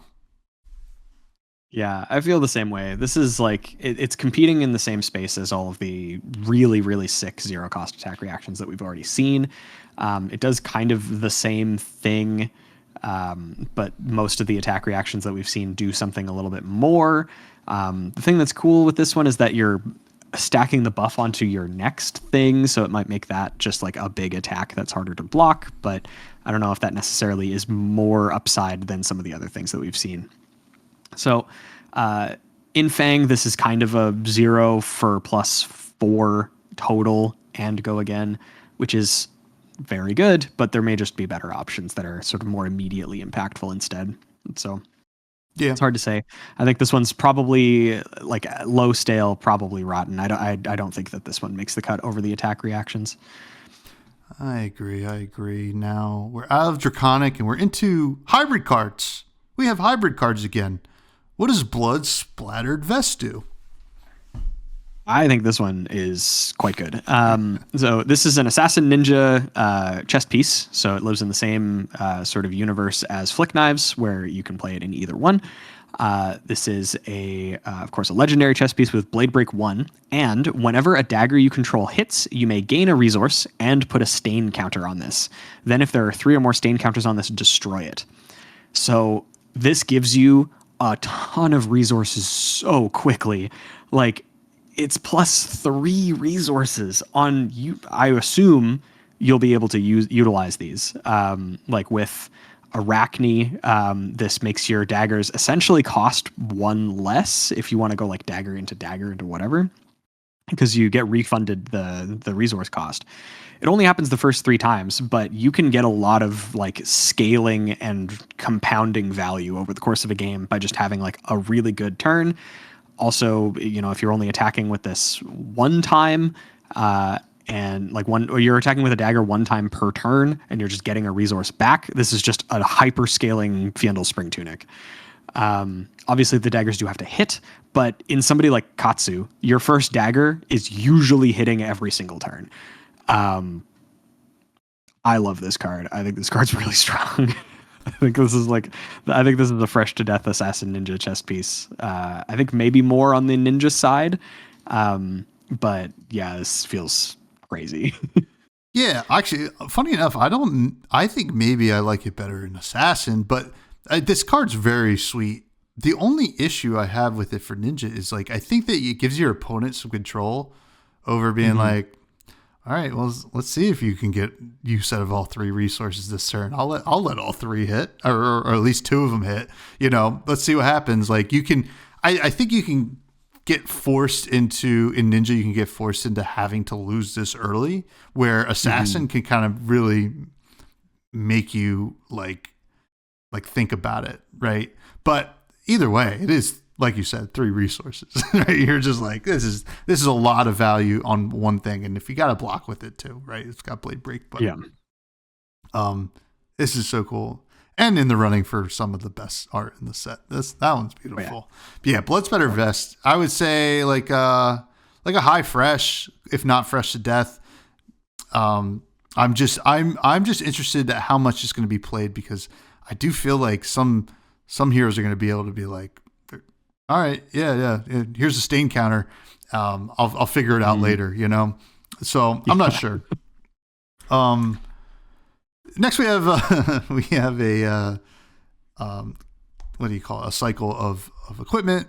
I'm only going to show one of them. This is Assassin Ninja equipment headpiece, and I'm showing it's all doing pretty much the same thing. This is Leapfrog Vocal Sack, which blocks for 1, has blade break. When an opponent plays or activates an attack reaction, you may add this to the active chain link as a defending card.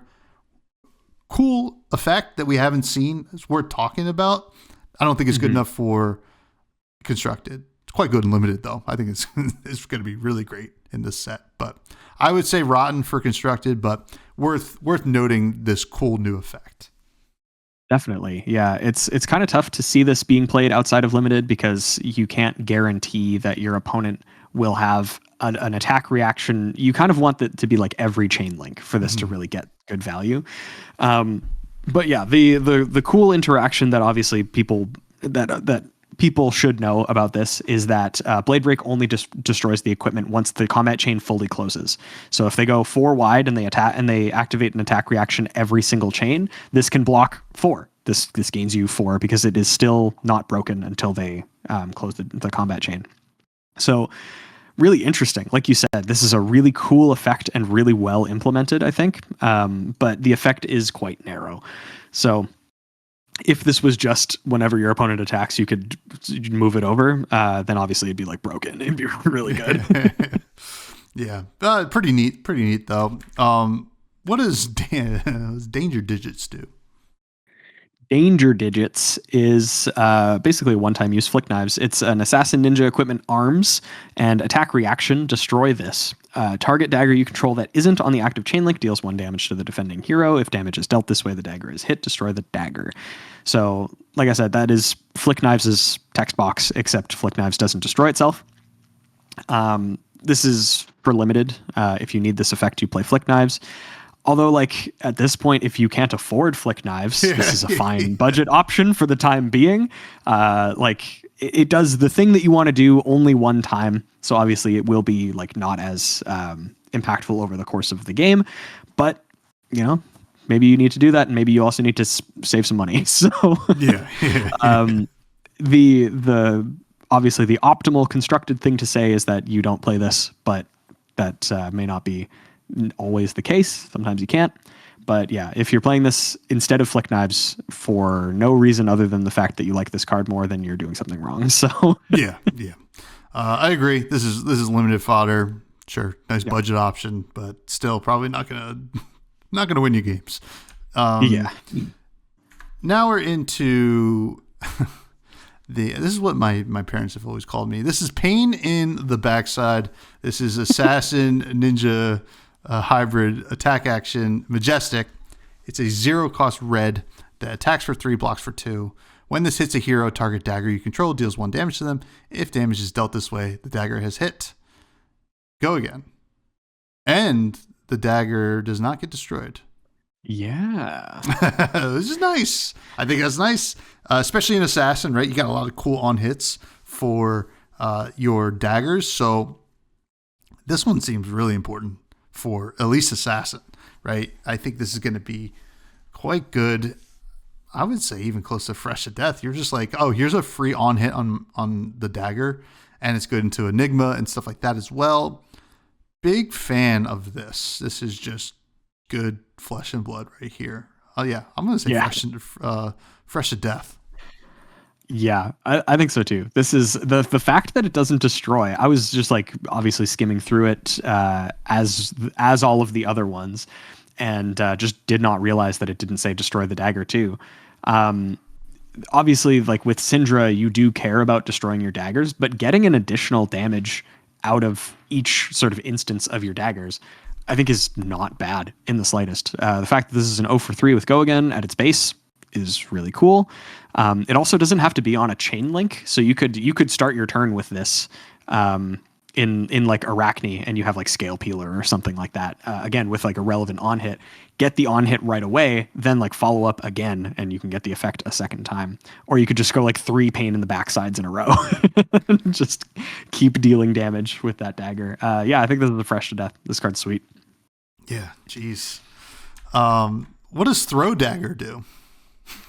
It is extremely similar, but this one is an attack reaction. So this is a hybrid ninja assassin attack reaction. It's a blue 0 that blocks for 3. It's a great stat line for a card to have.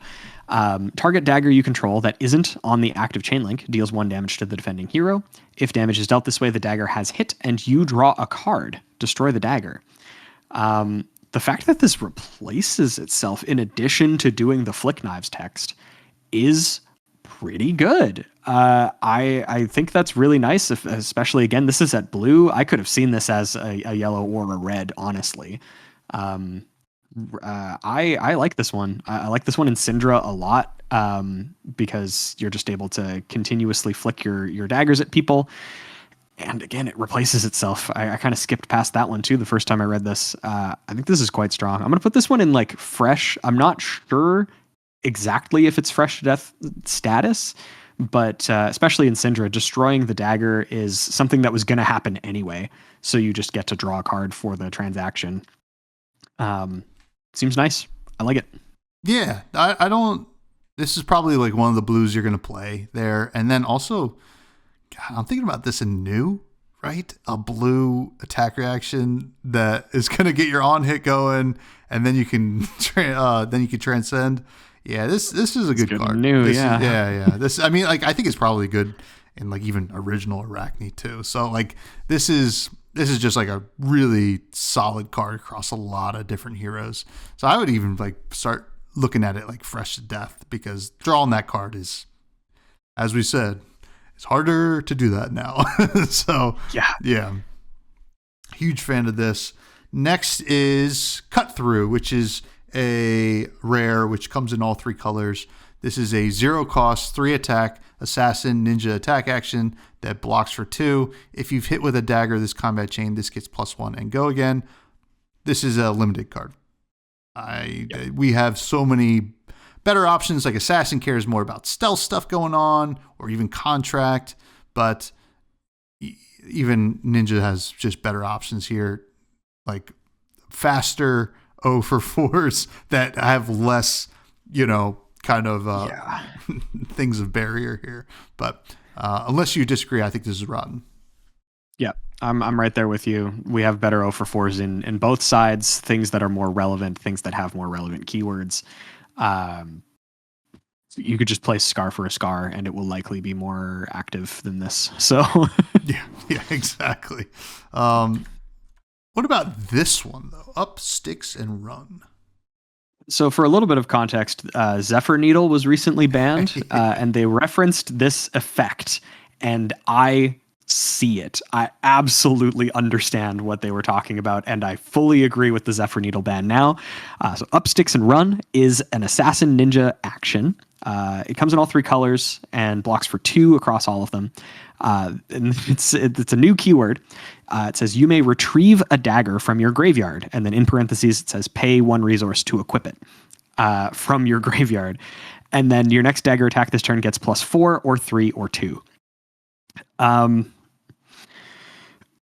With Zephyr Needle, this card is completely bananas, insane, bonkers. Mm-hmm.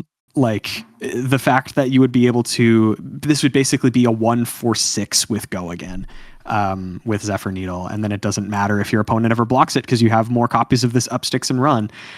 That would be such a miserable play pattern. So I'm really happy for it. In terms of current, I also don't necessarily hate it. It is like, it's not a reaction or anything, so you have to front load this. Cindra would likely care about this, being able to just put your Kunai of Retribution back into play. You could even break the combat chain, which destroys them, and then play this and re-equip it, and then attack for 5 with Go again, which is like not horrendous. I think that's actually like a pretty cool thing. Outside of that, I don't think that Fang cares about this. He doesn't really want to flick his daggers at all. You kind of want to keep them around. Well, you can't even play this one because this is... Oh, right. Assassin Ninja, and he's a warrior. Of course. Yeah, so, yeah, of course he wouldn't play this. But yeah, I don't know. I think this is super interesting. I think Cindra will maybe play some amount of copies of this card. It's just a bunch of damage, and it could be interesting. It's kind of redundancy for the times that you maybe can't use her ability as well. So interesting. I think this is like I'm going to say like low fresh. With Zephyr Needle, this is a high fresh to death and needs to be banned level card. But yeah. The retrieve is a very powerful effect, and we will see more of it in the future, I'm sure. You just know when we hit the pirate set that they're going to be retrieving stuff from the depths all the time. So like, I like this card. I think it's good. The Arachne that cares more about daggers probably wants to do this. This is good with, I already forget the name of the first majestic we talked about, the dagger attack. Kiss of Death. Yeah. So you go get a dagger that you had, and then you attack with Kiss of Death is pretty cool for 7. So yeah, I think it's a cool card.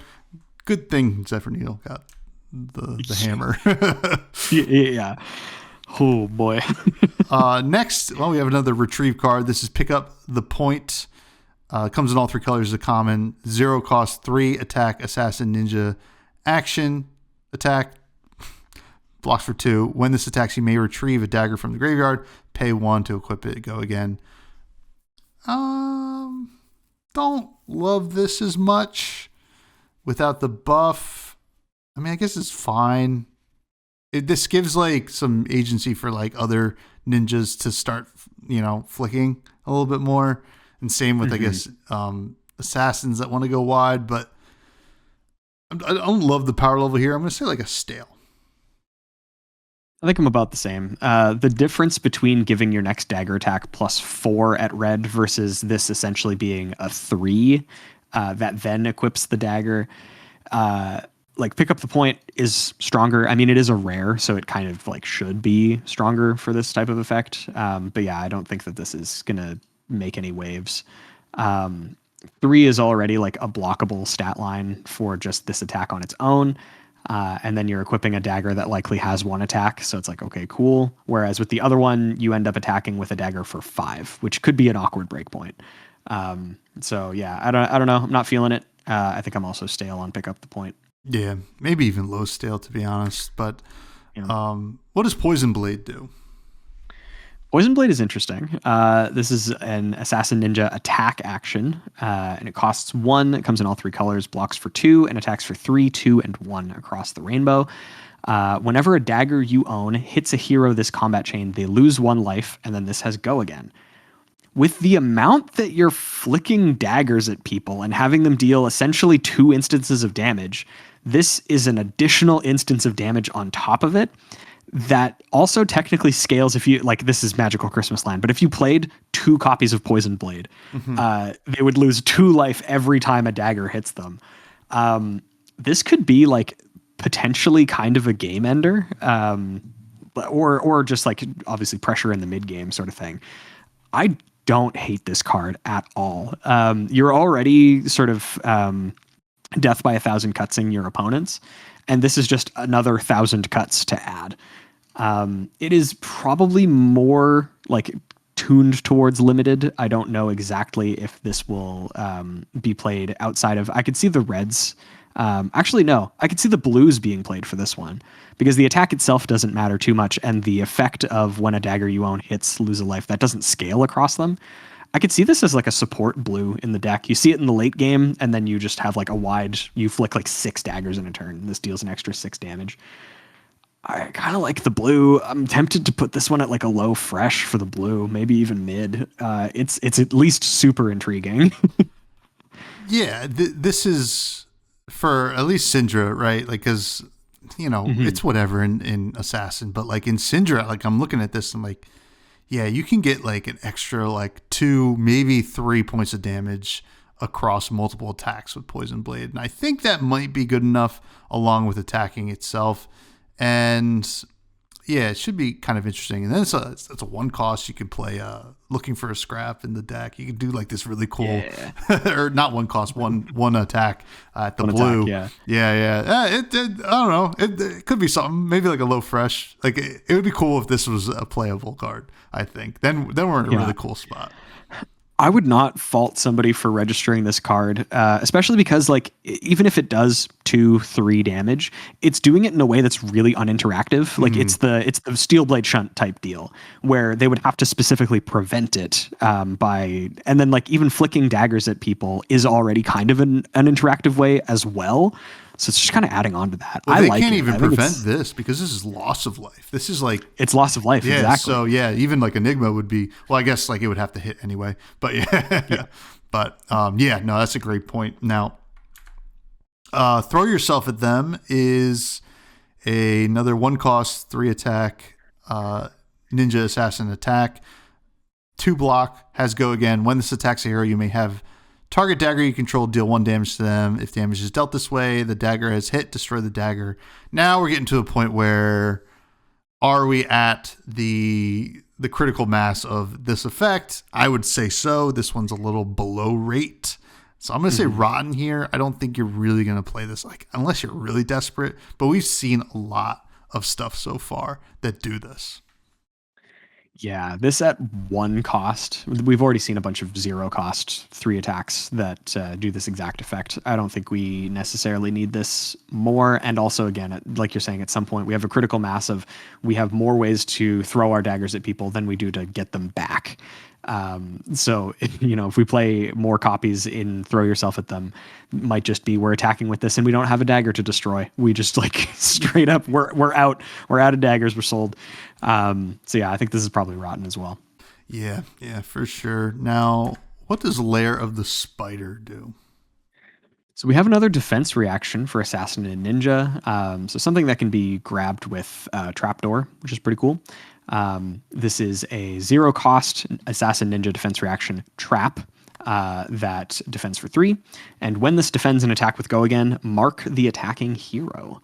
Not the like there are situations in Constructed, obviously, where this will not go off. There are plenty of opportunities that your opponent will have to attack you with an attack that does not have go again. If you're playing against Guardian, they very famously do not care about the text go again outside of like non-attack action cards. So in limited, I think this is great. There's tons of ways to give your stuff go again in this set in limited. This may be one that you could potentially like run as a one of in Arachne Marionette, just as a way to mark, but there also are probably just better ways to mark the hero outside of like a one of trap that's in your deck. So I wouldn't want to play this at 3. I think the max I would want to play is probably at 1. And then, yeah, I don't know. I think this is probably pretty low on my list. I might even put this one in the rotten category. Yeah, I don't know if it's quite rotten. It's certainly not the most impressive, but I think it's a good one of in the deck, right? Like for Trapdoor to go get, because at a minimum it is a free extra block 3, right? Mm-hmm. And then when it matters, you're gonna mark them, and you do care about that a lot in Arachne. So, it's kind of interesting because like how defensive is Arachne Marionette going to be? Probably not crazily, like it's not like super defensive. It's not going to turtle up, but I think you do play the one. I have to imagine, or at least you keep it sideboard. And if you're coming in to an opponent that you know is going to have go again, you put this in, and it's like, all right, well, this, if I draw it, that's great because it's going to matter anyway. And if I trapdoor, I can go get it. And that's a little extra added value. So I don't hate it. Probably like a stale. It's like totally fine. But all right, so now we're going to get into the Assassin Warrior stuff. We do have a kind of a cycle of equipment here coming out, and they're all the red alerts. So I'm going to show the headpiece here. This is red alert visor, and it says Assassin Warrior equipment headpiece. It blocks for 1, has blade break, but if an attack reaction has been played or activated, this chain link, this gets +1. So not great, but in some matchups, like, it will block for 2, which is totally fine, as we've said before. Although, there is I don't know if anybody at LSS is MF Doom fan, but this like gives me MF Doom vibes. Yeah. But it's fine. I think this is a really cool effect on here. Nice budget option. Like, it could be an actual budget option, right? So yeah, I would still say like low stale, but worth mentioning. Mm-hmm. I think this is a really good budget option in specifically the mirror match, because obviously assassins and warriors both care a lot about attack reactions, and in those, these could be block 2s, which block 2 blade break is like something that you see at legendary, and you're happy to see it. At common, it's pretty good. Like, obviously it's extremely narrow in that use case, but the effect is totally fine, honestly. So yeah, I think these are like definitely limited, but I could see somebody running this as like a very solid budget option. Yeah, certainly. Probably at the chest, most likely, or maybe the feet. Yeah. But either way, pretty cool. What does starting point do? Starting point is an Assassin Warrior equipment legs piece with attack reaction, destroy this. Target attack gets go again. Activate this only if you've played a card or activated an ability this reaction step. So this would be the second reaction that you're doing. It's a wider Snapdragon Scalers. Obviously not like it's wider in that it can target attacks that cost more than 1, but you have to have done something else, which is played an attack reaction or activated another piece of equipment that had an attack reaction.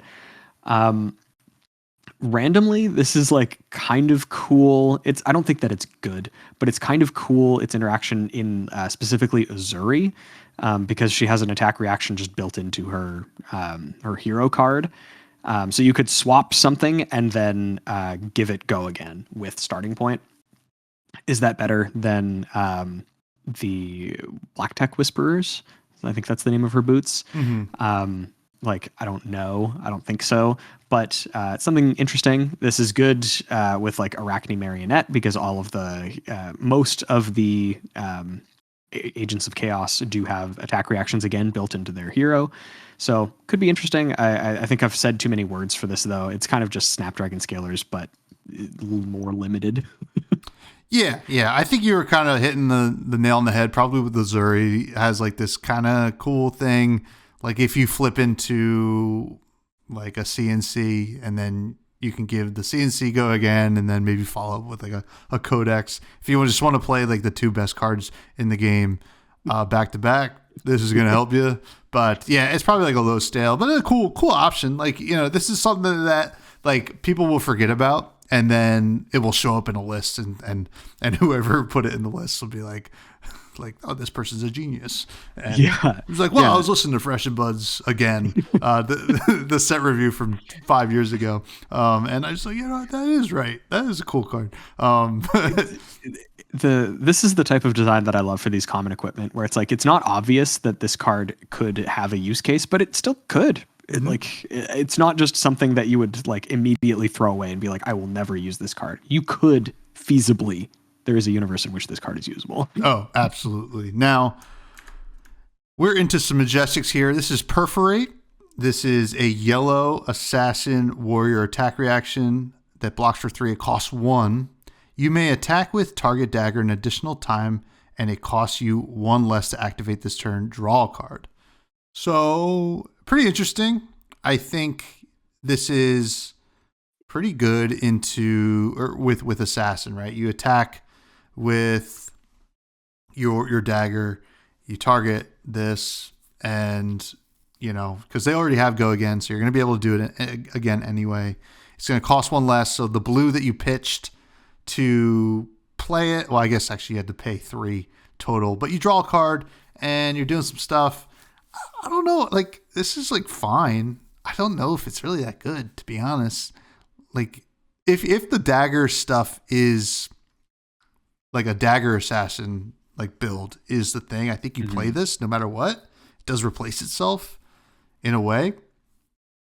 I'm kind of curious. I don't really see it in Fang really doing the thing. I mean, we already saw a couple of other options where you can kind of do this better. I guess, what's the redback legendary piece of equipment that will make this cost 1 less? Oh yeah, right? redback shroud. Yes.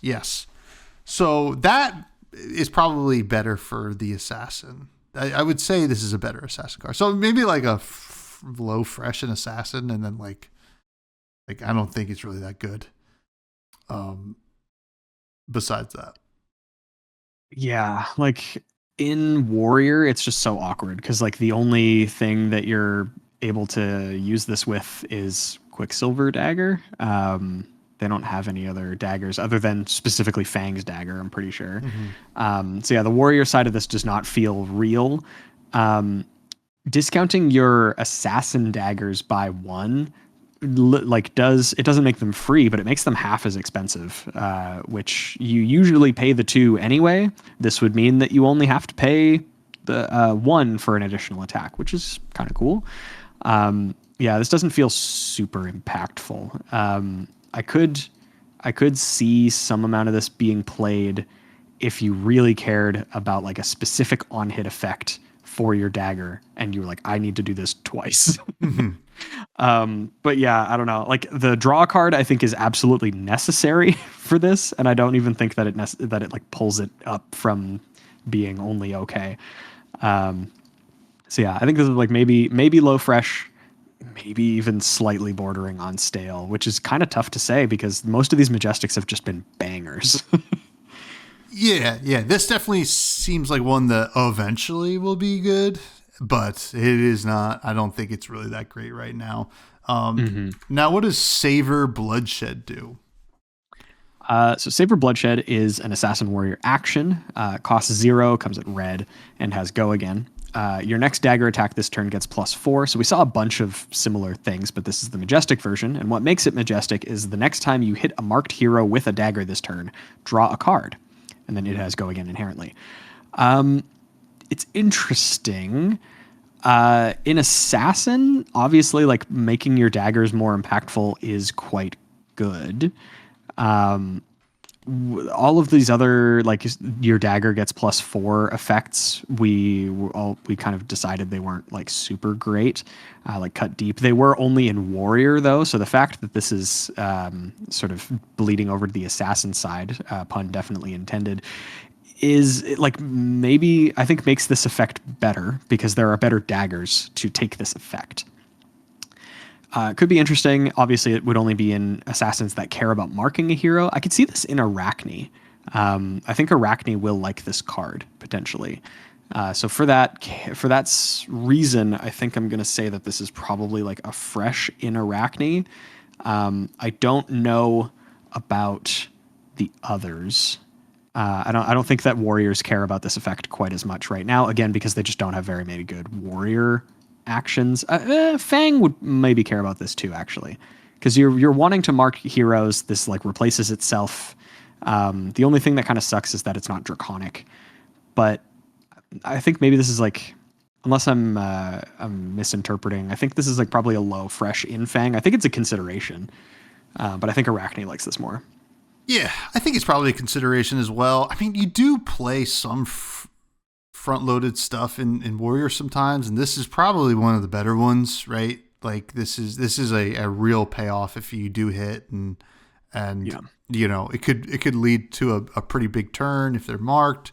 But yeah, I do think Arachne really likes this. Probably like a solid fresh in Arachne, and then you're kind of looking at like it could be a solid fresh in Fang, but it's hard to say right now. I mean, I think you do need to play maybe some of this kind of effect. So it should be interesting. Interesting card. It's hard to say. Like we've seen like the same thing a couple times, but like with a little bit of a tweak. This is obviously the most powerful one, but yeah. Next is To the Point, which is going to be a rare. This comes in all 3 colors: Assassin, Warrior, Attack, Reaction. Blocks for 2, costs 0. Target dagger attack gets +3 if the defending hero is marked. Instead, it gets +4. And how does that change? Oh yeah, both numbers change in the rainbow. So +2, +3, +1, +2. I'm not a huge fan of this, really. I don't think assassins really want to play a lot of 2 blocks unless it's a codex. And I don't think Fang really wants to do this because it's not inherently draconic. So I would say rotten for To the Point. Yeah, and that's ironically getting to the point because I feel the same way. Like 0 for +4. We've seen other like draconic attack reactions that just do way more than this. This is just raw stats, which are not bad at the end of the day, but you could like get a fealty token for this same slot potentially. And if you're giving up that for like 4 damage, I don't think that's going to necessarily win you the game over it's not going to compound enough to win the game for the most part. So yeah, this is probably rotten. Yeah. What does Cut from the Same Cloth do? Cut from the Same Cloth is a front load. This is a Assassin Warrior action. Costs 0, comes in all 3 colors. Blocks for 2. Target opposing hero reveals their hand. If an attack reaction card is revealed this way, mark them. Your next dagger attack this turn gets +4. Super interesting because this gives you a lot of benefit. Like obviously card knowledge, like knowing what cards are in your opponent's hand, is something that I've mentioned previously in other set reviews, is very powerful. Knowing what your opponent's going to do, what they could react with, what they might block with, are all things that you can like take into consideration. The mark effect, if they do have an attack reaction, is quite good. You just confirm the mark on them right away, and then it makes it slightly easier to get that fealty token by buffing your dagger attack. This, I could see this being played in Fang, but it is so meta dependent because there are lots of heroes that do not care about attack reactions in the slightest. In Limited, this card is great. This card's amazing in Limited. And again, in certain metas, if your local meta plays a lot of Warrior, this card will likely always mark and give your dagger +4. I just don't know if it will happen consistently enough to consider this to be a main board card. Sideboard, I'd say this is like probably a fresh. Circumstantially, this card is very good, but in the wider, sort of more common meta, I don't think that this will be anything more than just your dagger attack gets +4 and some card knowledge, which is still good. Yeah. I think if this is hitting, I think it's gonna be worth it, right? This is a lot of value in one card, but it is very meta dependent. It's an all right sideboard option, I think, and I don't know if it will creep into the main board, or at least like in people's 75 or 80 going forward, but it's a powerful effect. I would say like low stale for Cut from the Same Cloth, but with the potential to kind of really climb up there. Next is a pretty simple card. It's Incision, which is a Assassin Warrior attack reaction that blocks 3. It's common. It comes in all 3 colors. It costs 0, and it says targeted dagger attack gets +3, 2, and 1.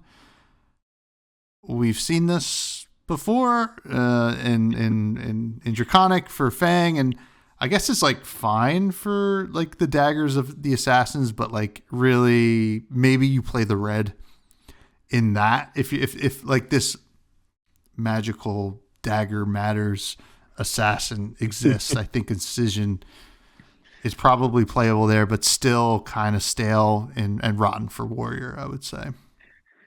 Yeah, I agree. Warrior has so many attack reactions that do something else other than just raw damage, that this like does not even touch it doesn't even touch the considering list, I think. I could see it maybe an assassin like you were saying, but yeah, there's just so many other things you could be doing with your attack reaction that you kind of don't need this. I'm glad that it doesn't cost 1, because then otherwise it'd be like low rotten. You just never play this ever. Yeah. I mean, I guess if Fang gets to the point where he wants to play Iron Song Response, you just play this, but I don't think he's at that point right now. So maybe one day. What is scar tissue that I wish you saw? Scott Captain, Mr. Know-It-All. Scar Tissue is an assassin warrior attack reaction. It comes in all 3 colors, costs 0, blocks for 2, and it says target dagger attack gets +3, and when this hits a hero, mark them. The yellow is +2, the blue is +1. This one's kind of interesting, especially at reaction speed. Most of the ones that we've seen that give when this hits a hero, mark them, have been at front-loaded, like just regular action speed, other than some of the majestic ones like Long Whisker Loyalty. I actually don't super hate this card. The only thing that's kind of holding it back is the heroes that care about this are specifically Arachne and Fang for the marking purposes. And I feel like Fang would probably want something that gives his dagger go again, as opposed to just this, because obviously this is not Draconic.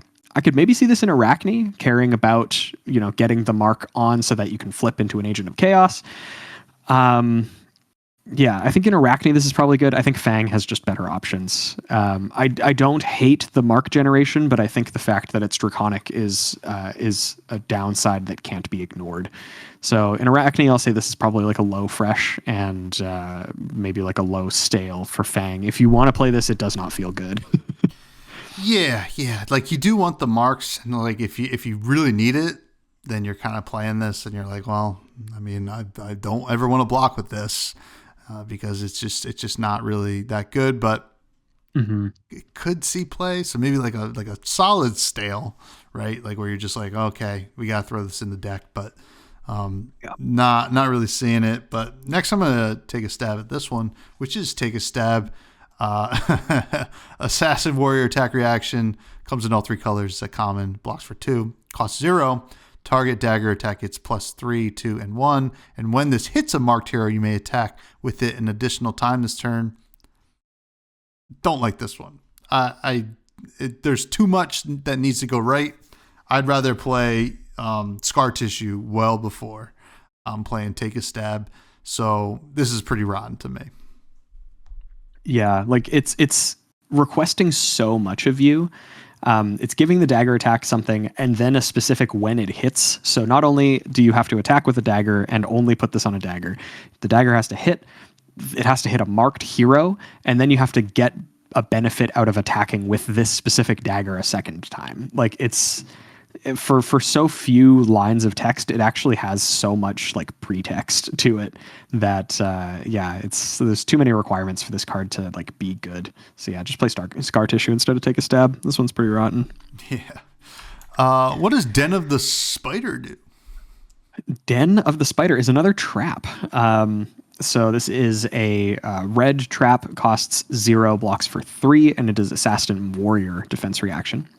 When this defends an attack with attack greater than its base, you mark the attacking hero. Randomly, I think this one might be more like it might be online more frequently than the last trap that we looked at, the Lair of the Spider.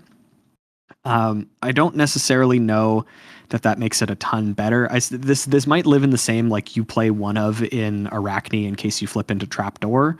I do think that this like does turn on relatively frequently. I think basically every hero does care about like increasing their power in some way, even if it's just a +1. If it's like, and then obviously Guardian does care a lot about that. So this is actually online versus Guardian too. So I don't hate this one. I don't think that you would necessarily want to play a ton of them. I could maybe see playing more than one copy, weirdly enough, but that might be me just like kind of coping.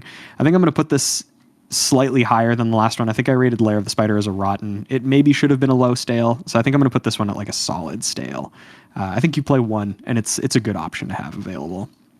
Yeah, I think this is probably another like auto include one into the deck.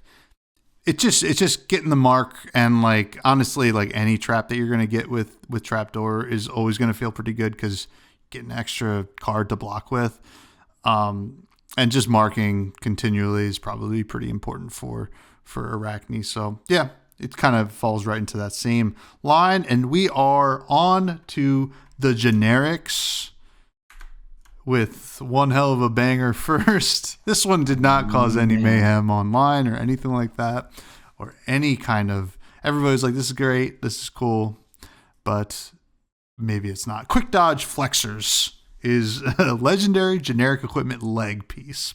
It has 0 block. It also has defense reaction, pay 1. Add this to the active chain link as a defending card. It has 2 base block this chain link. At the beginning of the end phase, if this defended this turn, destroy it. I mean, this is so cool. I love this card. I think it's very good for the game, right? We've seen a lot of heroes that have dominated the meta where they attack a lot and a lot and a lot and a lot. And this is one turn you're going to get to be like, you know what? I'm going to block a lot, a lot, a lot. And I do need the pitch for it. I don't think it's unfair. So, you know, the best thing here is you can turn a blue into a block 2 over 3 chain links, right? Mm-hmm. So, or a block 6, I should say. Even at a yellow, it feels pretty good. It feels awesome on a tunic counter as well. So, I think you do, like, this is not going to be good all the time. This is like a sideboard fresh to death, right? Put this in your sideboard when you play against any kind of deck that's going to go wide like that. I'd say you bring this in and you're going to be pretty happy. I'm a huge fan of this card.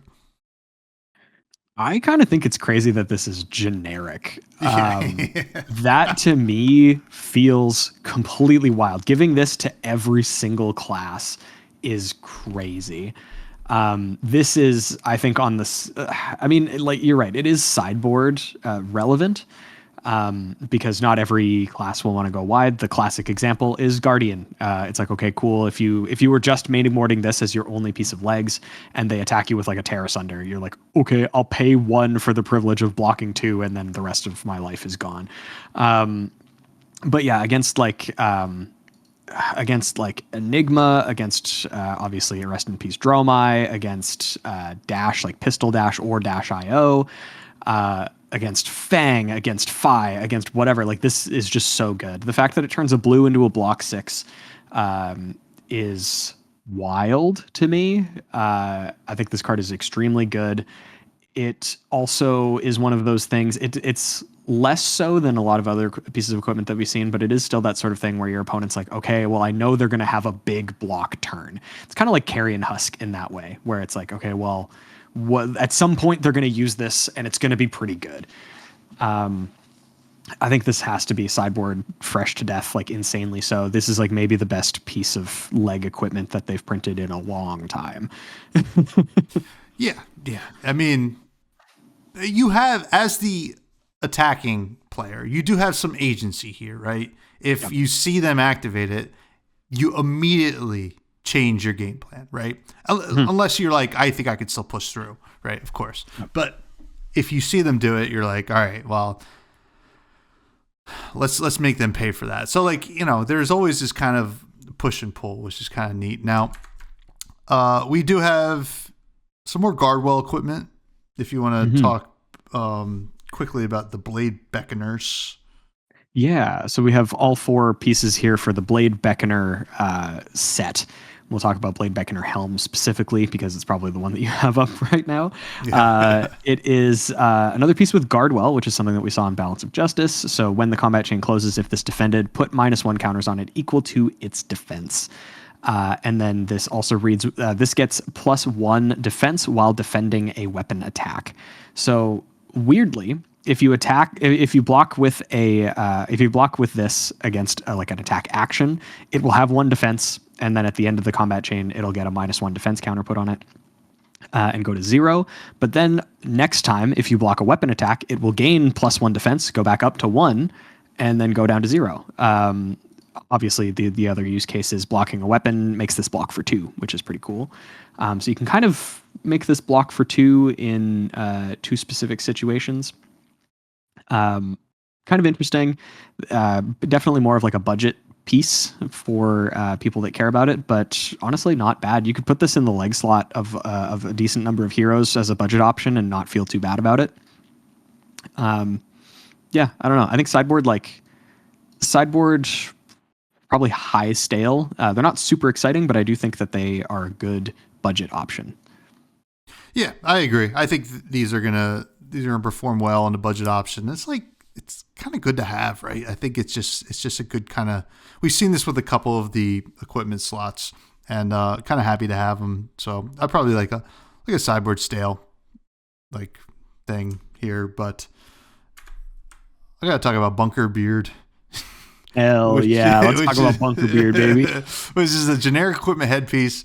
Blocks for 0, but it has defense reaction, destroy this. You may add an action card from your arsenal to the active chain link as a defending card.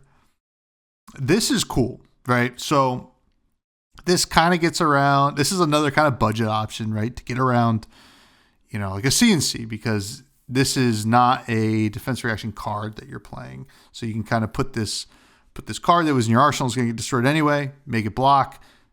There's some really cool stuff here that you can do with was it 10 foot tall? And I forget the one that blocks for 10. You could throw that out of your arsenal onto the chain or something like that. Pretty neat. So yeah, it's not great, but it's cool. I think it's a totally fine thing to do. I would say it's probably still a stale, but it's kind of funny and looks awesome. The fact that any class now can have a Bunker Beard is great. You can put this on Dash and be like, oh. Yeah, I don't know. The effect is definitely super cool. It's just down and dirty, but for any attack action that you put in your arsenal. I don't know if you want to do that, but it is available now in every class. So kind of cool. Yeah. Sideboard stale, maybe closer to rotten. I don't know that this card would necessarily be played, but I do think it's cool and I love the art. So yeah, it was definitely worth it. Now, what is Rotten Remains? This card, I know I haven't talked about my aggro prism deck in a long time. If I retool the deck, I will be putting this into it. This is a generic attack action. It's a blue 0 that blocks 3 and attacks for 1. And when this attacks, you may banish a card with 1 power from each hero's graveyard. If you do, this gets +1, then repeat this process. So this is in the same vein as a Vipox. They love to print these 0 cost 1 attack things that have a weird effect. And I love it when they do that, because being able to phantasmify this is amazing. Make it 0 for 8 that can potentially get a little bit bigger if your opponent is also playing a deck with small attacks. Outside of that, though, I don't necessarily see the use case for something like this. You would have to banish so many cards from your graveyard and also your opponent's graveyard to make this I think the bare minimum that you would want this to be for it to feel good is a 4. So you would have to have 3 things with 1 attack in your graveyard, and your opponent would have to have 3 things with 1 attack in their graveyard.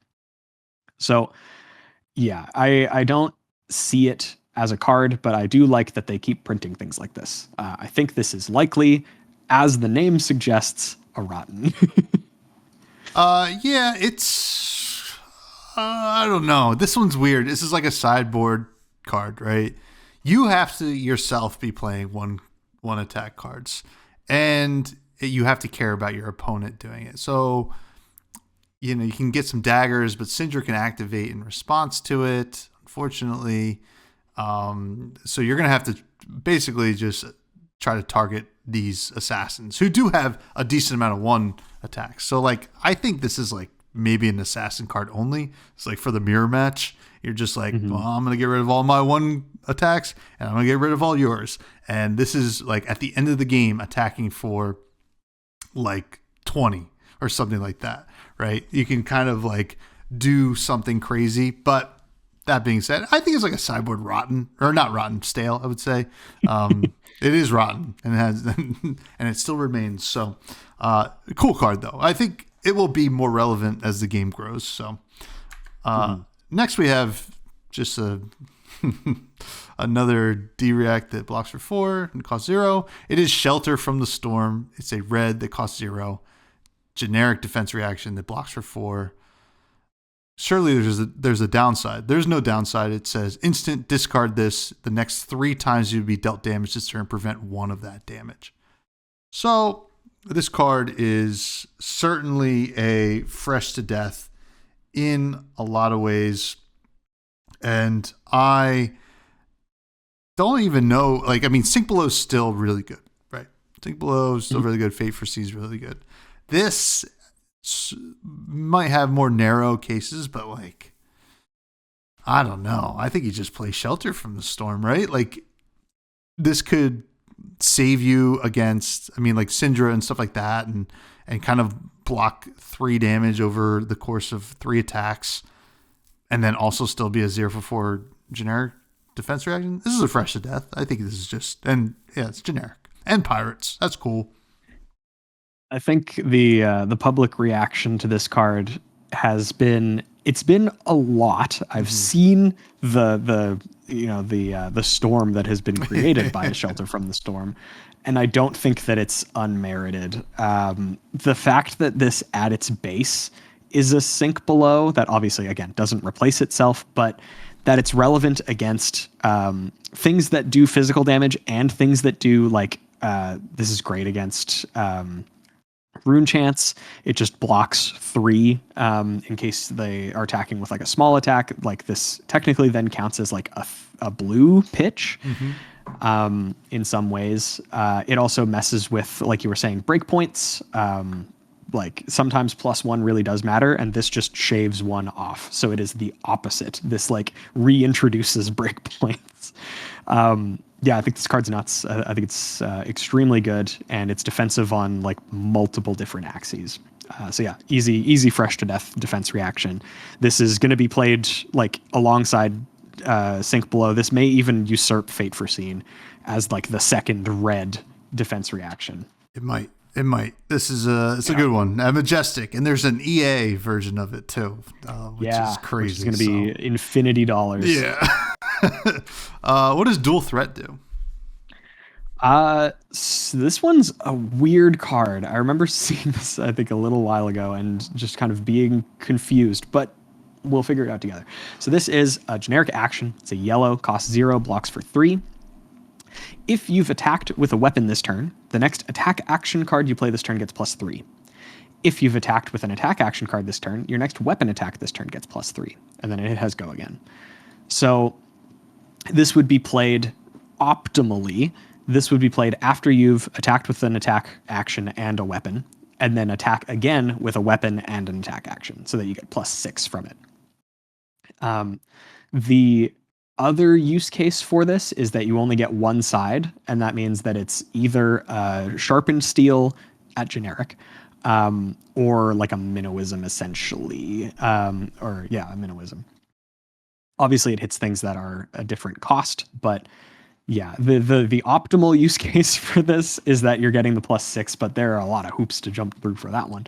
I don't know. I like this sort of like mind game where you have to like solve a puzzle type effect. I think they're cool, but this one might be a little bit too hard to do outside of very specific heroes. Not all heroes can do this, so it kind of is, it's not really generic. It is like, you can play this in X heroes. So I don't know. As a mind game, this is a fresh. As a card to play and actually resolve, probably a low stale. Just because if you're getting one or the other effect and not both, I feel like it's probably a little bit below rate. Yeah, this is a tough one to say because, like, who can do it, right? Like, Katsu can do it. Like, the ninjas can probably, maybe not Fi so much if he's playing Searing Emberblade, but the ninjas can do it. I think like a Blood Rush Bellow turn, maybe you could do it or something like that. But and then maybe some warriors. But yeah, I don't I don't know. This is kind of neat in maybe Viscera, but I don't even think so. Yeah, I don't. This is a weird card. Like I'm glad it exists because like Yeah, me too. like work for this 0 for 6 like value is really cool. So I like it. I like it. Probably like a low fresh because I'm failing to see where it's going to see play outside of like Katsu, I think. But we'll see. We'll see. Cool card. Next we have, well, the key art for the set, which is Pursue to the Edge of Oblivion. This is a 0 for 4 generic action attack. Does it come in all 3 colors? No, it's just red. Just red. And blocks for 3, and it says, when this hits a hero, mark them.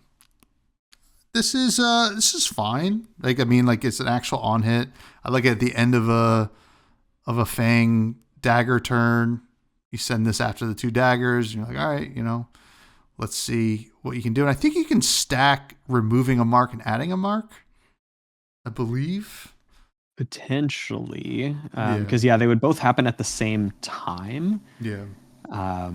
So yeah, I think you should be able to. Don't quote me on that, but you should be able to. If you're replacing a mark, I think you would get the fealty if you're playing a hero that cares about hitting a marked hero, and then it would make a fealty or make them marked again. Yeah, I think. Also worth noting that the next one is the same kind of text, but cost shifted here at 1 for 5. Pursue to the Pits of Despair. So I'll talk about them as like kind of a cycle.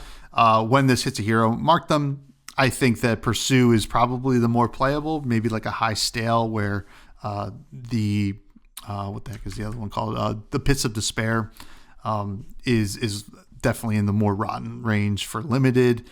I think that Edge of Oblivion probably might see some play, but not a whole lot. Yeah, there's something to be said about just like this is a power crept wounding blow. This is just, it's wounding blow, but with some additional text on it. It's not going to be relevant for most heroes. And I could maybe see it in somebody like Fang, who cares a lot about marking. The fact that it's 4 is a good enough breakpoint that, it might actually happen. But it's kind of tough to say. It depends on if you really, really need this effect. I could see this at like a low stale. It's something that you're like, I need to put this into the deck so that I have enough marking. Otherwise, I just don't do anything. But it's not something you feel like super great about. Yeah, absolutely. Now, what does Sound the Alarm do? This one's kind of cool. I don't necessarily hate this one, but this is a generic attack action. Only comes in red. Costs 1, attacks for 5, blocks for 3. When this attacks a hero, they reveal their hand. So another full hand reveal thing. If an attack action card is revealed this way, you may search your deck for a defense reaction, reveal it, then shuffle and put it on top. So against warrior, this is like actually kind of good. Obviously you have to care about defense reactions. The hero that I immediately think of when I look at this card is playing this in Ira is like kind of cool. You get to search for like a flick flack against your warrior opponent and put it on top, and then you guaranteed have a flick flack for their next turn when they're going to do some other stuff. It's kind of interesting. Outside of that, I don't know if it's super relevant. There was another card that had this sort of text that we looked at previously, and my thoughts remain the same. Like, not all heroes are going to care about attack reactions. Knowing what's in your opponent's hand is really cool. But I think outside of specifically Ira, this might be a little bit too narrow. So I find it difficult to really place this one. I think it's probably like, it's a sideboard, like high stale. But outside of that, I'm just not sure. Yeah, this is going to be kind of meta dependent, I think, based on like what heroes are really good. And if you play like a Sink Below, if you play Sink Below or Shelter from the Storm or something like that, and you want to be able to go grab it, like aggressive decks aren't going to really love this as much. But like, I mean, I know as a Riptide player, I'm looking at this card and like, maybe this is a sideboard option, and I can go sneak up whatever trap I want. It's like a little extra plan for the worst. But Yeah, probably like a sideboard, maybe like high stale. I think it definitely has a lot of potential, and it's like just like a really cool option, which is neat. So, next is Imperial Seal of Command, which is a rare red 0-cost generic action item. It's legendary. You can only have one.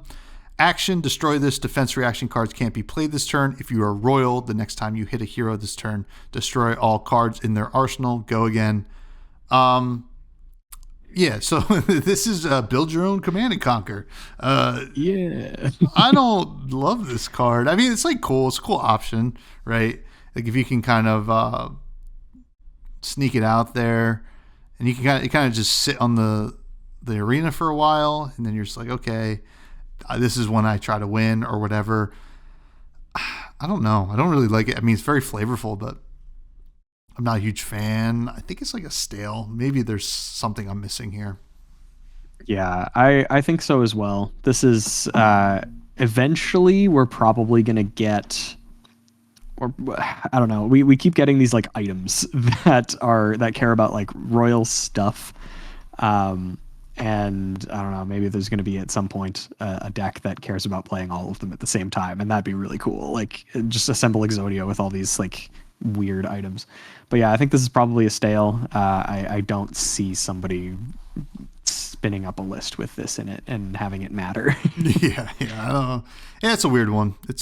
But what does Relentless Pursuit do? So Relentless Pursuit is an action. This one is kind of kooky, actually. This is a rare. It only comes at blue. It costs 0 blocks for 3. And it says, mark target opposing hero. If you've attacked them this turn, put this on the bottom of its owner's deck, and then go again. It's free mark generation, guaranteed, that is at blue, that recycles itself to either remain in your deck for longer games or just whatever. And again, it's guaranteed mark generation. I actually don't hate this card. Like, I don't know if it's necessarily like the thing that you really like. It's not a card that you're like necessarily clamoring for, but for somebody like Fang, I think them playing this is like not out of the question. It allows you to generate marks and fealties, of course, as a result, pretty easily. You are likely to have attacked them, especially like you're reapplying a mark so that you can continue to attack them and make more fealties. I kind of like this card. I don't know if I'm out of order here, but this one might be like a fresh in Fang. The fact that it doesn't really have hoops to jump through, and at the bare minimum, you can just start your turn off with this and be like, okay, you're marked, and then we go. I like it. It's cool. Yeah, I like this a lot. I think for both Arachne, Marionette, and Fang, I think this is probably just a shoe-in. It's a fresh. It's a solid fresh. It's not inherently too powerful, but it's a blue block 3 that does what you want to do, and you can kind of keep it in the deck and do make sure you don't get fatigued or anything like that. So yeah, I like Relentless Pursuit a lot. It's a pretty elegant design. Now, next we have Calming Breeze, which is kind of doing what that Shelter from the Storm was already doing. This is a generic instant at red, cost 0. Next 3 times you'd be dealt damage this turn, prevent 1 of that damage. I hate to say it, it's good, but we just saw it. That was also on a 0 for 4 defense reaction, and therefore it's like a stale, but like, it's the effect is obviously good where it counts. So that's where I'm going to put that. The fact that this loses that additional value and flexibility versus Shelter from the Storm, like, it's fine that these exist in the same set, obviously, and I think it's fine that this is that much worse than Shelter from the Storm, because having this type of effect is really good in this set, but having it gated behind specifically Majestic Rarity, I think is not great. So I agree with them having this sort of lower powered version for, just like limited play draft and stuff like that. So yeah, I think that obviously the constructed version is better, but I agree with this existing. So yeah, it's a stale, and in limited it's much higher. I think it's quite good in limited probably. Yeah. What does Tip Off do? So Tip Off is another mark generation card, which is kind of interesting. It's a generic attack action, costs 1 attacks for 5, 4, and 3 across the 3 colors, which is actually a better stat line than I was expecting. And blocks for 2. And the only text it has on it is instant, discard this, mark target opposing hero. Mark generation, I kind of like the blue here, that you're probably not attacking with this super frequently. Like you are either using this to set off your turn with just resources or to mark a hero. It isn't draconic and you're not really doing anything else with it, but I think as a resource card, this is quite good. It's very funny that they specifically didn't make it like 6, just for, it can't be a popper or a thing to trigger Rhinar. Yeah.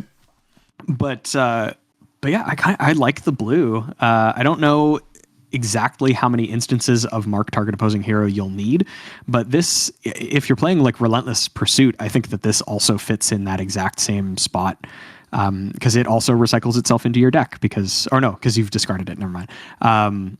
Yeah, I kind of like this. I think I'm going to put the blue at like a fresh. Honestly, I could see people unironically running this and it being good. Yeah, I think so too. I think the blue is probably the best. I mean, technically you can get the the benefit in KO at the 5. But like, why does this KO care if you're marked? Nobody knows. But yeah, I think the blue is probably going to be like a fresh. I think it's just easy, right? Like it's just a good way to get it going. And listen, if you don't need to mark them, you just block with it or attack with it, which is nice. So I like it. Next is Outed, which is a 0-cost generic attack action. It's 3 attack, no block. If you are marked, you can't play this. If the defending hero is marked, this gets +1, and it has go again. So, I don't love this. It doesn't block. It feels so great in this limited format. It just makes so much sense. It's got a lot going on, but I think this is kind of a rotten kind of right away here, personally. Yeah, I agree. This is made for a limited environment. We've been talking at length about how many 0-for-4s with go again that we have access to. This just doesn't fit in any deck, really. Yeah, no, definitely not. Now, Lay Low. Is this the same? No, it's a little bit different. Yeah. It is a little bit different. It's I guess it's me, right? Lay Low is a generic defense reaction, and it's yellow. It costs 0, blocks for 3. If you're marked, you can't play this, and if the attacking hero is marked, their next attack this turn gets -1. Once again, I feel like this is probably limited fodder. It gets worse and constructed when your opponent has access to more ways to mark you. Obviously, in situations where you can't be marked, then it's cool. And then if you're marking your opponent, then whatever. But like this is then you could just play Sink Blow and get the benefit without having to worry about you being marked or your opponent being marked or Shelter from the Storm. Obviously, this is a yellow, so it pitches for 1 more. But if you're defending with it, that's the thing that matters. So I think this is also limited and probably rotten. I don't see this being played either. Yeah. I agree. It's just too narrow. It's obviously limited fodder. Next is Expose, which is the blue of this. If you're marked, you can't play this. It doesn't block. It costs 0. It's a generic attack reaction. If you're marked, you can't play this. Target attack gets +1. Mark the defending hero. So this is some more mark generation, but I don't like that it can't block, and I don't like that you can't play it if you are marked. So I'm probably like low stale on this one, not quite rotten, but I don't really see this one, making the cut here. Yeah, the only relevant text, well, I guess not. That's not true. The only relevant text on this that you would want to play this for is the fact that it says mark the defending hero. But like if you're playing against a hero that can mark you, then sometimes it's just offline and it's just worse than like push the point, or not push the point. I keep saying push the point, but lunging press. That's the one I'm thinking of. The blue target attack gets +1 sort of deal. Yeah, I don't see this being played either. It is slightly better because it's a blue and like it is mark generation instead of caring about if the defending hero is marked. So yeah, I think this is like low stale, but like better than the other two. Yeah, for sure. And what does putting context do? I can talk. Let me put it into context for you. This guy, why does this guy hate monkeys? The guy in this art is like, I guess he's being attacked by them or something. I don't know. But this is a generic defense reaction. It's a 3-block blue, which is kind of interesting for a blue defense reaction to block for 3. It costs 0 as well. However, it can only defend an attack with 3 or less base power, which is not great. Most of the time when you have a defense reaction, you want to put it in front of a bigger attack that you've already put other things in front of. I guess it is base, so if they have like that's weird. This can block a Dawnblade, Yeah. even if it has counters on it. Does that make it good? Probably not, but I do think that's funny. I think this is probably just limited fodder. It blocks daggers and stuff. I think if you want this type of effect, you probably just play like that all you got. You can block whatever you want, but you also get the benefit of if it's 2 or less, you draw a card. So yeah, I think this is more limited fodder. Yeah, I'm gonna agree with you here. I mean, it's like a cool effect, and it's certainly like good stats and everything, but a little narrow. And if we're playing this card, I don't know what we're doing, to be honest. So probably like a low stale, totally fine, but limited fodder for sure. Next is Nip at the Heels, which is a blue 0-cost generic attack reaction that blocks for 3. Target attack with 3 or less base gets +1. This is just a worse. What is the other blue one from that they reprinted recently? That gives +1 from Welcome to Wraith. Is it Lunging Press? Lunging Press. This is Lunging Press. That's worse. Yeah.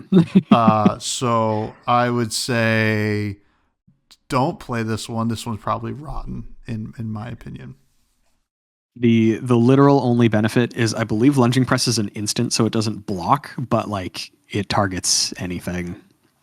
Yeah. The only benefit is that you can block with this, and if that's the only thing that's positive that you can say about a card, then that kind of sucks. Yeah, so. yeah, exactly. And what does Trot Along do? It's got the Belittle Minnowism guy on it, which I'm a big fan of, and it does kind of call back to it. But it's a generic action, blue 0 that blocks 3. Your next attack with 3 or less base power this turn gets Go Again, and then this has Go Again. Unironically, this one's kind of interesting. Giving Go Again to like small attacks is something that a lot of decks do care about. I don't know if it's necessarily great, especially because like I would almost want to play this in somebody like Chain, but I feel like that deck is just so full of good stuff that you just can't fit this in anymore. But like with that, you could give any attack in the deck Go Again, essentially. That deck doesn't play anything huge.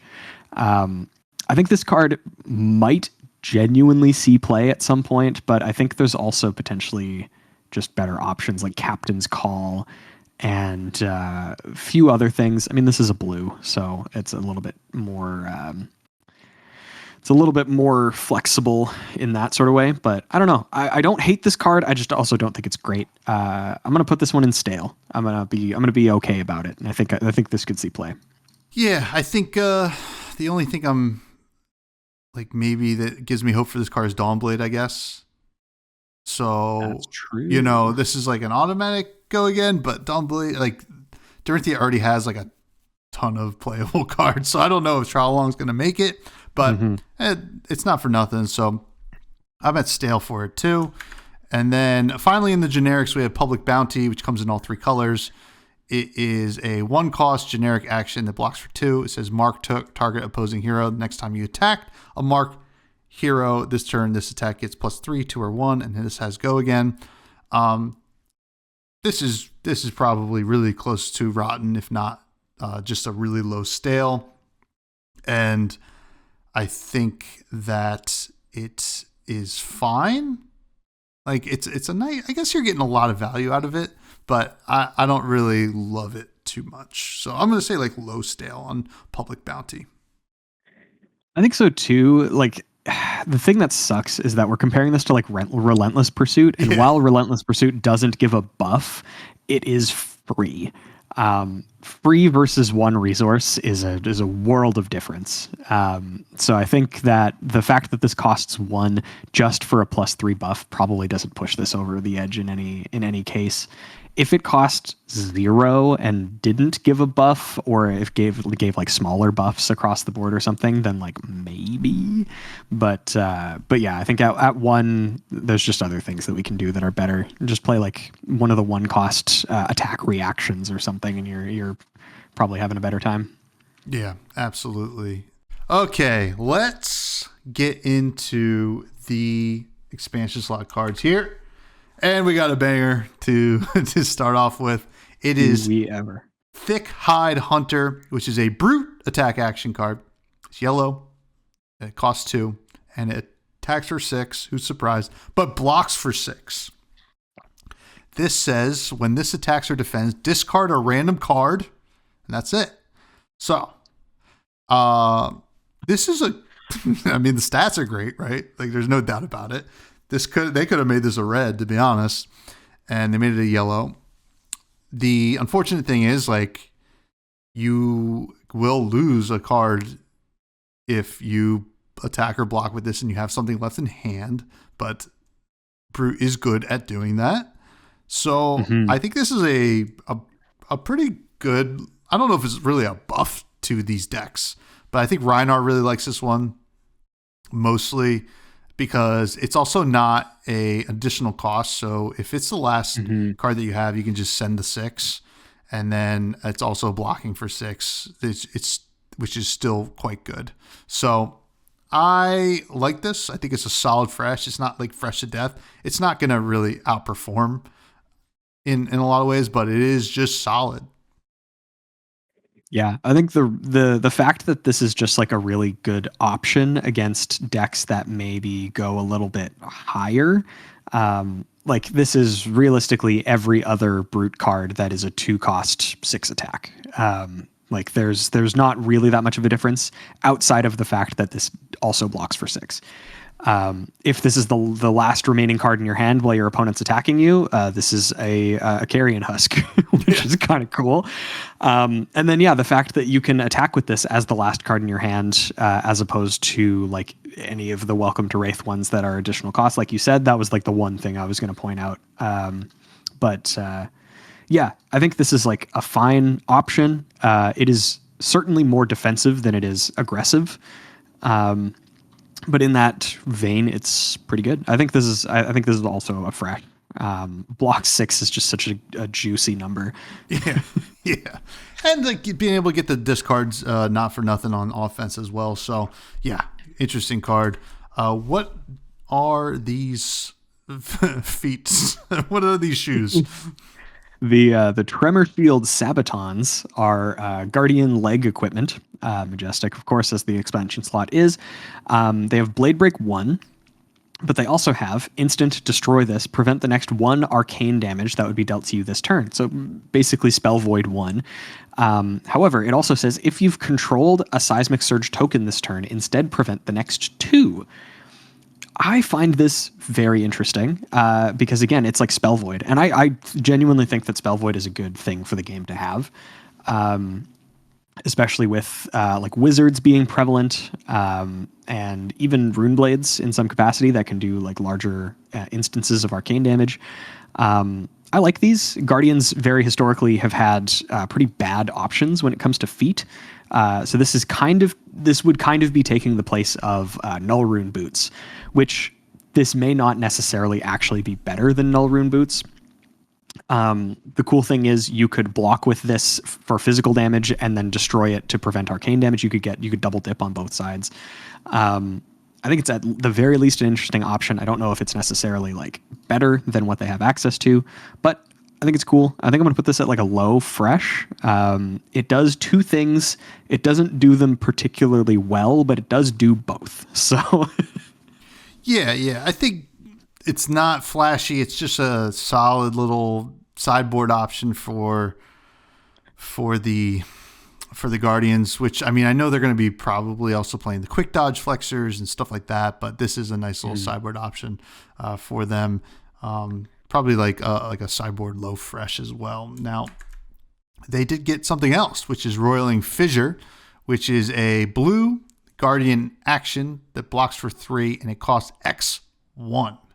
Destroy an aura with cost X or less, then you may destroy a seismic surge you control. If you do, repeat this process. And this has go again. So this is Guardian's way of dealing with auras, which historically has had an issue with it. You have to build up some seismic surges to do it first. But those pop at the beginning of turn, so you're going to have to build them up, right? Mm-hmm. Or no, do they pop at the beginning of turn? I think they pop when you attack with something. Hang on, seismic. Actually, it'll be in the bottom here. At the beginning of your action phase. Okay, so yeah, they you do have pop. to, Yeah, I was starting to second guess myself. So you're going to have to make at least one, and then do it. You can do it twice, right? So like this is a pretty good sideboard option. I know it's mostly for illusionists, right? And even LSS kind of said we're trying to print more stuff that interacts with auras specifically. This is it. Sideboard fresh, I would say. I think that this is like Bravo's way to kind of deal with what's going on. It also forces like Victor and like Betsy to mess around with seismic surges as well. Yeah. Yeah, I think it would be interesting for potentially somebody like Valda, being able to, you would have to be able to like get your opponent to draw a bunch of cards. Or no, because actually you can, because of Earthlore Bounty. You could like Potion of Luck to whatever, if you had this in your arsenal, then get 4 seismic surges or something like that. Then use the Roiling Fissure to destroy 3 things with like CMC or with cost 3 or less. You could just like pop a bunch of stuff on their board. I think it's super interesting, and yeah, it's like an interaction piece for Guardian. It's a little bit narrow, but in the sideboard matchups where it's good, I think it could be quite good. Even if it only destroys like 2 things, I think you're pretty up on that trade. So I'm gonna say like sideboard mid, sideboard high fresh. I like this card. Yeah, it's a neat one. What does Retrace the Past do? Retrace the Past is a ninja attack action. It's a majestic Katsu specialization specifically. It's a blue 0 that blocks 3. We love it. Attacks for 2. And it has combo. When this attacks, if a card with Gust Wave in its name was the last attack this combat chain, name a card, then this gets that name, +2 attack, and go again.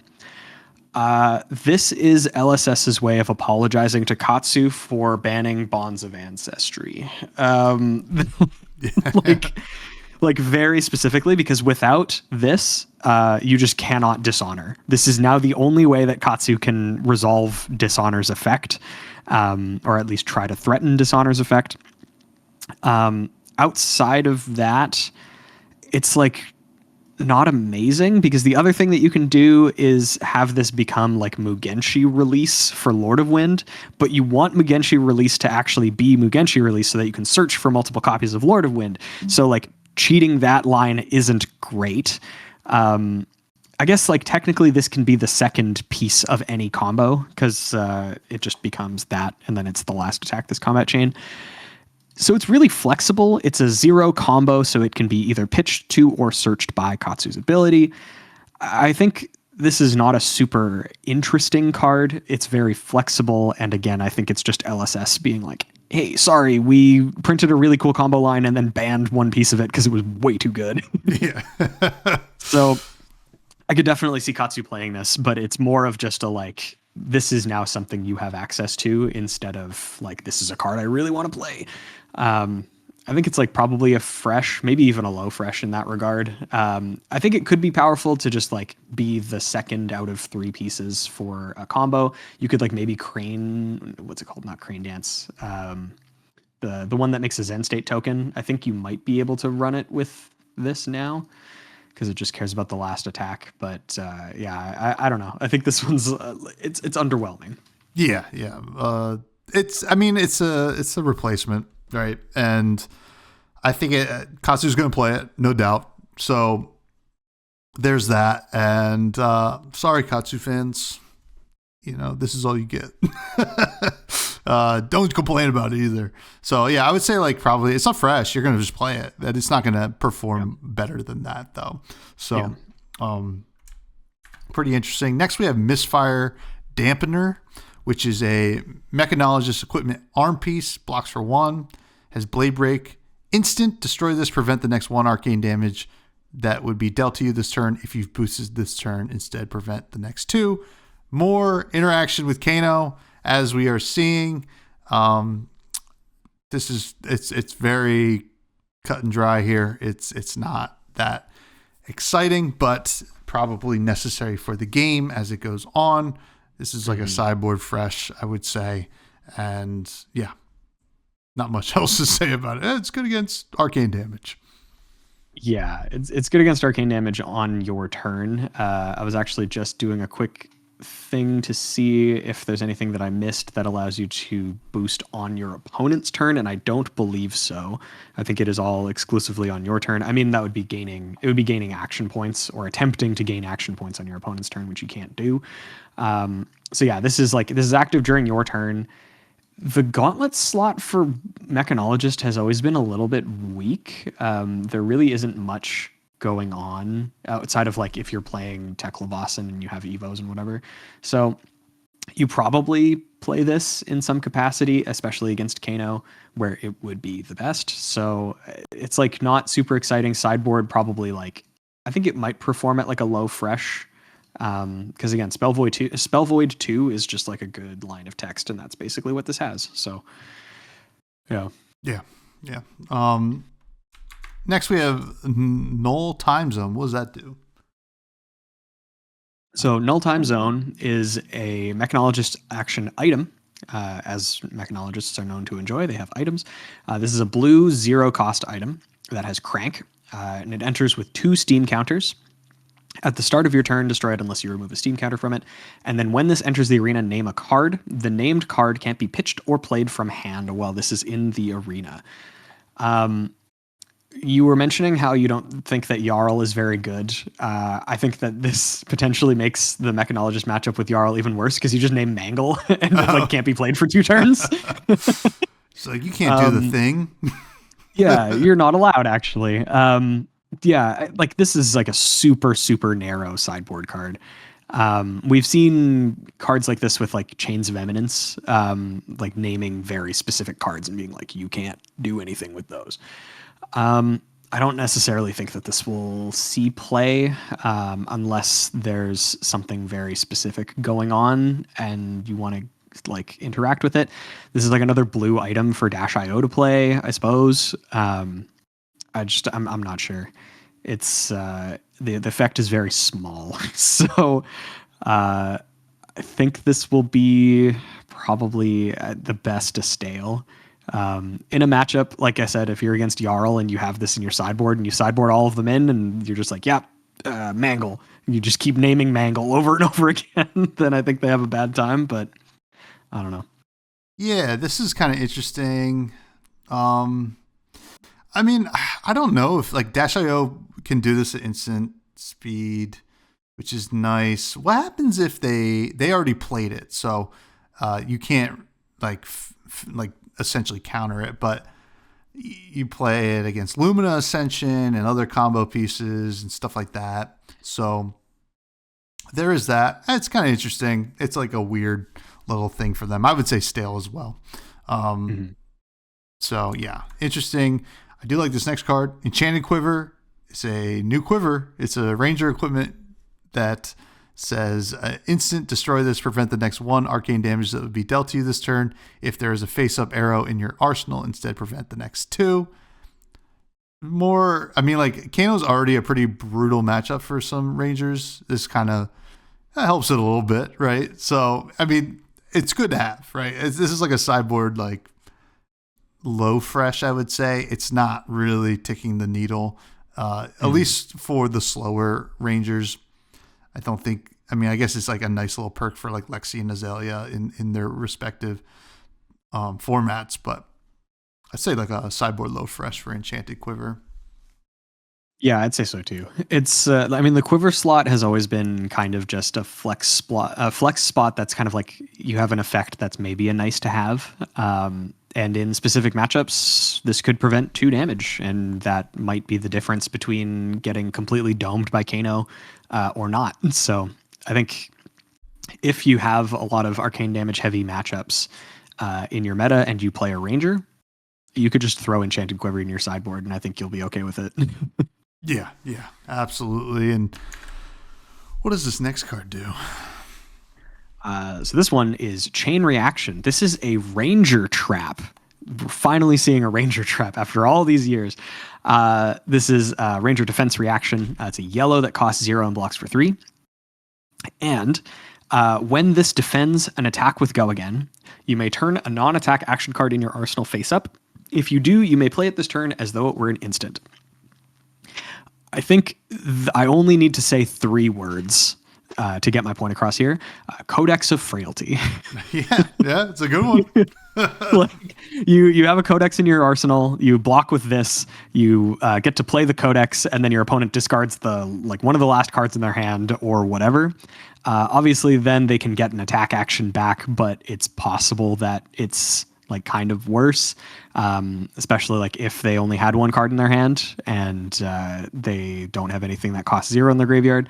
There are obviously like better situations for this, and the attack does have to have Go Again. So if you do give them that attack action back through Codex of Frailty, they might be able to just slap you with it anyway.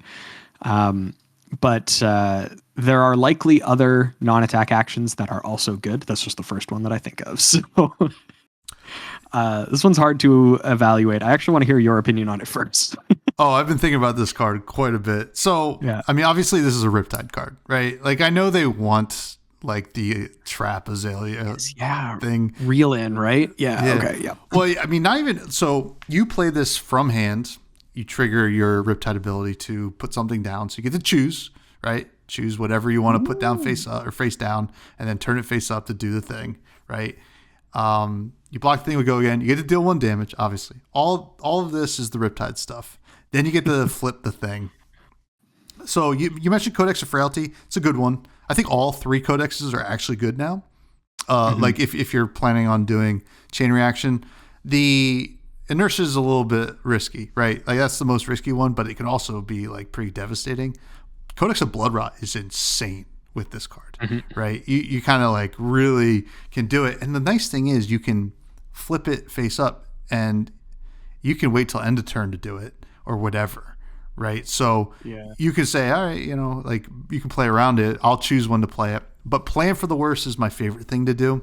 So you throw that down, you flip that, you look at their hand, you go get more traps, you're all set.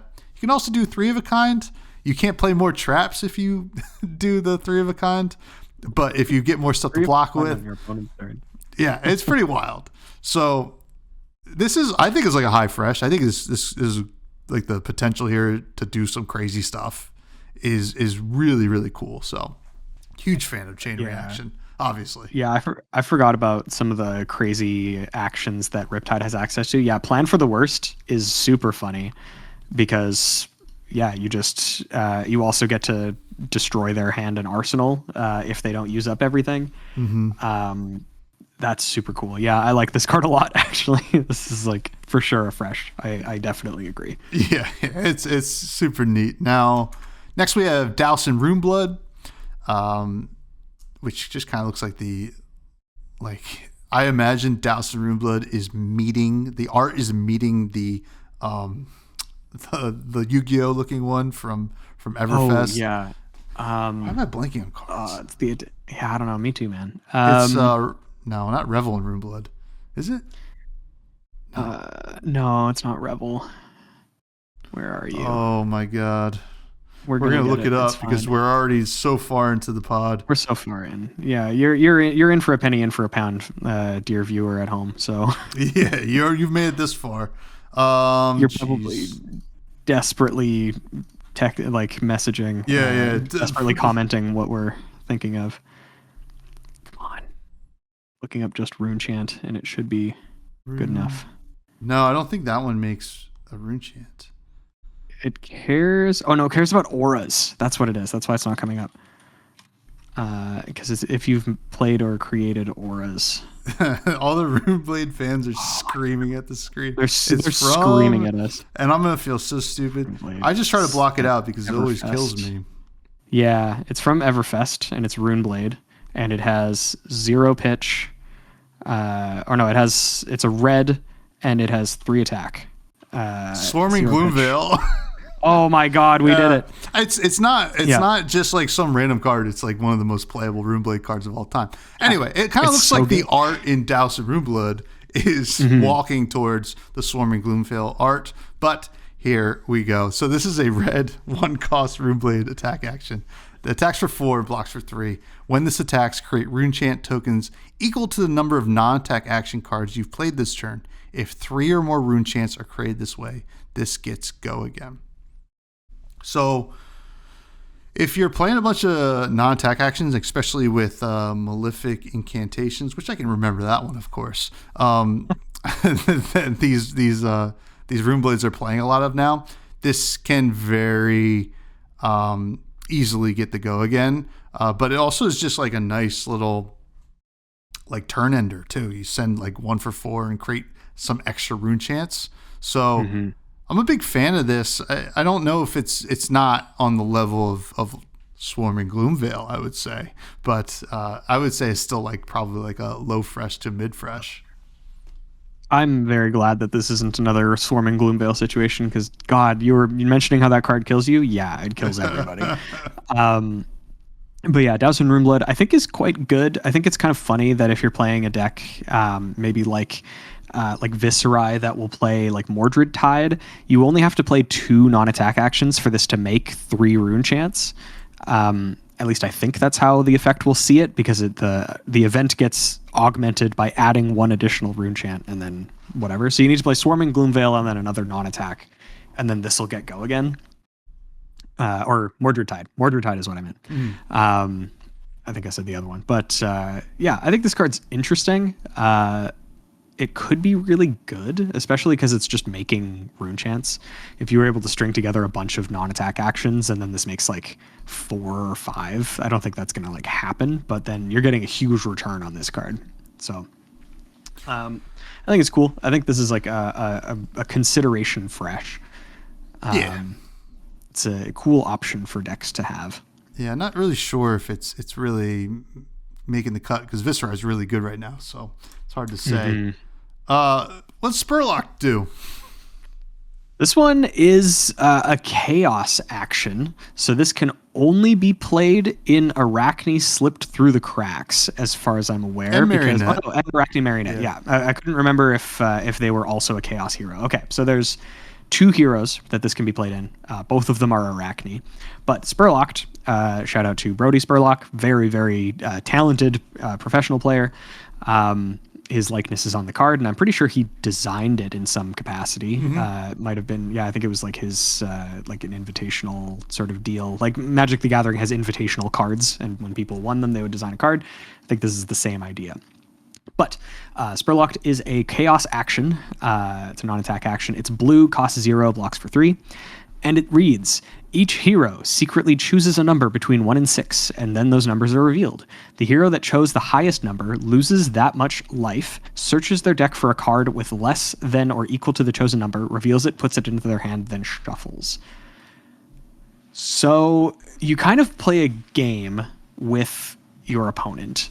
In fact, that's exactly what it is. And it's weird because the winning play for you is to kind of just pick 6. Obviously, that's like not necessarily always going to happen, and also sometimes your opponent would love to have you lose 6. But yeah, you get to search for any card in your deck and put it into your hand at the cost of 6 life. I would do that. Yeah. It's a really big upside. But it's weird though because your opponent can also pick 6, and then I think nothing happens. I think neither of you get anything. The other thing is you could trick your opponent into thinking that you're going to pick 6, then have them pick 6 and you pick like 1 or whatever, and then they just lose 6 life and you've dealt 6 damage to them. Like really weird, mind gamey, flexible card. Yeah, if your opponent is at 6 or less health, then I think you just always get this off, unless you are also at 6 or less health. Weird card. Big fan. My brain is too small to truly grasp how good it is, but I think that in Arachne, I would play this. I'd play 3 copies. I'm gonna say fresh to death. Yeah, I think it's so fun and cool. Like, I don't know. It's fun. Make your opponent be better.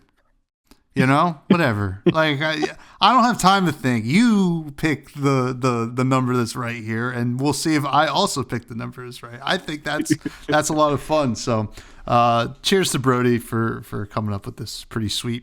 I would say, yeah, whatever. Fresh to death, super fresh to death.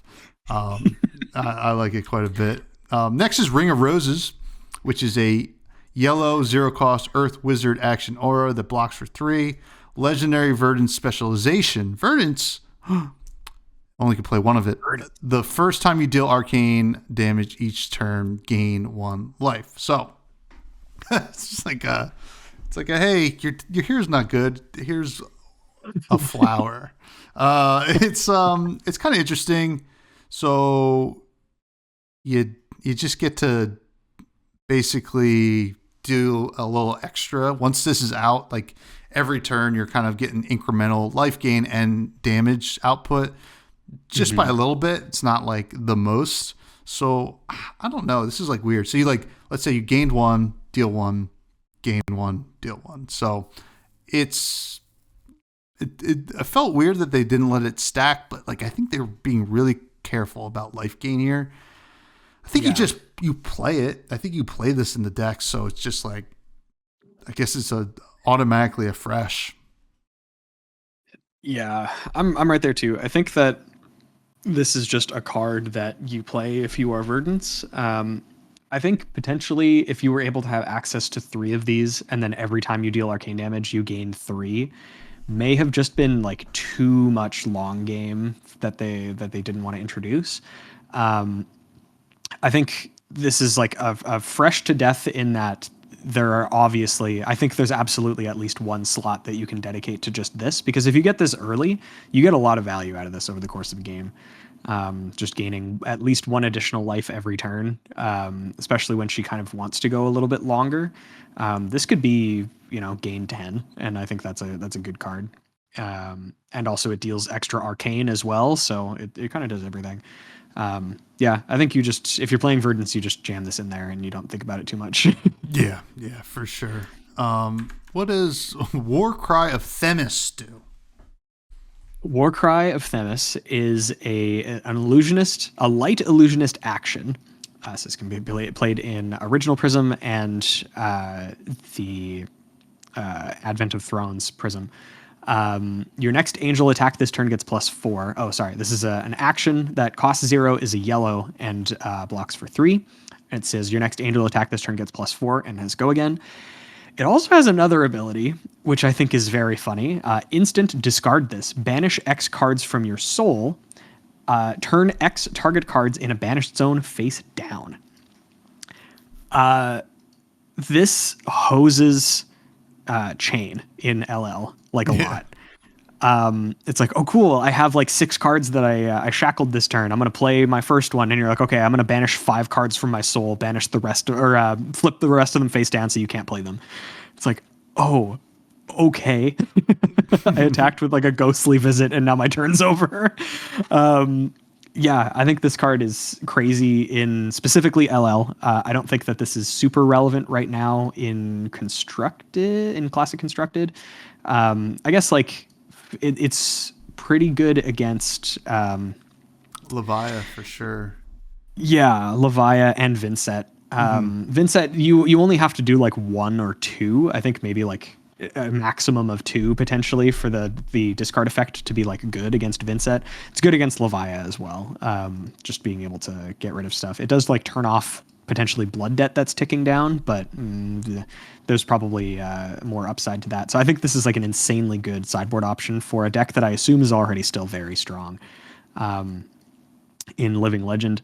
So I think this card, I would play this card probably as a 3 of in the sideboard. It's not going to be relevant against most heroes, but if Chain is still as good in LL as he used to be, which he was very good, this is just time walks against him like a lot. So I love it. Sideboard, like fresh to death. Levia and Vincent and Chain all hate this card.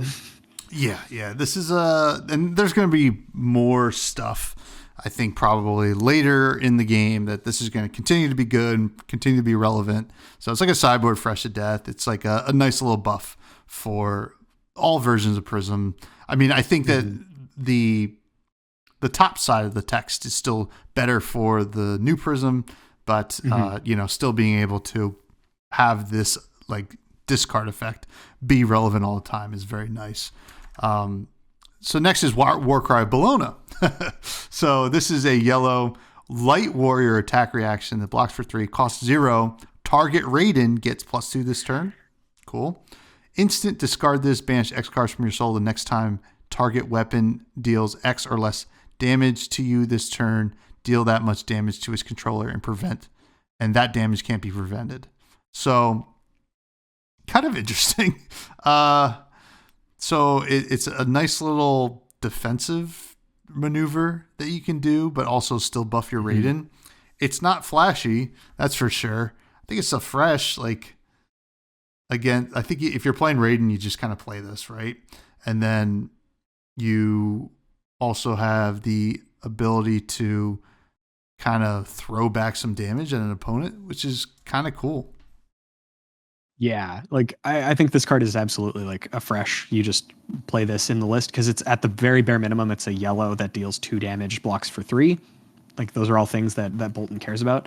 But then also if you're against like a Dawnblade or something, and you get your opponent down to like 5 health, and they attack you for a bunch, and you're like, okay, I'm gonna discard this and banish 5 cards from my soul to kill you with your own Dawnblade. I think that's like insanely funny. So yeah, I think this card's great. I can see Bolton really liking this. The front half of it is not insanely exciting, but I still think it's relevant, and it's relevant enough because the second half is very good against weapon decks. Yeah, totally agreed. And Bill, can you take us home with the last card? Yeah, the last card that we get to talk about today is in my humble opinion, a banger. We have Cull. I kind of got, I kind of lost my mind a little bit when I saw this revealed. This is a Shadow Runeblade action. It is a red that costs 0 and blocks for 3. It has Blood Debt. It also says you may play this from your banished zone. And if a hero has lost life this turn, you may play this as though it were an instant. Each hero banishes a card from their hand. The first thing that I thought of, because it's the first thing I always think of whenever I see something Shadow Runeblade, this is the most disgusting card I've ever seen in Chain. This card is like unfair in Chain. You can if you have 2 of these in your hand, or 2 of these, like if you have 1 in your banish, 1 in your hand, you can play this, banish the 1 in your hand, and then play it again, and you have no cards and your opponent has banished 2 cards. You can use it to put your Ghostly Visits, your Shadow of Ursurs, your whatever, into your banish zone to then just replay them. You lose no value, your opponent loses cards in their hand. I still even think this card is like good in Vincent. Obviously you're banishing a card from your hand every single turn, but this is hand interaction that you can play. You can weave it in whenever you want because you can play it as though it were an instant. This card has too many use cases, and I have been on this card as fresh to death since it was revealed, and that has not changed today. Yeah, I mean, this is a very fresh death card. I mean, I think Vincent does really like this too. I mean, Chain is going to just abuse the hell out of this card, but Vincent really likes it as well because it's a card to banish from her own ability that you kind of keep it in the banish zone for when it makes sense. And then even, let's say you don't have any cards in hand, you send your flail, you lose a life. Oh, boom, instant Cull, It's all pretty good. It's a very, very, very, very strong card, and I think the Vincent fans are gonna really be eaten in Classic Constructed. But Definitely. that is the Hunted, folks. Woo! We did it again. Thanks for sticking around and listening, and thank you to Bill, who obviously is a bud and does this every single set. But thank you, my friend. Can you plug what you need to plug? Absolutely. Once again, I am Bill from the Spike Feeders. You can find me on Blue Sky, bill.spikefeeders.com. You can also find me on YouTube. I do mostly, we were kind of chatting about this separately, but I do mostly Magic the Gathering content these days. I still obviously do pay attention to Flesh and Blood, and I do like Flesh and Blood. But most of the things that you'll be able to find me on are Magic the Gathering related. So if you do play Magic the Gathering, feel free to check us out. We do new stuff for each set that comes out. We actually just yesterday were filming content for Ether Drift. So if that's something that intrigues you at all, feel free to give us a follow, or even check out our stuff first, then give us a follow. Yeah, please do go check out Bill and the Spike Feeders. They're all excellent people. You can continue to find me on Blue Sky, mostly at freshbudspod. I have a YouTube that you probably watch this on. You should like, comment, subscribe there. A Discord, the Buzz Discord, great place to hang out. Everybody's welcome to join. That is all in the show notes below. Also, I have a podcast with my cousin called Fresh Juice, where we talk about indie video games. So check that out as well. I smell my dinner being cooked right now. What are you having for dinner, Bill? That's a good question. I haven't thought about it yet. My girlfriend Riley just recently made this it's like a squash bake with feta and Brussels sprouts and sort of like a sweet glaze. And it's like surprisingly good. She made it a few days ago, and I haven't had the leftovers quite yet, but I've been meaning to eat it, so I'm probably going to heat some of that up. What are you smelling currently? What's being made? I think it's jambalaya tonight. So a nice cold night, some jambalaya. That's going to be good. It's going to be good. Going to watch some football. I'm going to relax, and I'll edit this tomorrow. Yeah. But thank you all. Normally we have no time for Charmer to come on at the end of these shows, but we still don't have time for him to come on at the end of these shows. So everybody stay fresh and enjoy The Hunted.